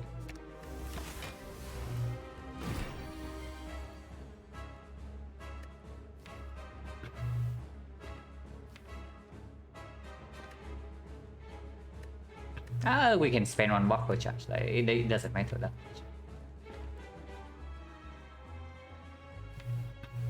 Hologram, Cold Snap, Lumen Gloom.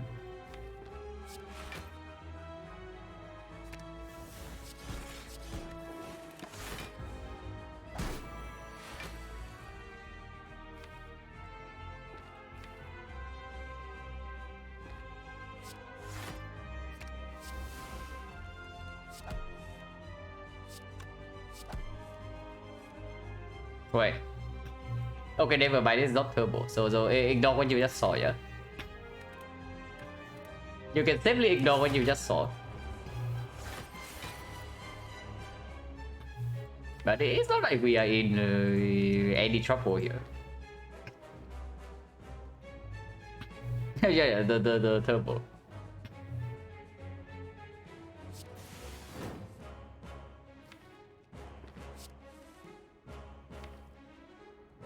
Oh, everything else is okay.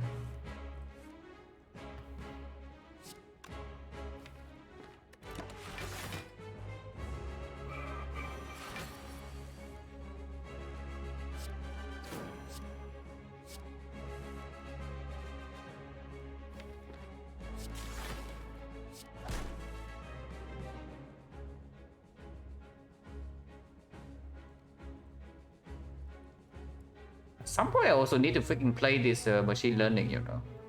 Maybe it's now. If I do not redraw to aggregate.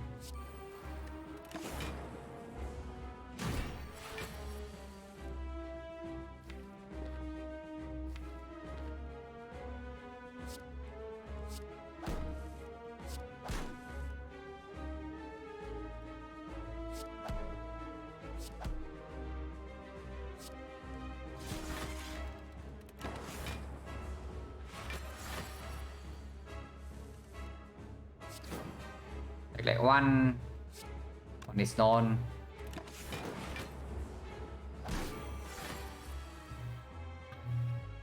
Honestly, now we just wait, right? Yeah, now we just wait.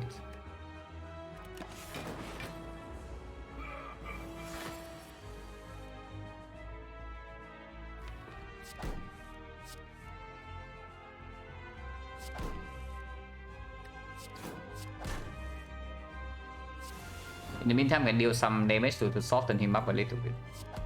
Without ever playing a knock card.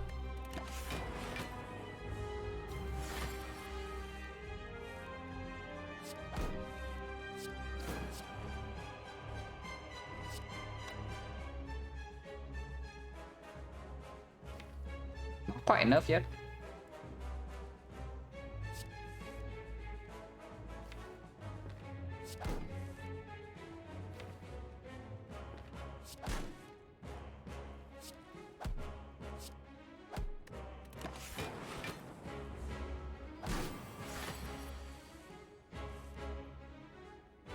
This times 5.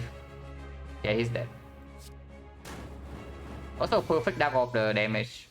So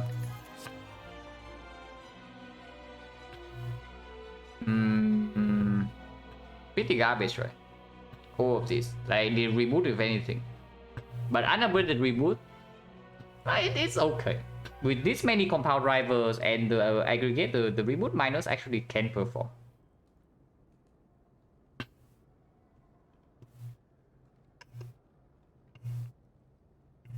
Electro we don't need. Like we actually only have one lightning channel that we don't even want to play in after the first deploy. And we have 2 Dooming Looms against Snake Lady. I mean, I don't know. 2 Dooming Looms actually enough against Snake Lady. With multicast Dark Orb, it has to be.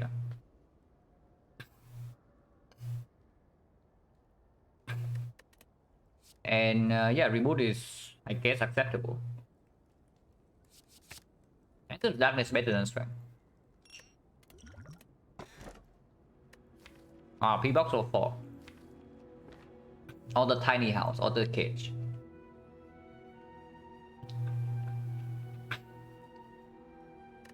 P-box or 4 is a very sad story.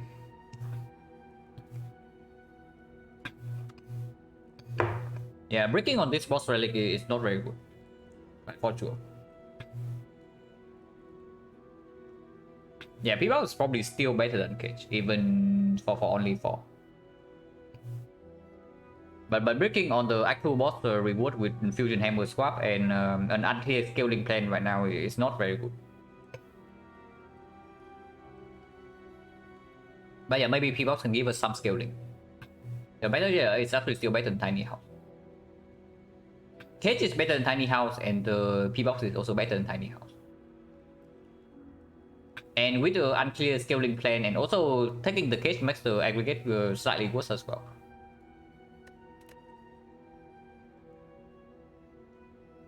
Not exactly scaling. Well, I guess no matter what we want, the ball lightning makes the way into our deck. I think this chart with no Tori, we have a lot of HP, but we don't have Tori. And Tori cannot show up because it was in an icon shop. So yeah, right now we don't have our scaling play unclear multicast, Dark Orb, not a ton of option. You want to kill the heart with that. Because what I'm seeing right here is that we are trying to kill the heart, not actually bosses. Now, spoilers alert, yeah? If you cannot block the heart, you die. And right now we cannot block the heart at all. Yeah, you kill hard with that all the time, but you also have probably have some focus and some slots or some a lot of energy. Right now we actually or some good relics. Right now we actually don't have any of that. The only thing we have right now is the focus potion. We don't have a single off slot, yeah? No, not a single off slot. The only focus is the defect minus. And we have no actual block in our deck. So forget the hard, we might not even get through speed and shield if nothing changes. Reprogram? No, absolutely not reprogram. We have like 0 strike, 0 defense in our deck, and we have like only ops. We literally only have only ops in our deck. So reprogram pivot can never happen here because the hologram is also not upgraded. Okay, where the hell is the elite? 2 elites only, but we do have the red mask. I cannot double shock here, yeah? And every fire is a force rest. But with the red mask, I do want some question marks. Your help with this is our focus. Yeah, how do you not die first cycle then? Do you rely on winning 50-50 with the helix? Or what's the plan? Because I can also see that if we somehow survive first cycle, we can maybe do something. But the thing is that if the helix doesn't work, we just die first cycle. And we don't even have conventional block cast to prevent helix from proccing for mid of death. Oh, that's bad.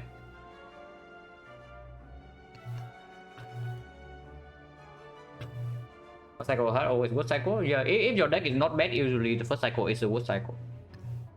If the first cycle is not the good cycle, then your deck doesn't actually have any scaling. But can also survive for a while. Let's probably take 2 question mark first, and then we decide whether we want 2 fights afterwards. Defense scaling, yeah. The defense scaling is all I care about for every single character, Silent as well. When I talk about scaling, it usually means defensive scaling, because damage can always be found from random stuff. And right here, we already some random damage. Random damage number 1, random damage number 2 from Dark Orb, random damage number 3 from Focus Potion, and from like this potion as well. For my ingredient, also random damage. But whenever I talk about scaling, it's usually defensive scaling. If I'm talking about offensive scaling, I usually refer to it just as like damage. When I say we are lacking damage, it means that we do not have offensive scaling to kill the heart. Not even offensive scaling, because you don't actually need to scale to kill the heart with damage. But if your defense doesn't scale, usually you fall flat like very fast. On all characters really, like even on Watcher. But yeah, we start here, take 2 question mark and decide after seeing the question mark quality.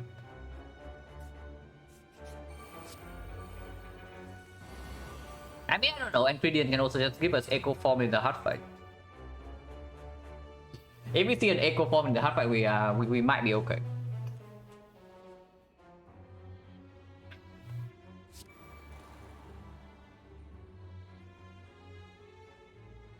$16 3 force is 9 plus this 7, 16 perfect, yeah?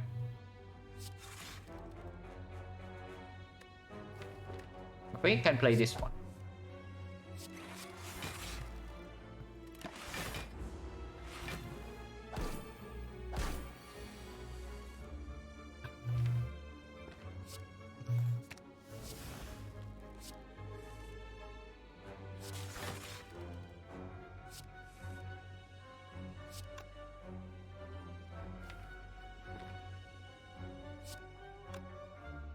Evoke 6, so 18. 18 evoke against 21, so that's still slightly short, but it's okay. If we evoke both of these, we have 24. Don't need to actually play machine learning.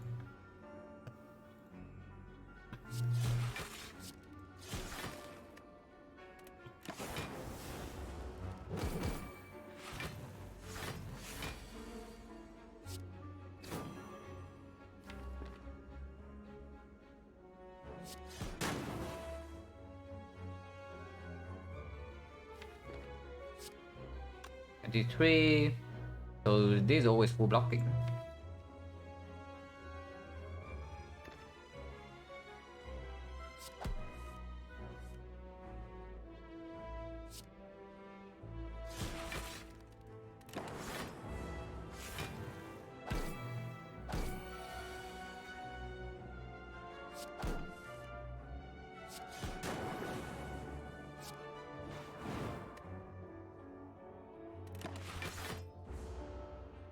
Yeah, we have 2 buffers, so of course can do that for free.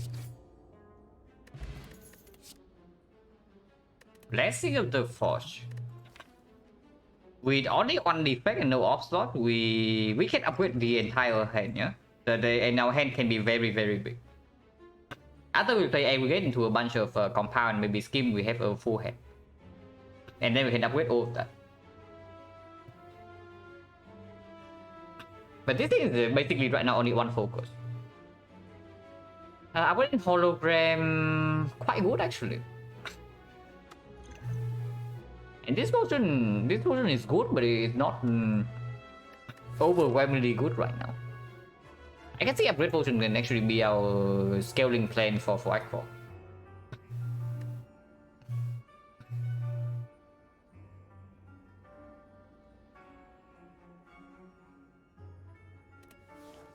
Yeah, this is fine. Okay, question mark quality unknown.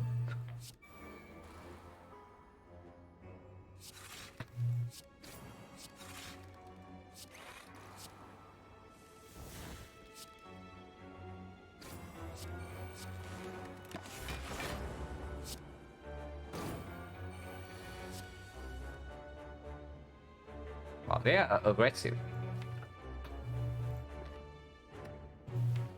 And we don't actually have anything to answer.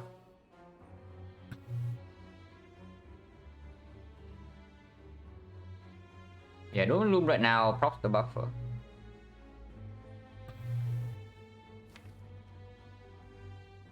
There's no cut draw in here, yeah? So if we seek for aggregate, it doesn't lead anywhere.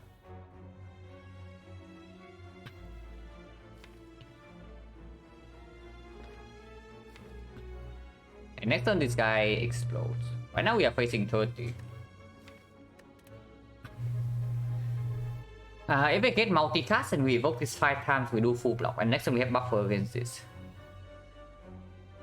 If I get do this and we evoke for 7 times 4 instead, that is still full block. So it's just strictly better.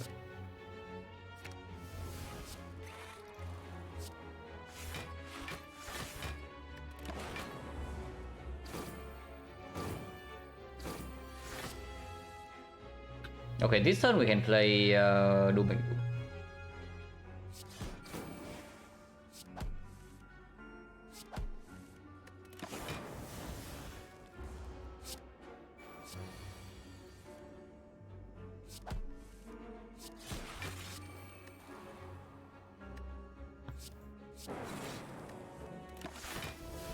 I should be fine. Buffer still intact.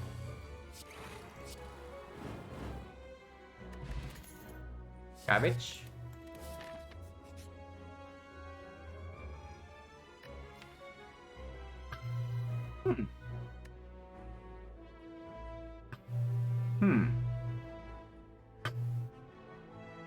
Are we doing it or what? This seems very tempting to me. This actually seems extremely tempting to me because it upgrades both holograms. Upgrades the defect, upgrades both holograms, and upgrades the cool-headed. Man, Turbo Plus will be so sick here because now I have like double total hologram plus. yeah, like if we have Turbo Plus right here, I think we can just actually be near infinite. And if that's the case, the heart is no problem. But with this deck upgrade, we eventually run out of energy. Eventually. But it's very good. It does make the Mew ticket useless, and it does make the rest somewhat useless. But we don't care, right? Yeah, we don't care.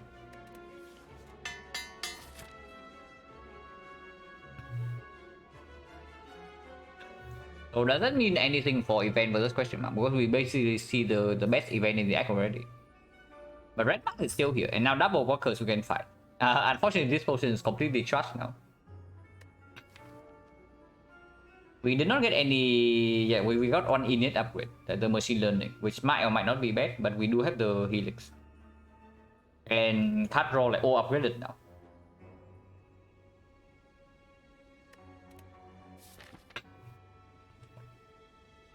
Right. Forecast turn 1 is spooky for sure, yeah, but the Helix can cover for that. So kind of wish I taught machine learning to the mod 5 spirit, because it would mean we get one more P-box transform and 10 more HP. And this thing is also not in our opening hand every time with the Mother Blue. But we do have Red Pass and the Helix and the Oracle, so probably can be mitigated a little bit.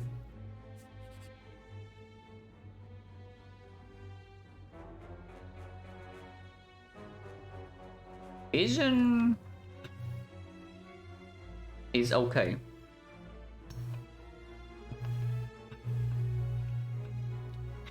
Vision is okay.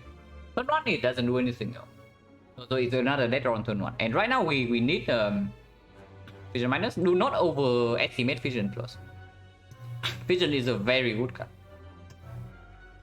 But I do not read on Reddit that the Vision minus is trust, the trust, and Vision plus is like the sickest card in the game. That is just not true.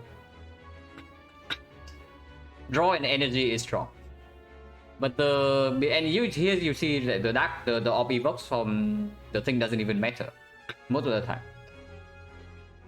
In deck nourish dark orb? No, our deck is changed. Our deck is a completely different deck now. Our deck doesn't care about dark orbs anymore. Our deck cares about like playing a billion cards per turn. Because now we have double hologram plus a billion card draw and an aggregate plus. So this deck is no longer a deck that wants to nourish one dark orb. The biggest problem I see with the Vision minus right now, even if it's Vision plus, yeah, is that we have Mother Bloom. And turn 1 we already have a useless card in our hand, like guaranteed. So I do not want to see another useless card on turn 1. And Vision plus is definitely Vision minus is definitely not doing anything in the turn 1 hand most of the time. If it actually performs, then we have already drawn into maybe some force and maybe some card draw. It's not good. In Turbo plus. If we lose this run, the Turbo plus skip is just going to haunt me, you know, because that Turbo is so incredibly sick right now.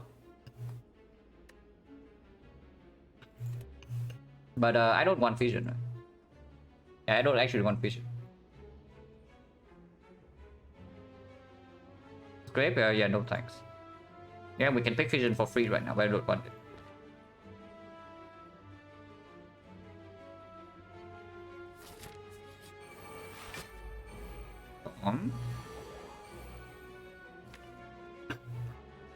Bomb is 2 lightning orbs. It's okay. Can start with this first. And yeah, you see, turn 1 we have 9 energy and then we can hologram the card draw right away.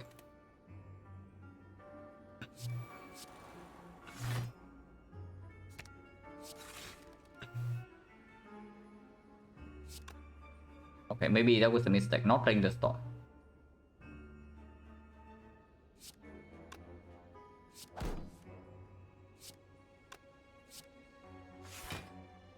Actually, I want more energy to play this whole hand.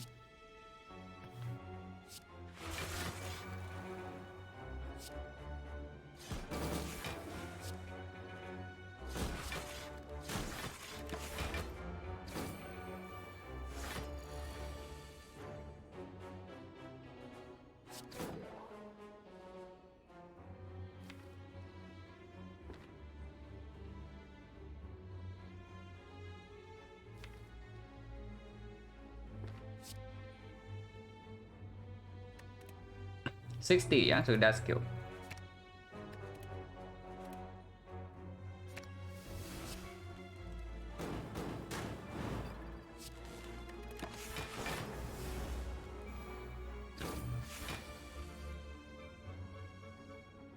Can still play Doom and Doom, and I guess I should.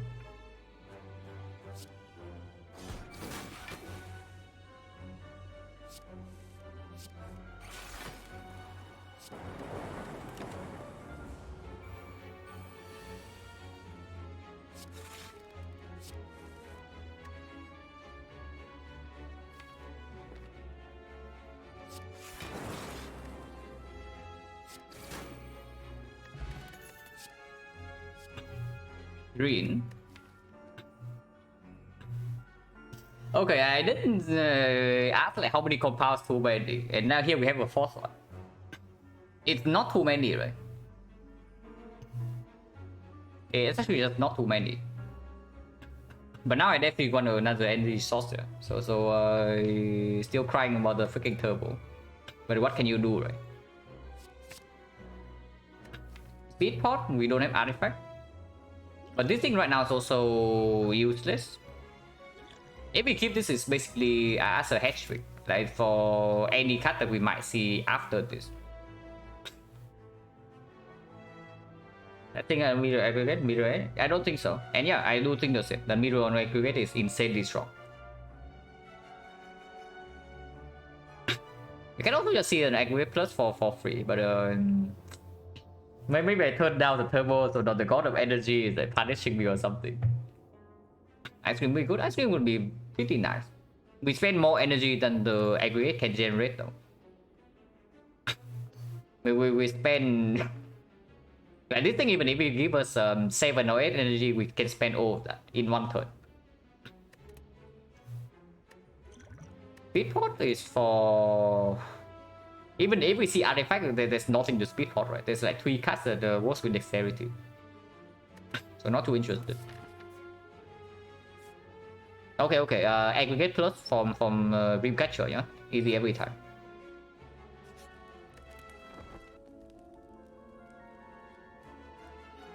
Recycle.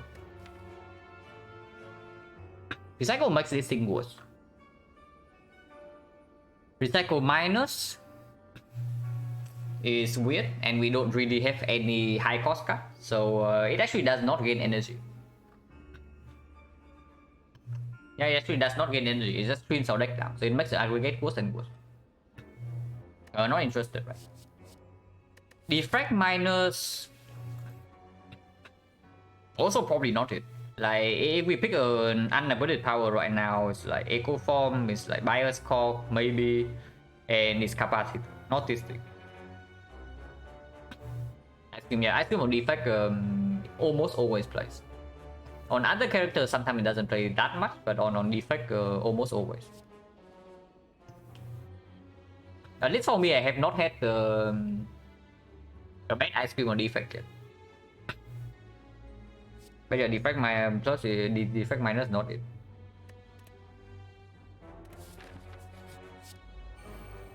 And one bias cock is a bias cock for free.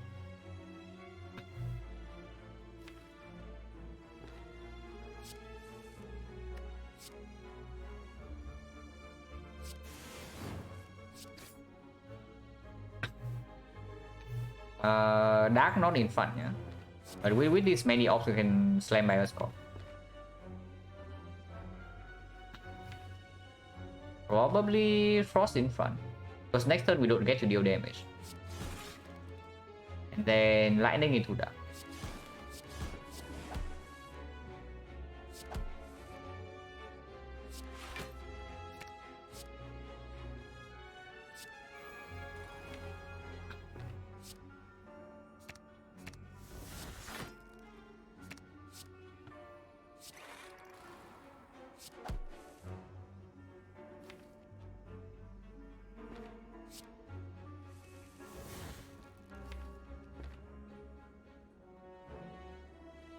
We just don't care about freaking... Yeah, it's probably just like this.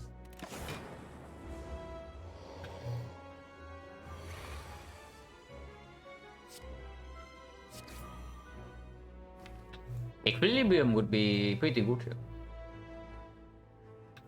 Even EQ minus.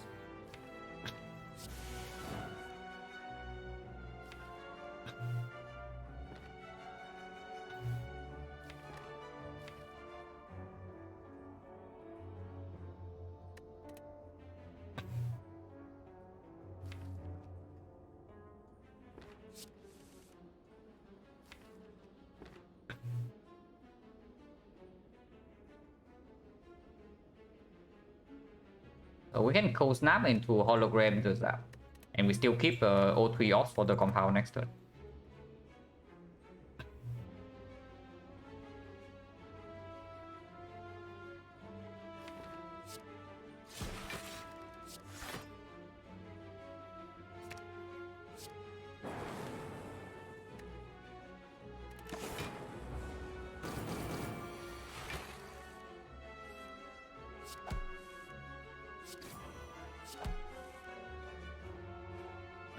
This is okay, guys. Otherwise, multicaster is another death roll next one. And we can build up a new Dark Orb.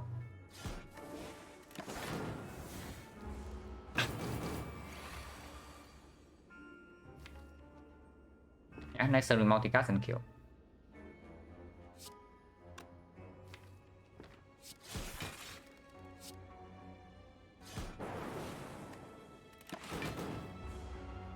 Don't even need to multicast, just need to evoke this. Like this you would do. Wow, worth it. Okay. Turbo aggregate, yeah? Turbo aggregate. That is a bias scope, but that's another hologram plus. Yeah, hologram is hologram plus because of the warping. I don't care about bias scope, right? With no artifact yet and no off slot.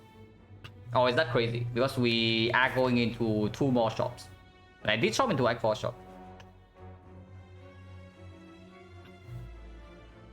Hologram plus is very strong though. Yeah. Hologram plus is very strong.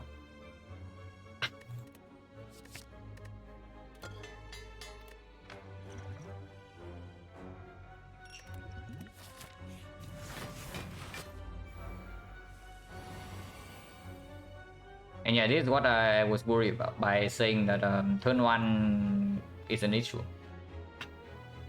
Bioscope crazy good, yeah, Bioscope is crazy good. It's true.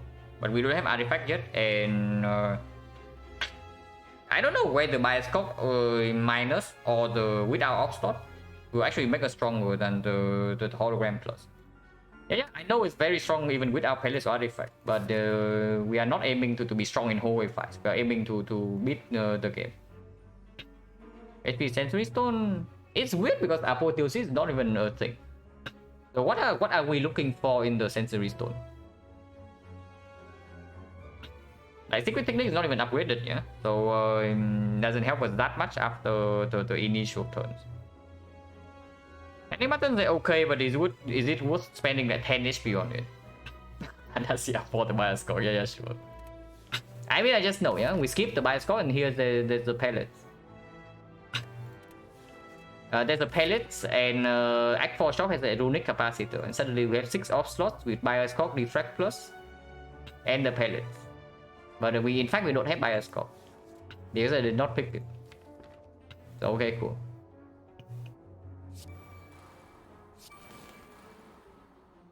Also, this fight is a real concern, by the way. Yeah, this fight is very dangerous here.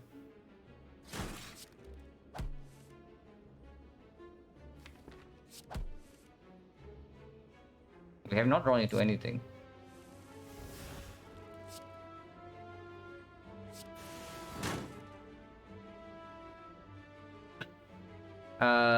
We are fine. Yeah, we block for 10 and no, this has already weakened. So I hit the wrong guy. We have to actually hit this one. Because I do a cast, this Frost doesn't even full block this guy. And we actually kill or something.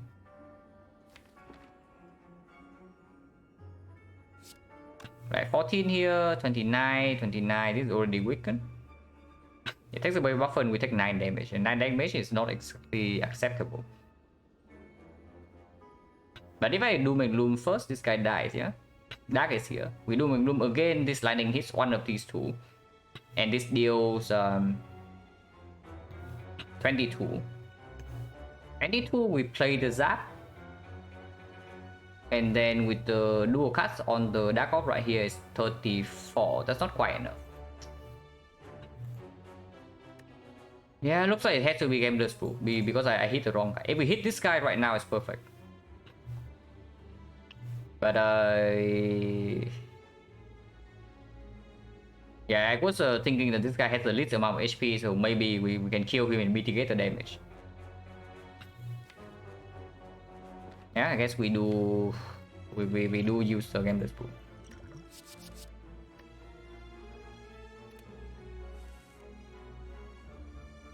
Sick is here.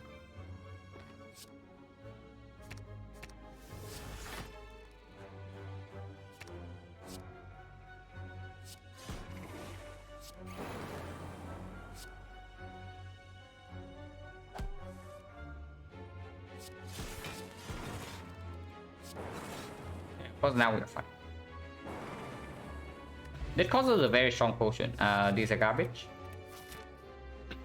So what path do we want? This is 2 fire, so 2 card choices.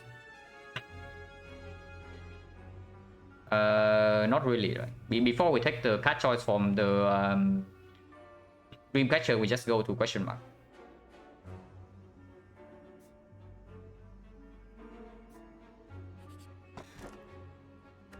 Yes, please. Okay, our turn 1 got a lot better. Our turn 1 got a lot better. Holy crap, that is huge. Yeah, the biggest fear with machine learning breaking our turn 1 is basically mitigated. We cannot actually keep buffer into the hard fight though. The main problem is that turn 1 we don't have actual direct block. So unless we see anchor or something different, we are going to kill the buffer on turn 1. So we need to block first cycle normally without this. But we can figure that out if we can preserve this potion.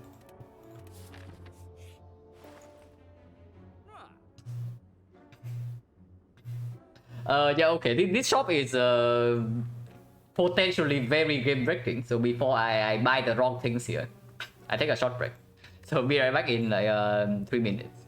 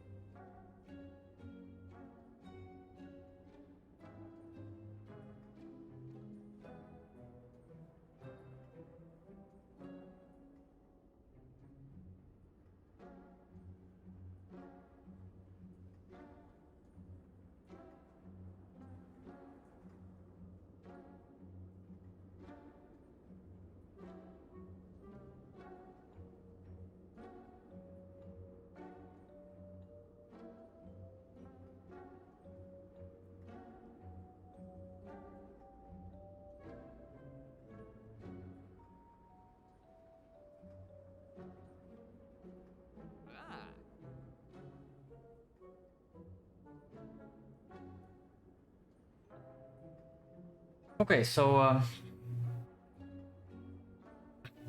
This is just runic capacitor, right? Ice Cream is very good, but the thing is that our energy consumption level is through the roof. And in any burst aggregate turn, in any turn where we have aggregate, we can already line up multicast to win basically every fight except the heart. Even without the Ice Cream.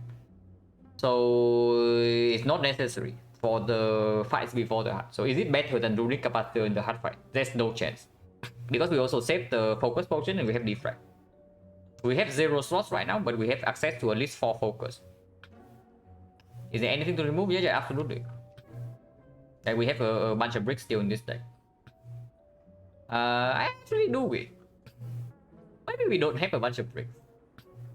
Because sweeping beam cycle itself, this is of course good. This is compile fuel, so it is not removed. Dark option kind of good with the multicast. And the other just frost channel. And this thing exhaust. Machine learning important, machine learning is good. But machine learning is okay now, completely fine. And before I play go to remove this, of course I go to the next shot. Don Legend, thank you very much for the raid. I appreciate it a lot. And how are you feeling now? Like, do you get better or are you still sick? I hope you're still doing well as well. Yeah, it's just runic capacitor because the thing is that the bottle 6 plus means the machine learning doesn't even break our hand anymore. So there are 2 things that speak for runic capacitor, yeah. Actually there are more than 2, but I'm just talking about what I'm thinking right now.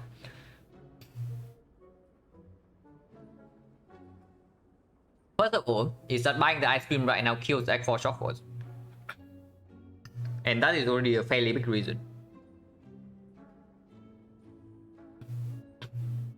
Defect doing broken things, wrecking the streamer. I mean, so far, I think I have been high rolling on defect quite a bit, so we are enjoying defect for now. Like 7 games of defect so far, and we are like 6 win 1 loss. So going very well. Doing sample defect taking break? No, neither. I'm playing 1 silent run per day, and to prevent throwing happening later on in the stream, I just play 1 silent run per day, and then I do my defect practice before the actual sample. But yeah, first of all, the Ice Cream kills X4 shop, and secondly, taking the Ice Cream over the runic capacitor doesn't solve the heart. And thirdly, we have access for with 2 to 4 focus. Taking this fight also, taking this thing also probably makes the actually boss gauntlet a lot less troublesome. Because we don't actually have to keep our big frost, big dark orb, while only having 2 frost orbs.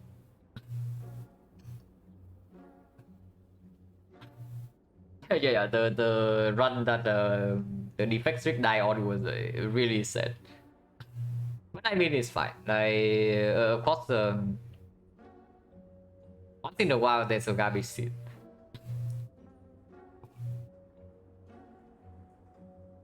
And yeah, like the runic capacitor is basically just as strong as this, and it's also 183 gold cheaper. So it's just ops loss. But other than this, I'm also thinking about these a couple of other things. Can't remove for 100 is too expensive, right? Unless it's exactly red mask. Red mask does give us go to spam, but even then we can still remove in X4. I don't think we ever double remove here. There's no... We don't even have a second remove target. This is very good if we plan to block the heart with 6 slots and 4 focus. And we can easily strip artifact with triple hologram. This thing This thing might be a little bit harmful in the hard fight. Because it can kill all the force off we build up, but it deals a lot of damage.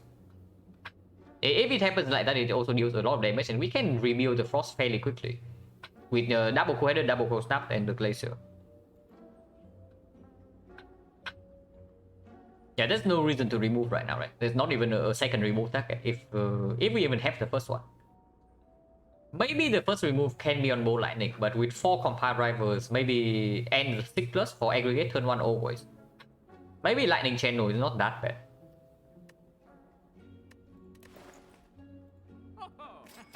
So the other thing I'm looking at the shop, okay, we don't buy this, yeah. 4 is enough. 4 is enough with Mortal 6. And we still only have 1 energy source. If we have a second energy source, then sure. But I am definitely looking at potentially duplication potion or the power potion. And just keep this until Act 4. Because duplication potion with defect plus is effectively another 2 focus. So we bring 6 focus and 6 op slots until the hub. And this deck is very fast. So we should be able to set up fairly quickly. Duplication is better? I don't know, duplication is more reliable, but it's also more expensive. But it's probably straight up better. It's probably just straight up better, because the only thing that makes the power potion better than this would be either Echo Fog or Capacitor. Like, I do not even care about creative AI yet. But Echo Fog or Capacitor, and Capacitor is probably better than this. Because we already have access to 4 focus. But yeah, the only 2 hits, and then this is very reliable. If we buy this and leave this shop, that is minus 81 to 184, 214, 229. So we can still buy any shop relic or common relic in Act 4 shop, and if this is red mark, we actually can buy anything. So even if we buy duplication potion here, we are still okay. So let's just do that. And you're not interested in anything else, yeah. Hologram minus, not it.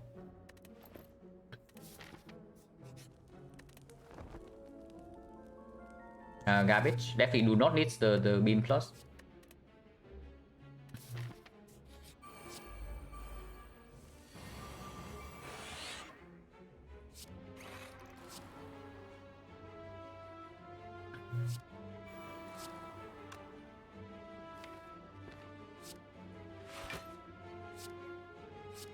Okay, maybe ice cream can be a little bit strong. Just maybe.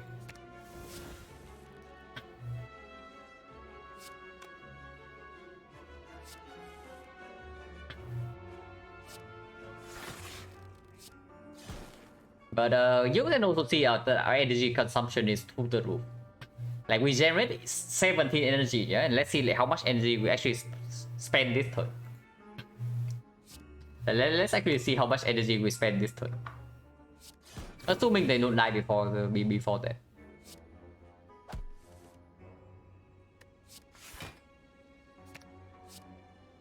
Because I think they are all dead.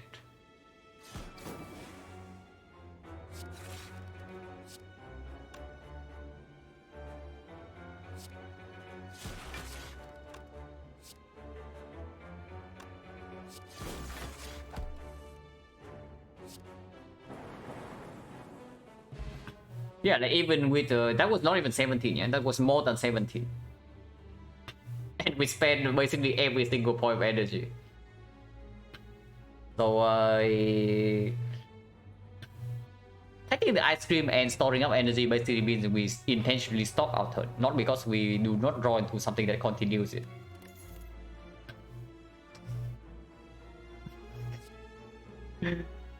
Do we settle for this? No way, right? With the 6 plus to get aggregate scheme on turn 1, I do not think we settle for this at all. X-Cost, no, even if we don't use the X-Cost, we use any card afterwards, we are left with 3 energy at most. But you see that we have 4 energy when we click the multicast. So even if we use the compound driver instead, we are still at like 3 energy and our turn is still going. Is what I mean. It's not like we are using multicast on this 10 energy or something. We use it on 4. And only because this guy is the spiker. But yeah, with bottle 6 plus into aggregate turn 1 into triple hologram, there's no way this is necessary. At least not minus. Because turbo minus doesn't even... It's not even super positive if we already have a fast setup. Yeah, of course we take the elite, but question mark is better than this, you know. Well, I guess we'll say goodbye to the sweeping beam. Even in front of potential Retromancer, we don't care. And machine learning plus is just better than this. And of course, Zap is compound driver fuel, so we don't get rid of that.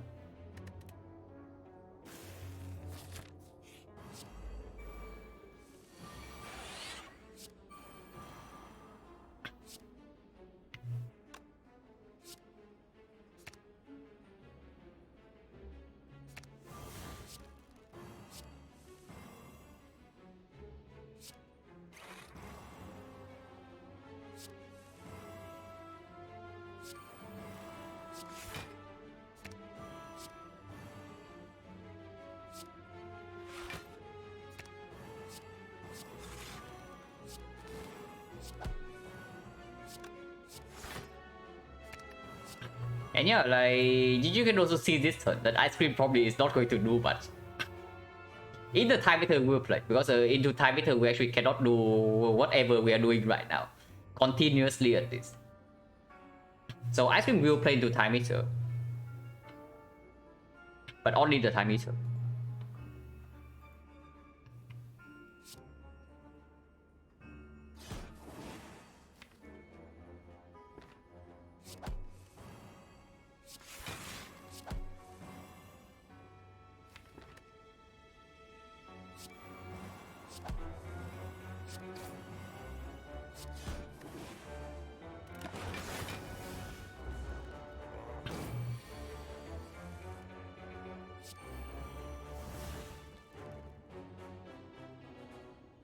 Maybe doing that with no card draw in our hand is like not such a good idea. But it's fine. We have way too much card draw to break this turn.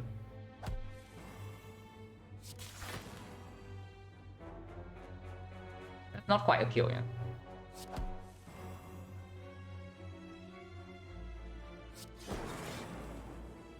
But we can do it anyway.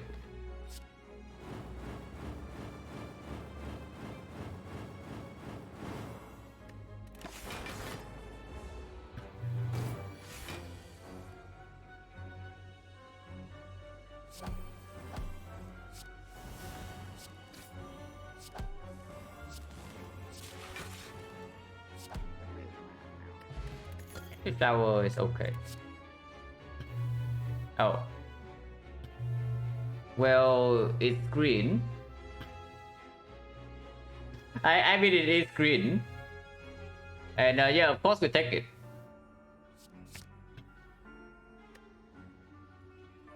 So this run is like... we start off as like off monkey. And then we pivot to... cut cycle, and now we are back to off monkey or what? But yeah, with 9 off slots right now and the focus, we might be able to E2E time meter. Actually, it's only 2 focus, right? So it's like 36 passive block. Not really, but we can probably just block time meter, no problem.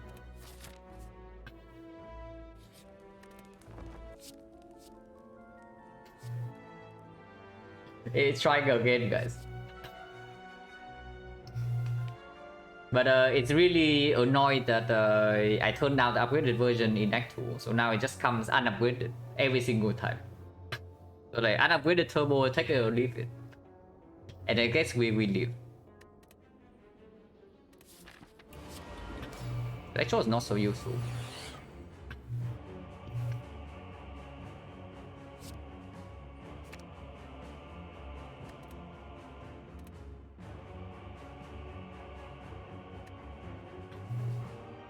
Defrag over capacitor, yeah.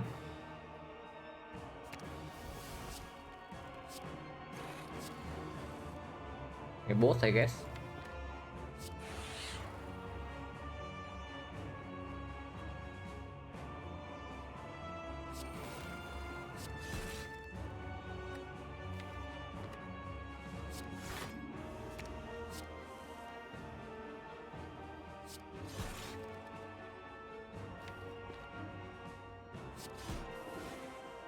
Oh yeah, we proc the buffer this turn.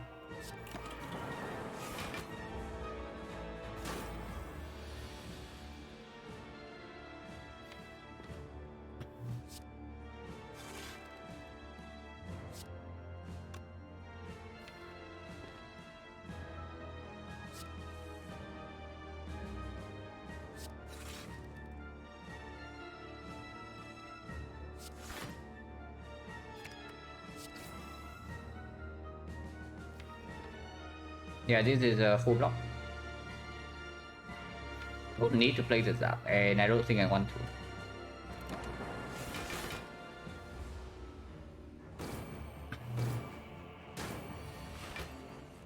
Okay, this guy is very good at the game as usual.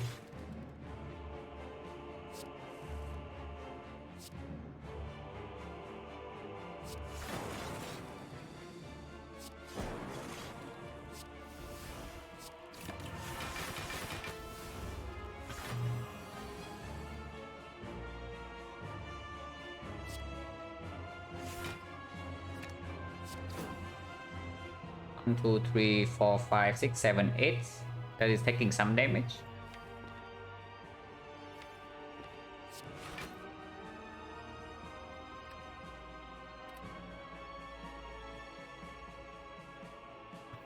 This evoke for 7, yeah.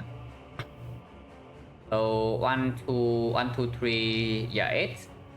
38, 38 plus 1 evoke is 45. So that's enough. Do I want to draw right now? Not needed. But drawing is okay.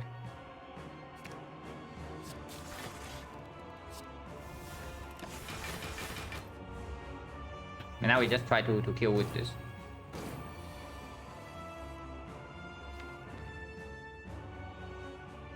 Shuffle these things out.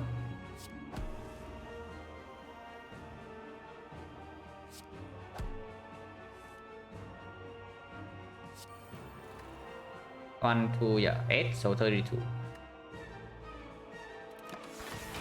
Oh yeah, it's more than that. We have already calculated.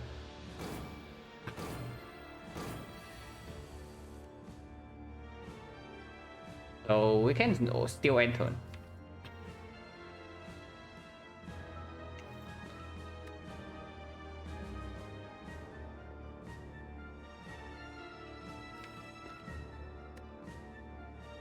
Can still enter.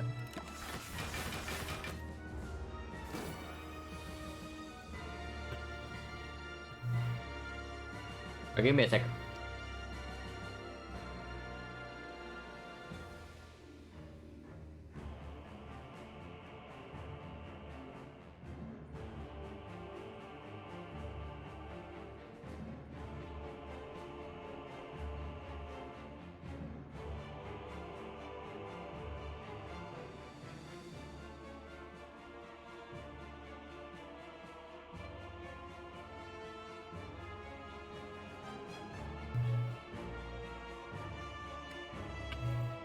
Okay, so can still do nothing, yeah.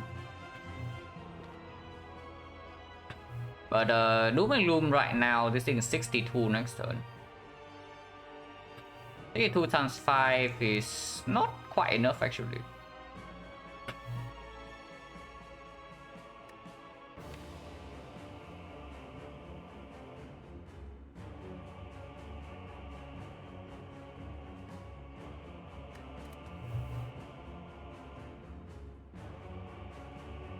Yeah, 62.5, 310, so we are 18 damage short. I guess we can just wait for the next hologram and then we can hologram and then multicast. It does get -1 though, but we also get damage from this. So yeah, it's whatever, right? Because next turn the attack always can be go for the eyes.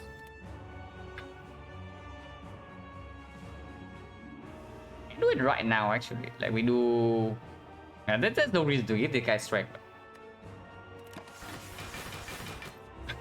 Really just no reason to do it. Oh yeah, it's also +9 from this. Maybe this is a reason. I debuff this turn. We need to play 4 cards here.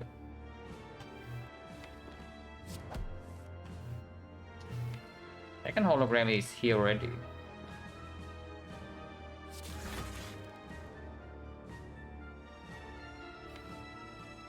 Next turn we have energy, but this guy also gains block. This thing go to 70. If we draw hologram, it's going to be 350, so it does kill.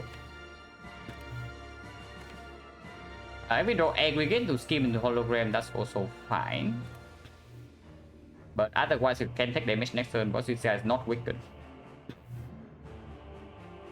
Dual casting right now, force the split, and then we play the second phase. But that's fairly ugly, right? And then if we are forced to split, then we can also just split next turn, and we full block by playing some off cards.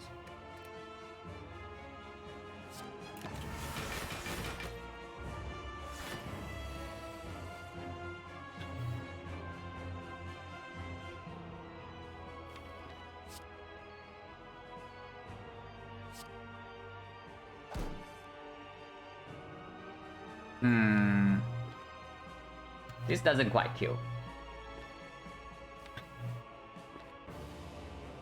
Even if we draw into hologram right now, this doesn't kill. How much damage is this? Is this 38, yeah? So 38 weakness vulnerable is... 38 weakness vulnerable is +4, so 42. 42, we have 32, we have 35.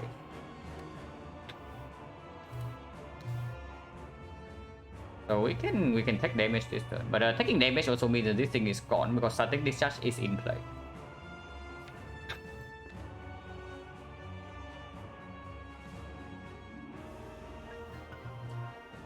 Okay, give me a second.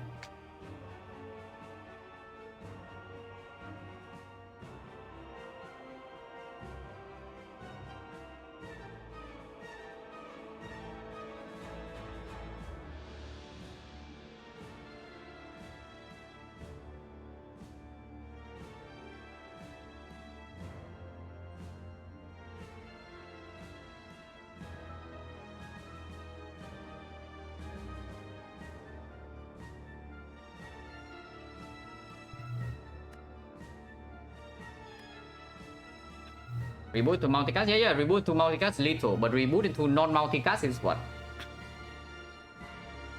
Like before playing reboot and blindly see 6 cards, maybe we should consider the other options first.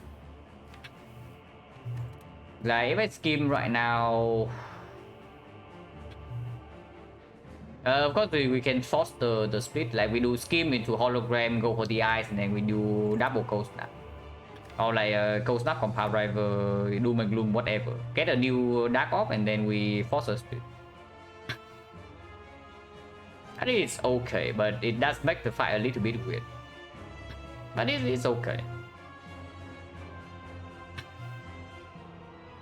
On the other hand, there's the reboot.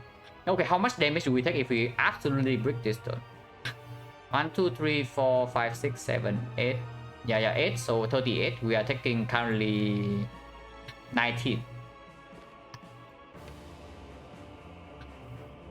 That is a big number, yeah. That's a very big number.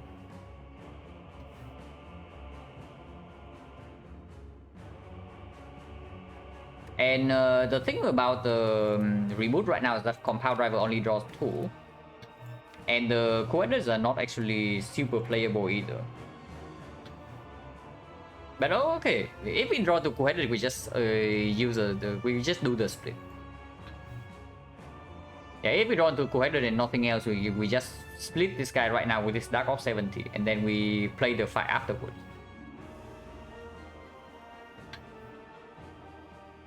Original plan scale from Dark of, kill from... Yeah, absolutely. We were trying to line up multicast with this thing, but it doesn't line up.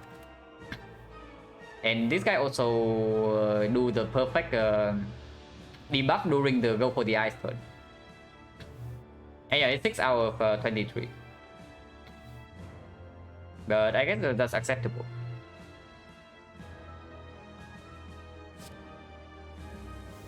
Okay, easy every time.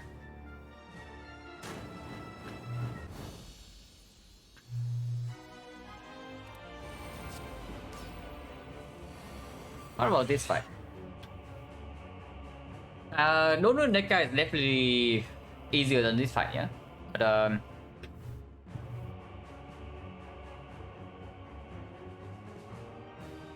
don't know. Do we play every single power?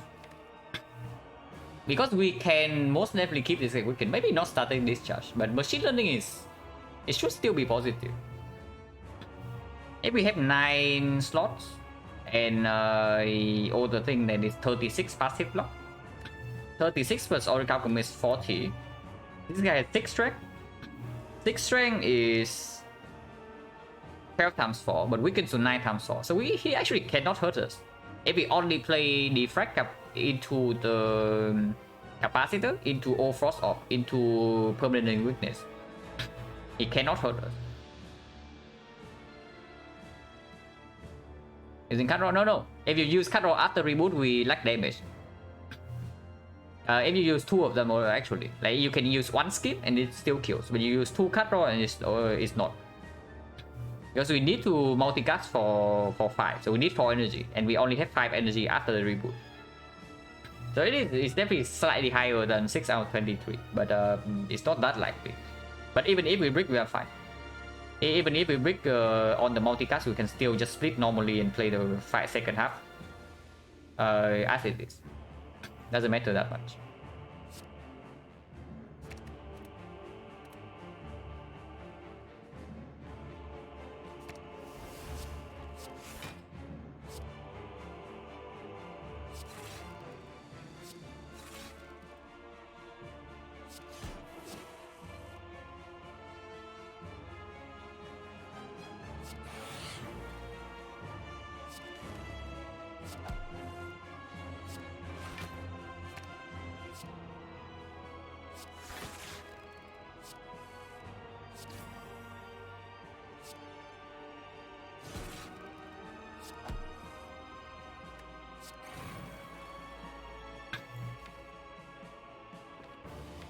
I want to play machine learning now. I think this fight we don't. Our plan in this fight is actually not doing nothing.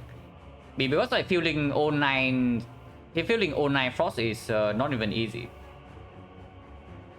And after we feel 9 frost and compile only draw 1, we actually don't get to keep this guy weakened forever. And this guy is positive because not playing this means that we have like 3 curses in our deck. Yeah, we should just play this.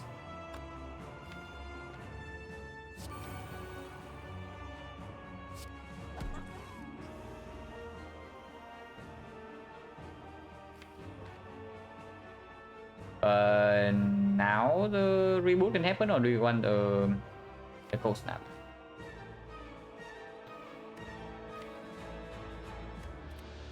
Yeah, maybe cold snap into hologram, go for the eye is okay, because we know that we have draw 3 next turn.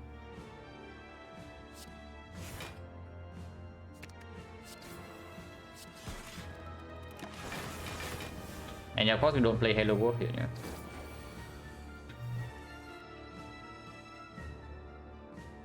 One, two, three, four, five, 6 is 30 block.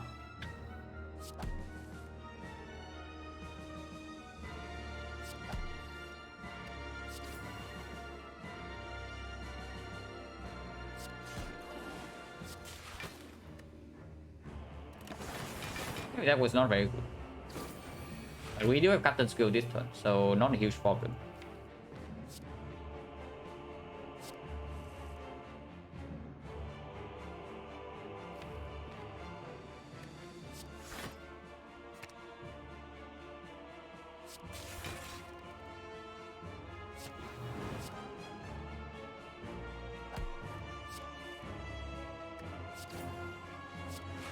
And we easily block either way.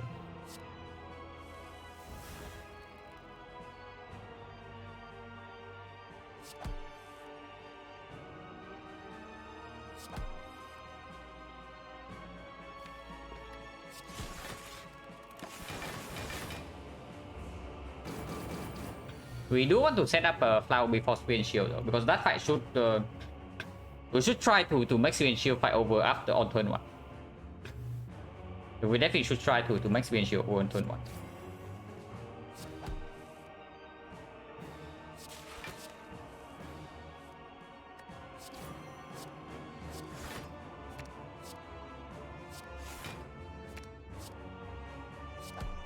And yeah, no reason to not play machine learning and make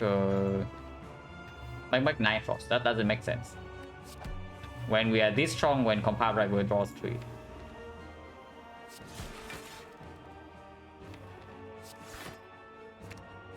That did not actually get energy.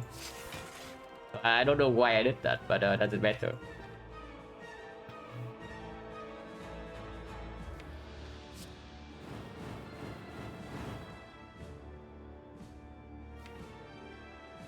This guy's already dead, yeah. So we can do a cast right now, or we can let him die to taunts. Letting this guy die to taunts does give us on free turn, though, I think. But next hand is good already, so we can just kill.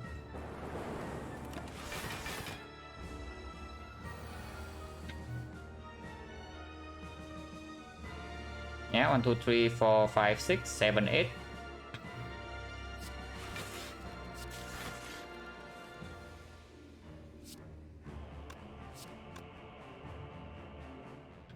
Uh, 49. Probably our O3 compounds might be a pretty bad idea, but that doesn't matter too much.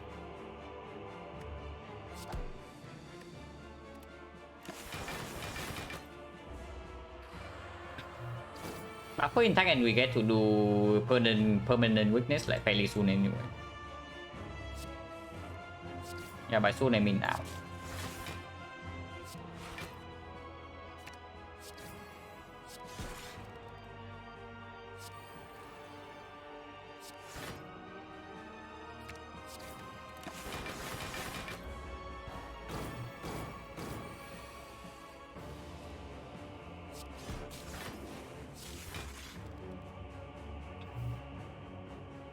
Seven, 42. So that's full block.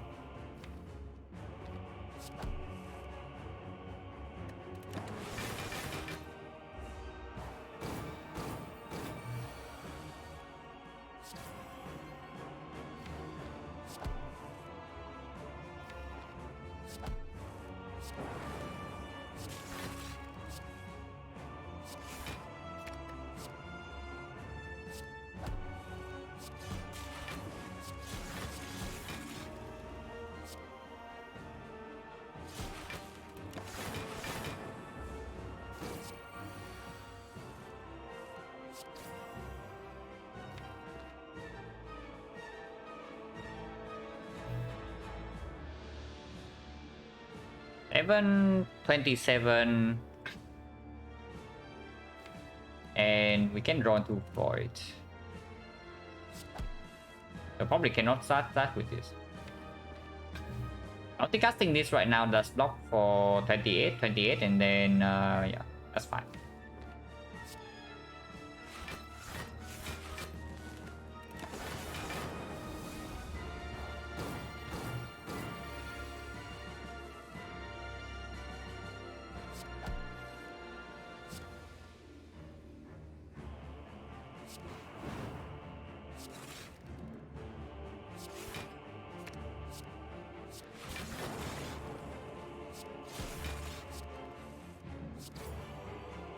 This kills right now, but I don't want to do that. I want to kill next turn.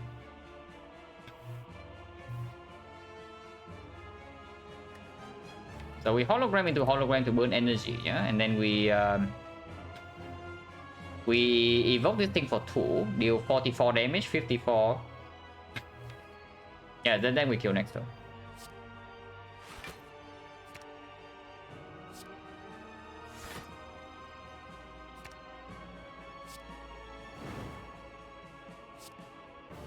Four plus 9, 13, 7. So he's at 22 next turn, and we should easily kill.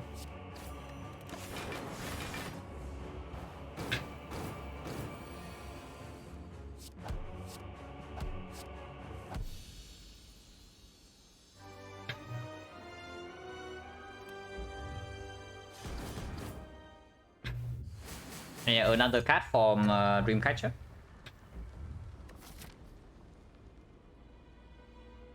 Effect well focus kind of weak. Focus is the easiest way to scale, is what I would say.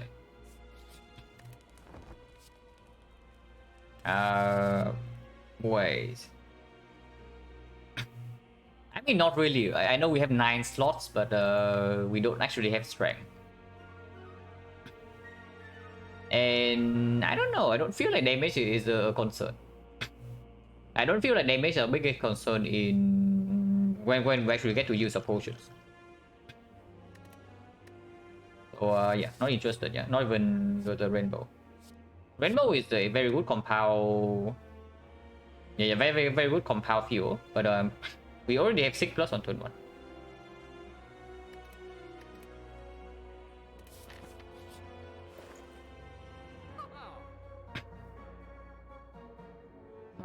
Should I pick the barrage? Is what I see here. We should have picked the barrage. Yeah, it's just brick. But we check right now is different. There's nothing to buy here, right? We just buy card remove. We just take the card remove and then maybe we can consider the effect minus. Effect minus is not too bad. Is that first on focus? We have +4, yeah? We have 9 slots. We have 9 slots and 4 focus. Actually, it's 6 focus. Okay, never mind. The effect minus is complete trash then. Yeah, if we use both potions for the hard fight, we have like 6 focus with 9 slots. There we go. Yeah, see you Los Rentals. We just can't remove, and discovery is not good enough, right? Effect minus, we don't need it. This thing just it make us take more damage in the opening in the hut. Because I don't think we actually get to seek our powers turn 1. We need to fill our slots while taking a billion chip from Bit of Death. So we need to finish setting up on turn 1. And we already did. If we get this with the duplication and this, that is already 6 focus in 6 focus with 9 slots. And that's more than enough to win the fight with basically permanent weakness as well. I think this does increase the chance that we cannot finish setting up on turn 1. Because the duplication potion needs to wait for the defect minus and not this. And I don't think we have the luxury to seek the defect. Unless we draw very well. The sick definitely goes on aggregate, yeah. And if we don't draw card on turn 1, we also need to take the skim. And then we draw on into our whole deck. And yeah, our energy is not unlimited in the hard fight. We also need to be slightly careful over which cards we are playing. Take the thing here over card remove, probably never. Remove is strong.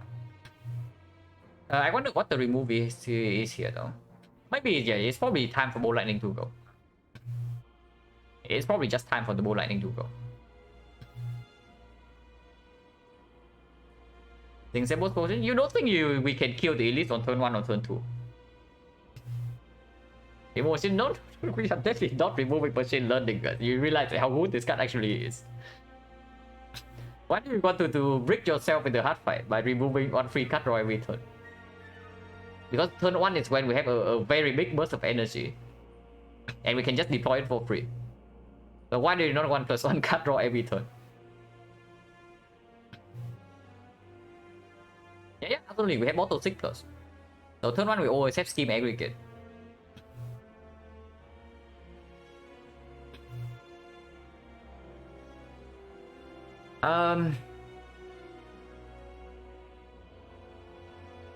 Yeah, it's just Bow Lightning, right? Dooming Gloom is still useful for damage in the hard fight. Dooming Gloom, no. Dark Orb is still the main source of damage in the hard fight for us. Hopefully we don't need to actually use this, but if we have to use this, then so be it. But if we happen to use this at any point, yeah, then the effect of this gaining lightning for the compound fuel is not even relevant anymore. But I think to consider can 5 focus. But you do not have focus, and you better have some fast draw cycle. And if you can cycle quickly, then you can scale with reprogram. You can scale with energy meteor strike. You can scale with reinforced body. You can scale with maybe some potions sometimes.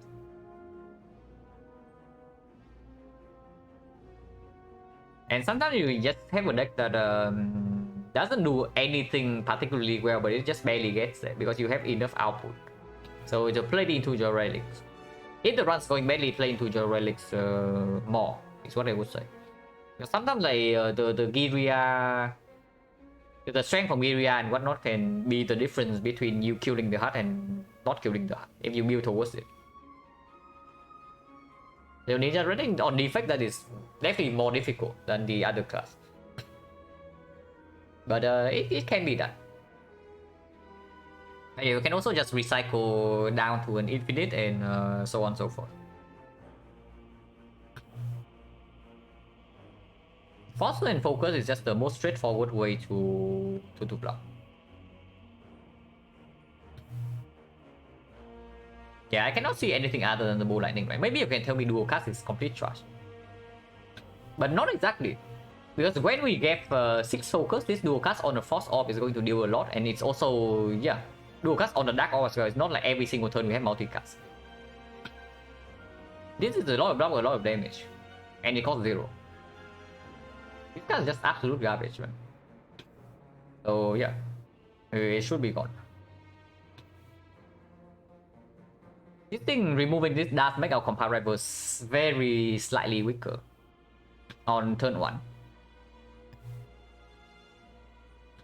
But I don't know about removing Frost when our goal is just trying to build the Frost War immediately. Maybe Cold Snap can go. Yeah, maybe Cold Snap can actually go. Even removing one Cold Snap, we still have 2 Cool-Headed and a Glacier. And Hologram Energy to fill the slots. But having Compound Rival only drawing 1 or 2 on turn 1 because we don't have Dark or Lightning is really bad. Yeah, I can see it, I can see it. Bowling said we could close down late game. Yeah, but you also see that the most important card to make work in our deck right now is Compound Rivals, right? And of course, if you ignore the Compound Rival, this card is absolute garbage, and this card is actually good because we have a lot of slots and a lot of focus. But that is only after we get set up, so that's why I'm focusing on the initial setup more than anything. And the Bow Lightning does help the initial setup. The Cold Snap, sometimes it does, sometimes it doesn't. Usually it doesn't.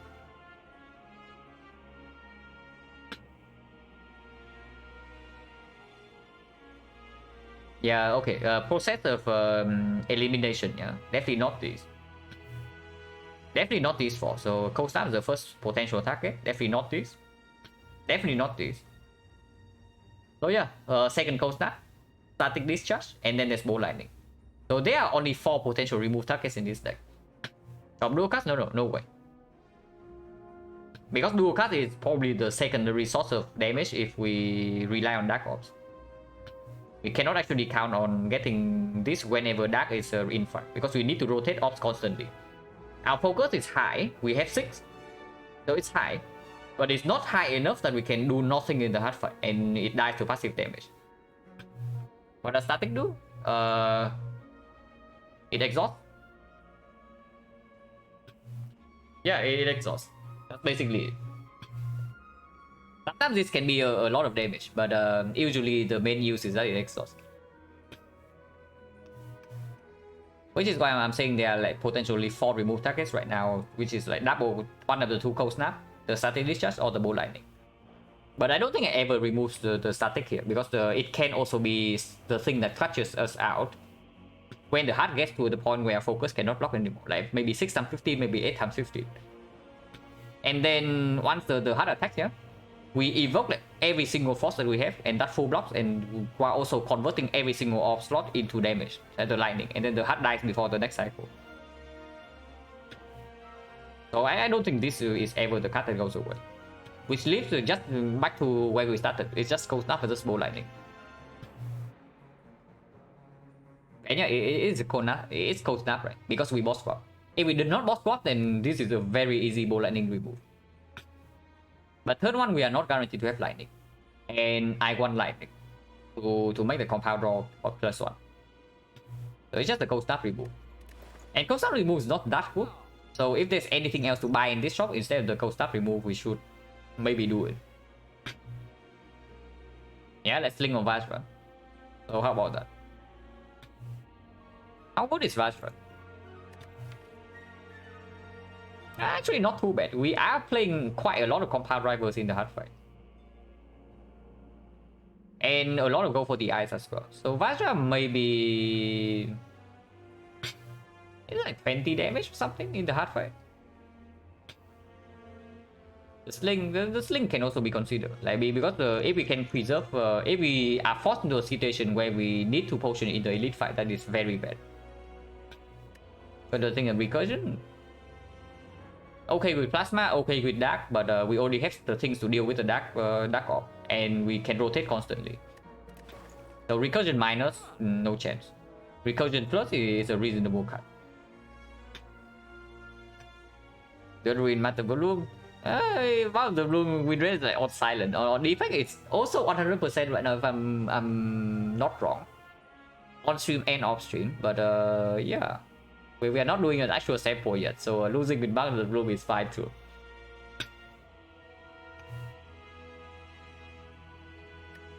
Yeah, maybe it's just the sling, because removing cold stuff is not even that good.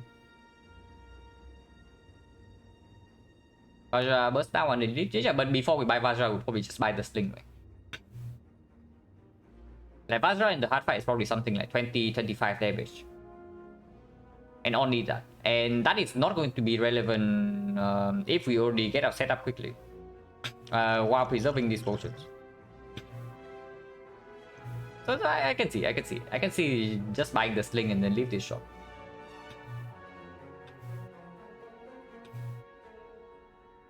But value taking new pot? No, you never take new pot over focus pot. Like, that's crazy thought. Because there's exactly one potion that would be better than one power that would be better than this focus potion. That is Echo Fort.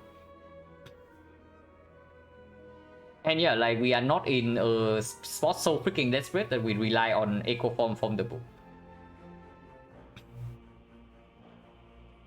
So yeah, I can see just clicking the link because removing cold snap also is really weird. This one is another frost channel that also deals damage. So this blocks while dealing damage. This card doesn't take damage from Beer Breath and can help us spend energy. So it is probably okay just to buy the sling. Thing also increase, yeah, absolutely. And I don't see that this Vajra damage is relevant, super relevant in the hard fight. So one strength can make some difference.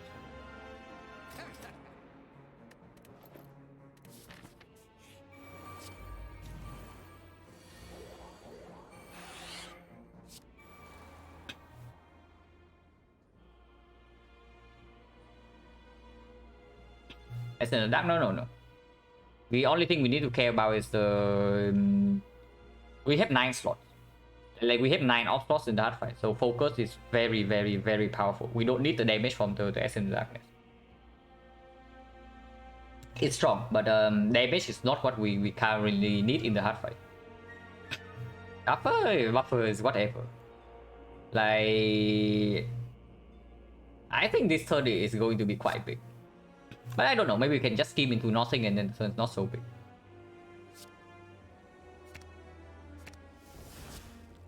But I can see scheme first to see whether I need to hologram the scheme or I can hologram the aggregate. Okay, I can hologram the aggregate.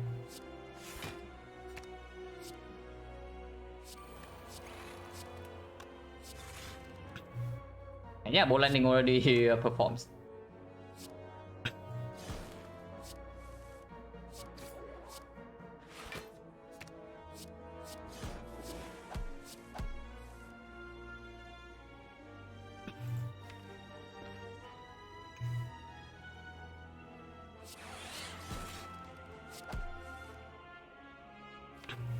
So we can get the aggregate back and then shuffle.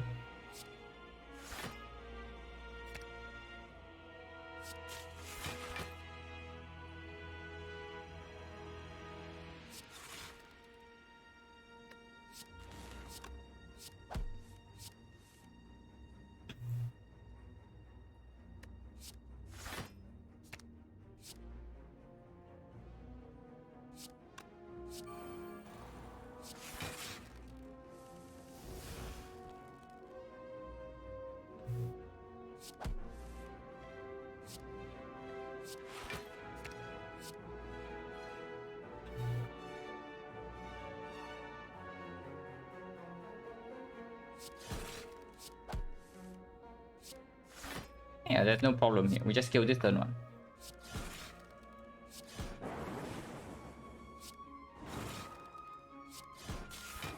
And yeah, you think Buffer will do anything here? Like, do you actually think that Buffer will do anything here if you say that Buffer is good?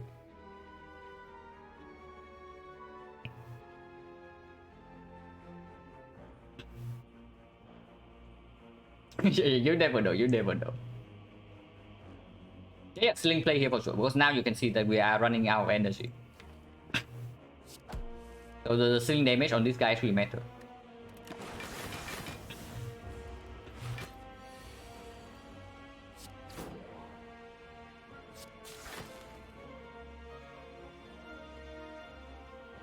Maybe, I don't know, maybe Buffer plays next turn.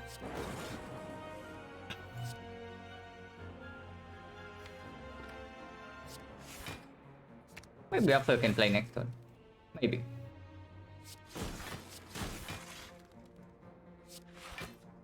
No, not really, right? Yeah, not really. Wait. Ooh, okay, almost.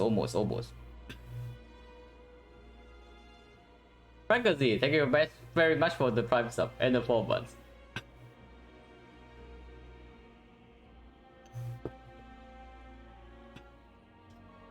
Okay, how do I guarantee? The lose HP? No. We have not lost a single point of HP. We just have a kill next turn, right? Right? Don't think we never fail to kill next turn for 51. Surely not. I have one flower on 2 by the way, yeah? Because 1 energy turn 1 can definitely play. Surely we never fail to kill here. Okay, we don't. Oh my god, that is so actually so freaking good. That is actually like very good. And okay, we can see the cut. How many is too many? Into the heart is probably too many, right? Like 4 is enough. We only draw our entire deck. Like our constraint right now is energy and not actually not card draw. Yeah, our constraint is just in time. Our constraint right now is energy, not card draw. Even with a triple, maybe quadruple aggregate turn 1. If we have another aggregate, then I would actually just click this, but we don't. And yeah, of course, this is not better than this. It's another buffer. Aggregate turn 1 means that we get to 6 something else. That's very nice.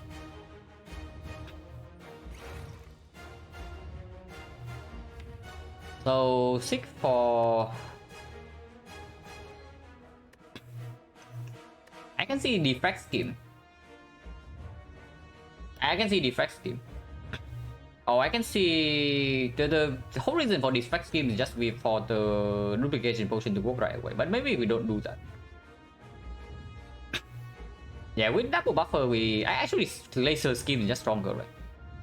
Yeah, Glacier scheme is just stronger, and we can even get more block to play more cards with the Glacier and fill 2 off slots. And if a turn ends early, you can hologram the Glacier and get 4 force in play with buffer still intact.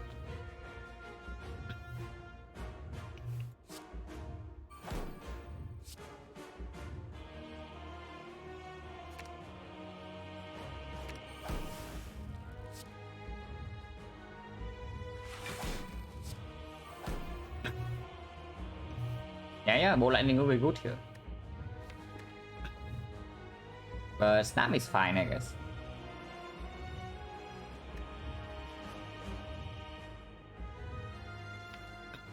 First we hologram the scheme, yeah, and keep going.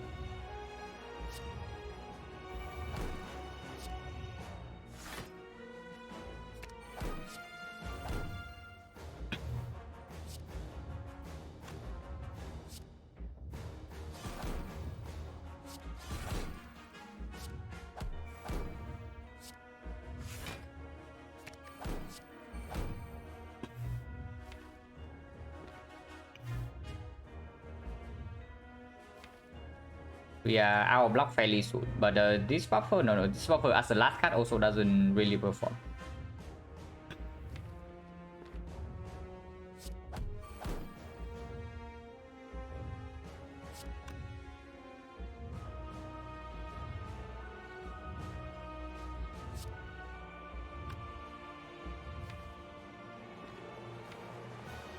Hologram laser and ending our turn. But we draw all the holograms and go for the eye this turn, which means that this guy is not going to be weakened. Yeah, I can do a cast. Probably should. Let's probably should.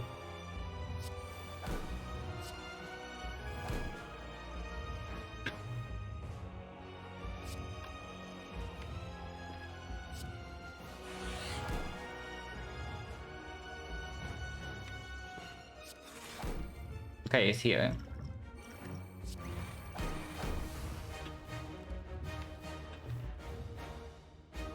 And our turn also end. But reboot and keep going, or just fill one more frost and then call it a day. Reboot also means that we don't actually draw into all statuses 2 turns from now. This turn and then the next turn, and it still doesn't break buffer. It's probably just reboot.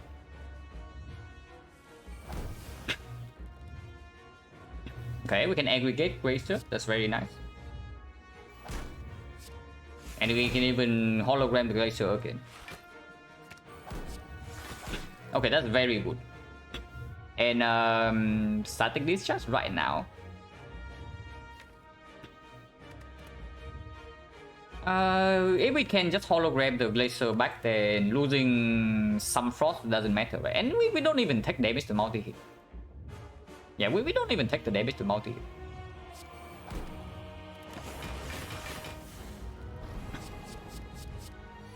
Multi first, yeah.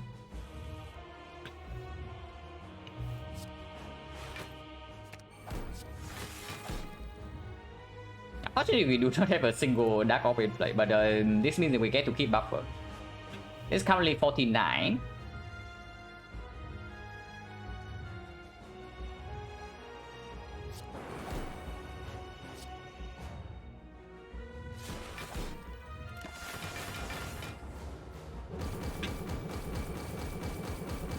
This time we have Captain Skills, you can play every card.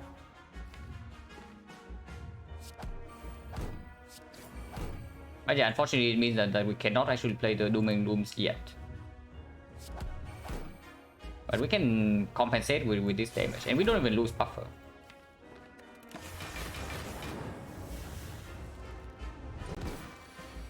Unfortunately, Weakness doesn't line up second cycle, but doesn't matter. We get the Dark in play now.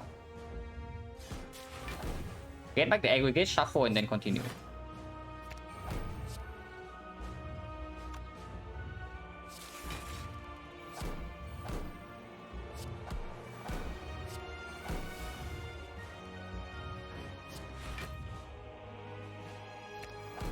Probably is fine.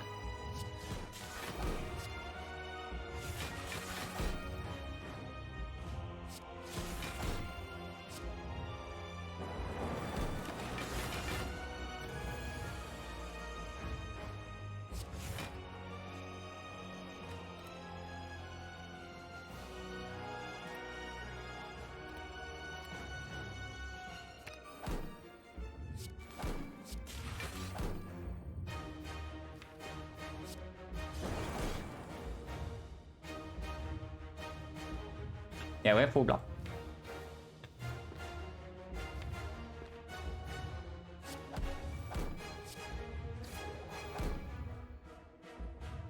Yeah, we still have full block.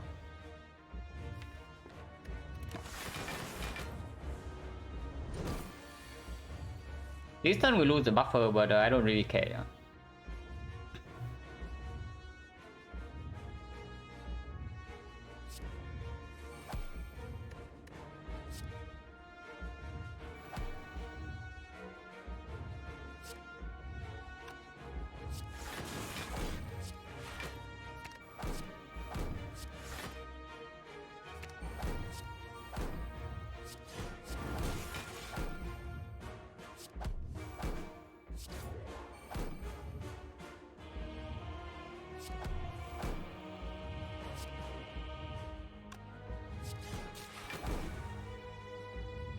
6.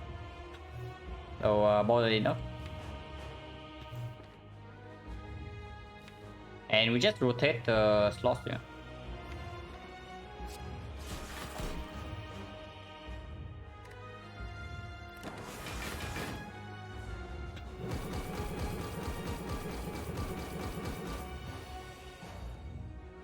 Start getting static? I mean, we can, but I don't think we actually need to.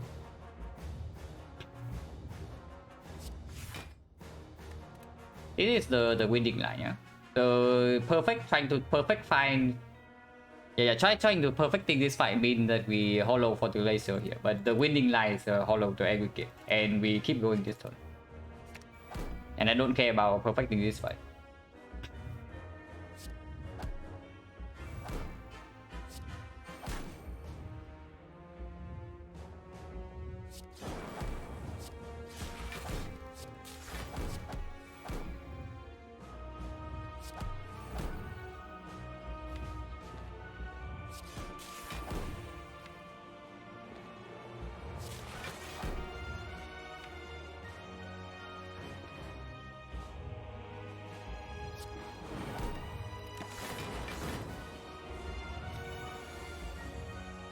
Yeah, no problem.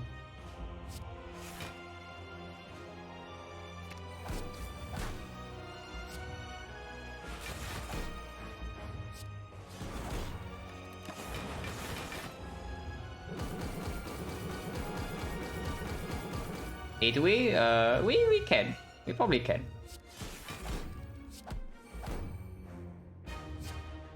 Perfect HP from the heart, by the way.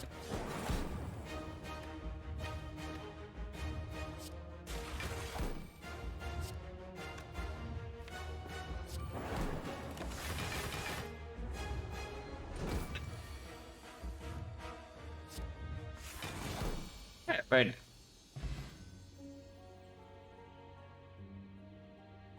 Yeah, Powder Bloom super mega broken as usual. You also see like how slow our deck actually was before this thing, and the moment we have freaking Powder Bloom, our deck becomes 20 times faster.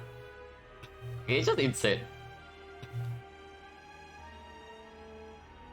Yeah, the 100% win rate of this thing continues.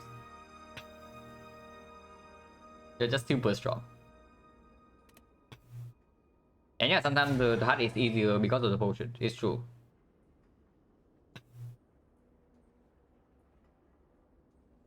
If you save enough potions, then like usually if you have good potions for the heart, it means that you solve both the first cycle and also the scaling for the long fight. So yeah, no problem.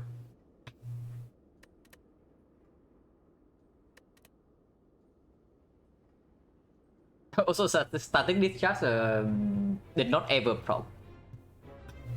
Unfortunate, but it never proc even once. After we transform into it from the P-box.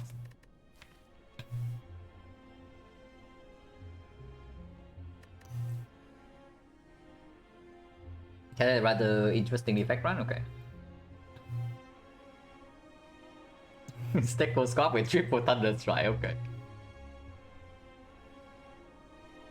Yeah, lightning ice cream into Tempest Thunder Strike is really cool to play. Fun fact, yeah. When I was first starting the game, when I was like climbing Ascension to like maybe Ascension 3, Ascension 4 and something like that. Thunder Strike is the only way I know how to scale damage or the defect. Because I thought that the Frost Orb was a complete crap. Like you spend your energy on the entire turn and then you block for 2 per orb. Yeah, okay, cool. So how do you block? Because enemies attack you for like 30 plus. So Thunder Strike was the only way I knew how to play the defect when I first started the game. So whenever I see a Thunder Strike that actually works, it always makes me smile a little bit. My early Spire career was full of funny things. Of course, every new player is like that. Yeah, even hit the strike dummy too. But I also remember when I first started, I was thinking that the close line is a must-have on the ironclad, because otherwise the knob just hurts me.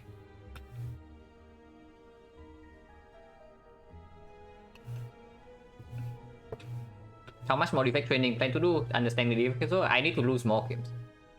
That's basically what needs to happen. Because I definitely find holes better in my play when I lose the run. That's how I basically learned with the sample when the silent when I first started playing slow as well. For my silent hot takes, I did not play silent because I did not I thought that shift deals like 4 damage was too little, and then I also did not I think that poison is way too slow, and I still think so. But shift being bad is probably I guess it's kind of a hot take. Red form I never care about. Like red form I see the guy, I think okay, it's strong, but it's like whatever.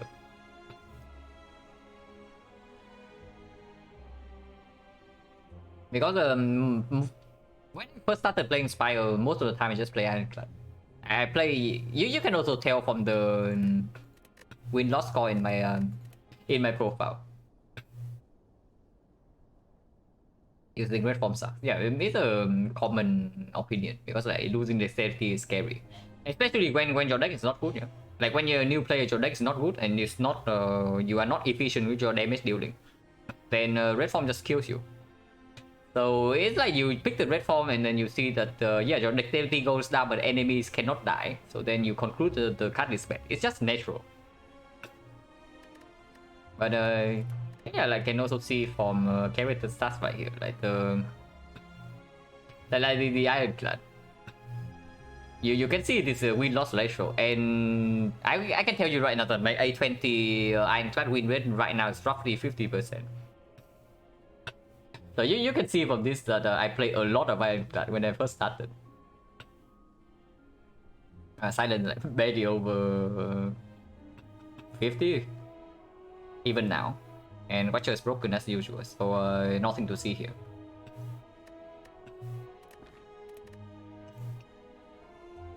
I mean red form redies, yeah. It's red form plus red form. Yeah, pretty nice run today. Like chill silent run, and then both runs with Mark the Bloom as well. Okay, nice. This thing is like mega busted broken. Holy crap, is this strong?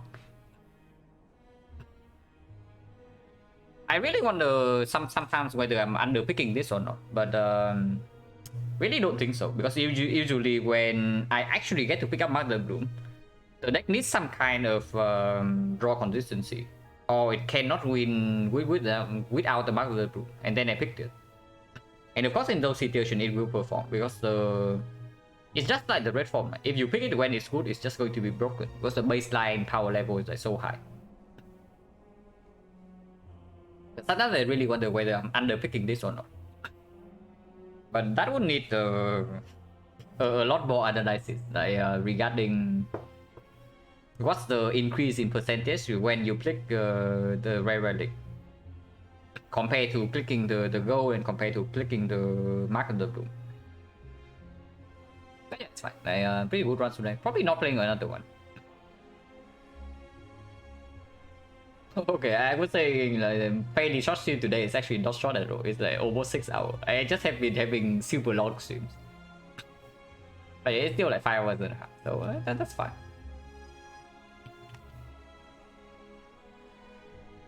Let's see if there's any to it.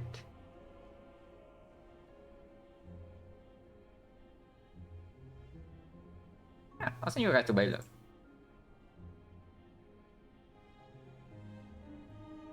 Yeah, the defect runs in the past few days have been really long.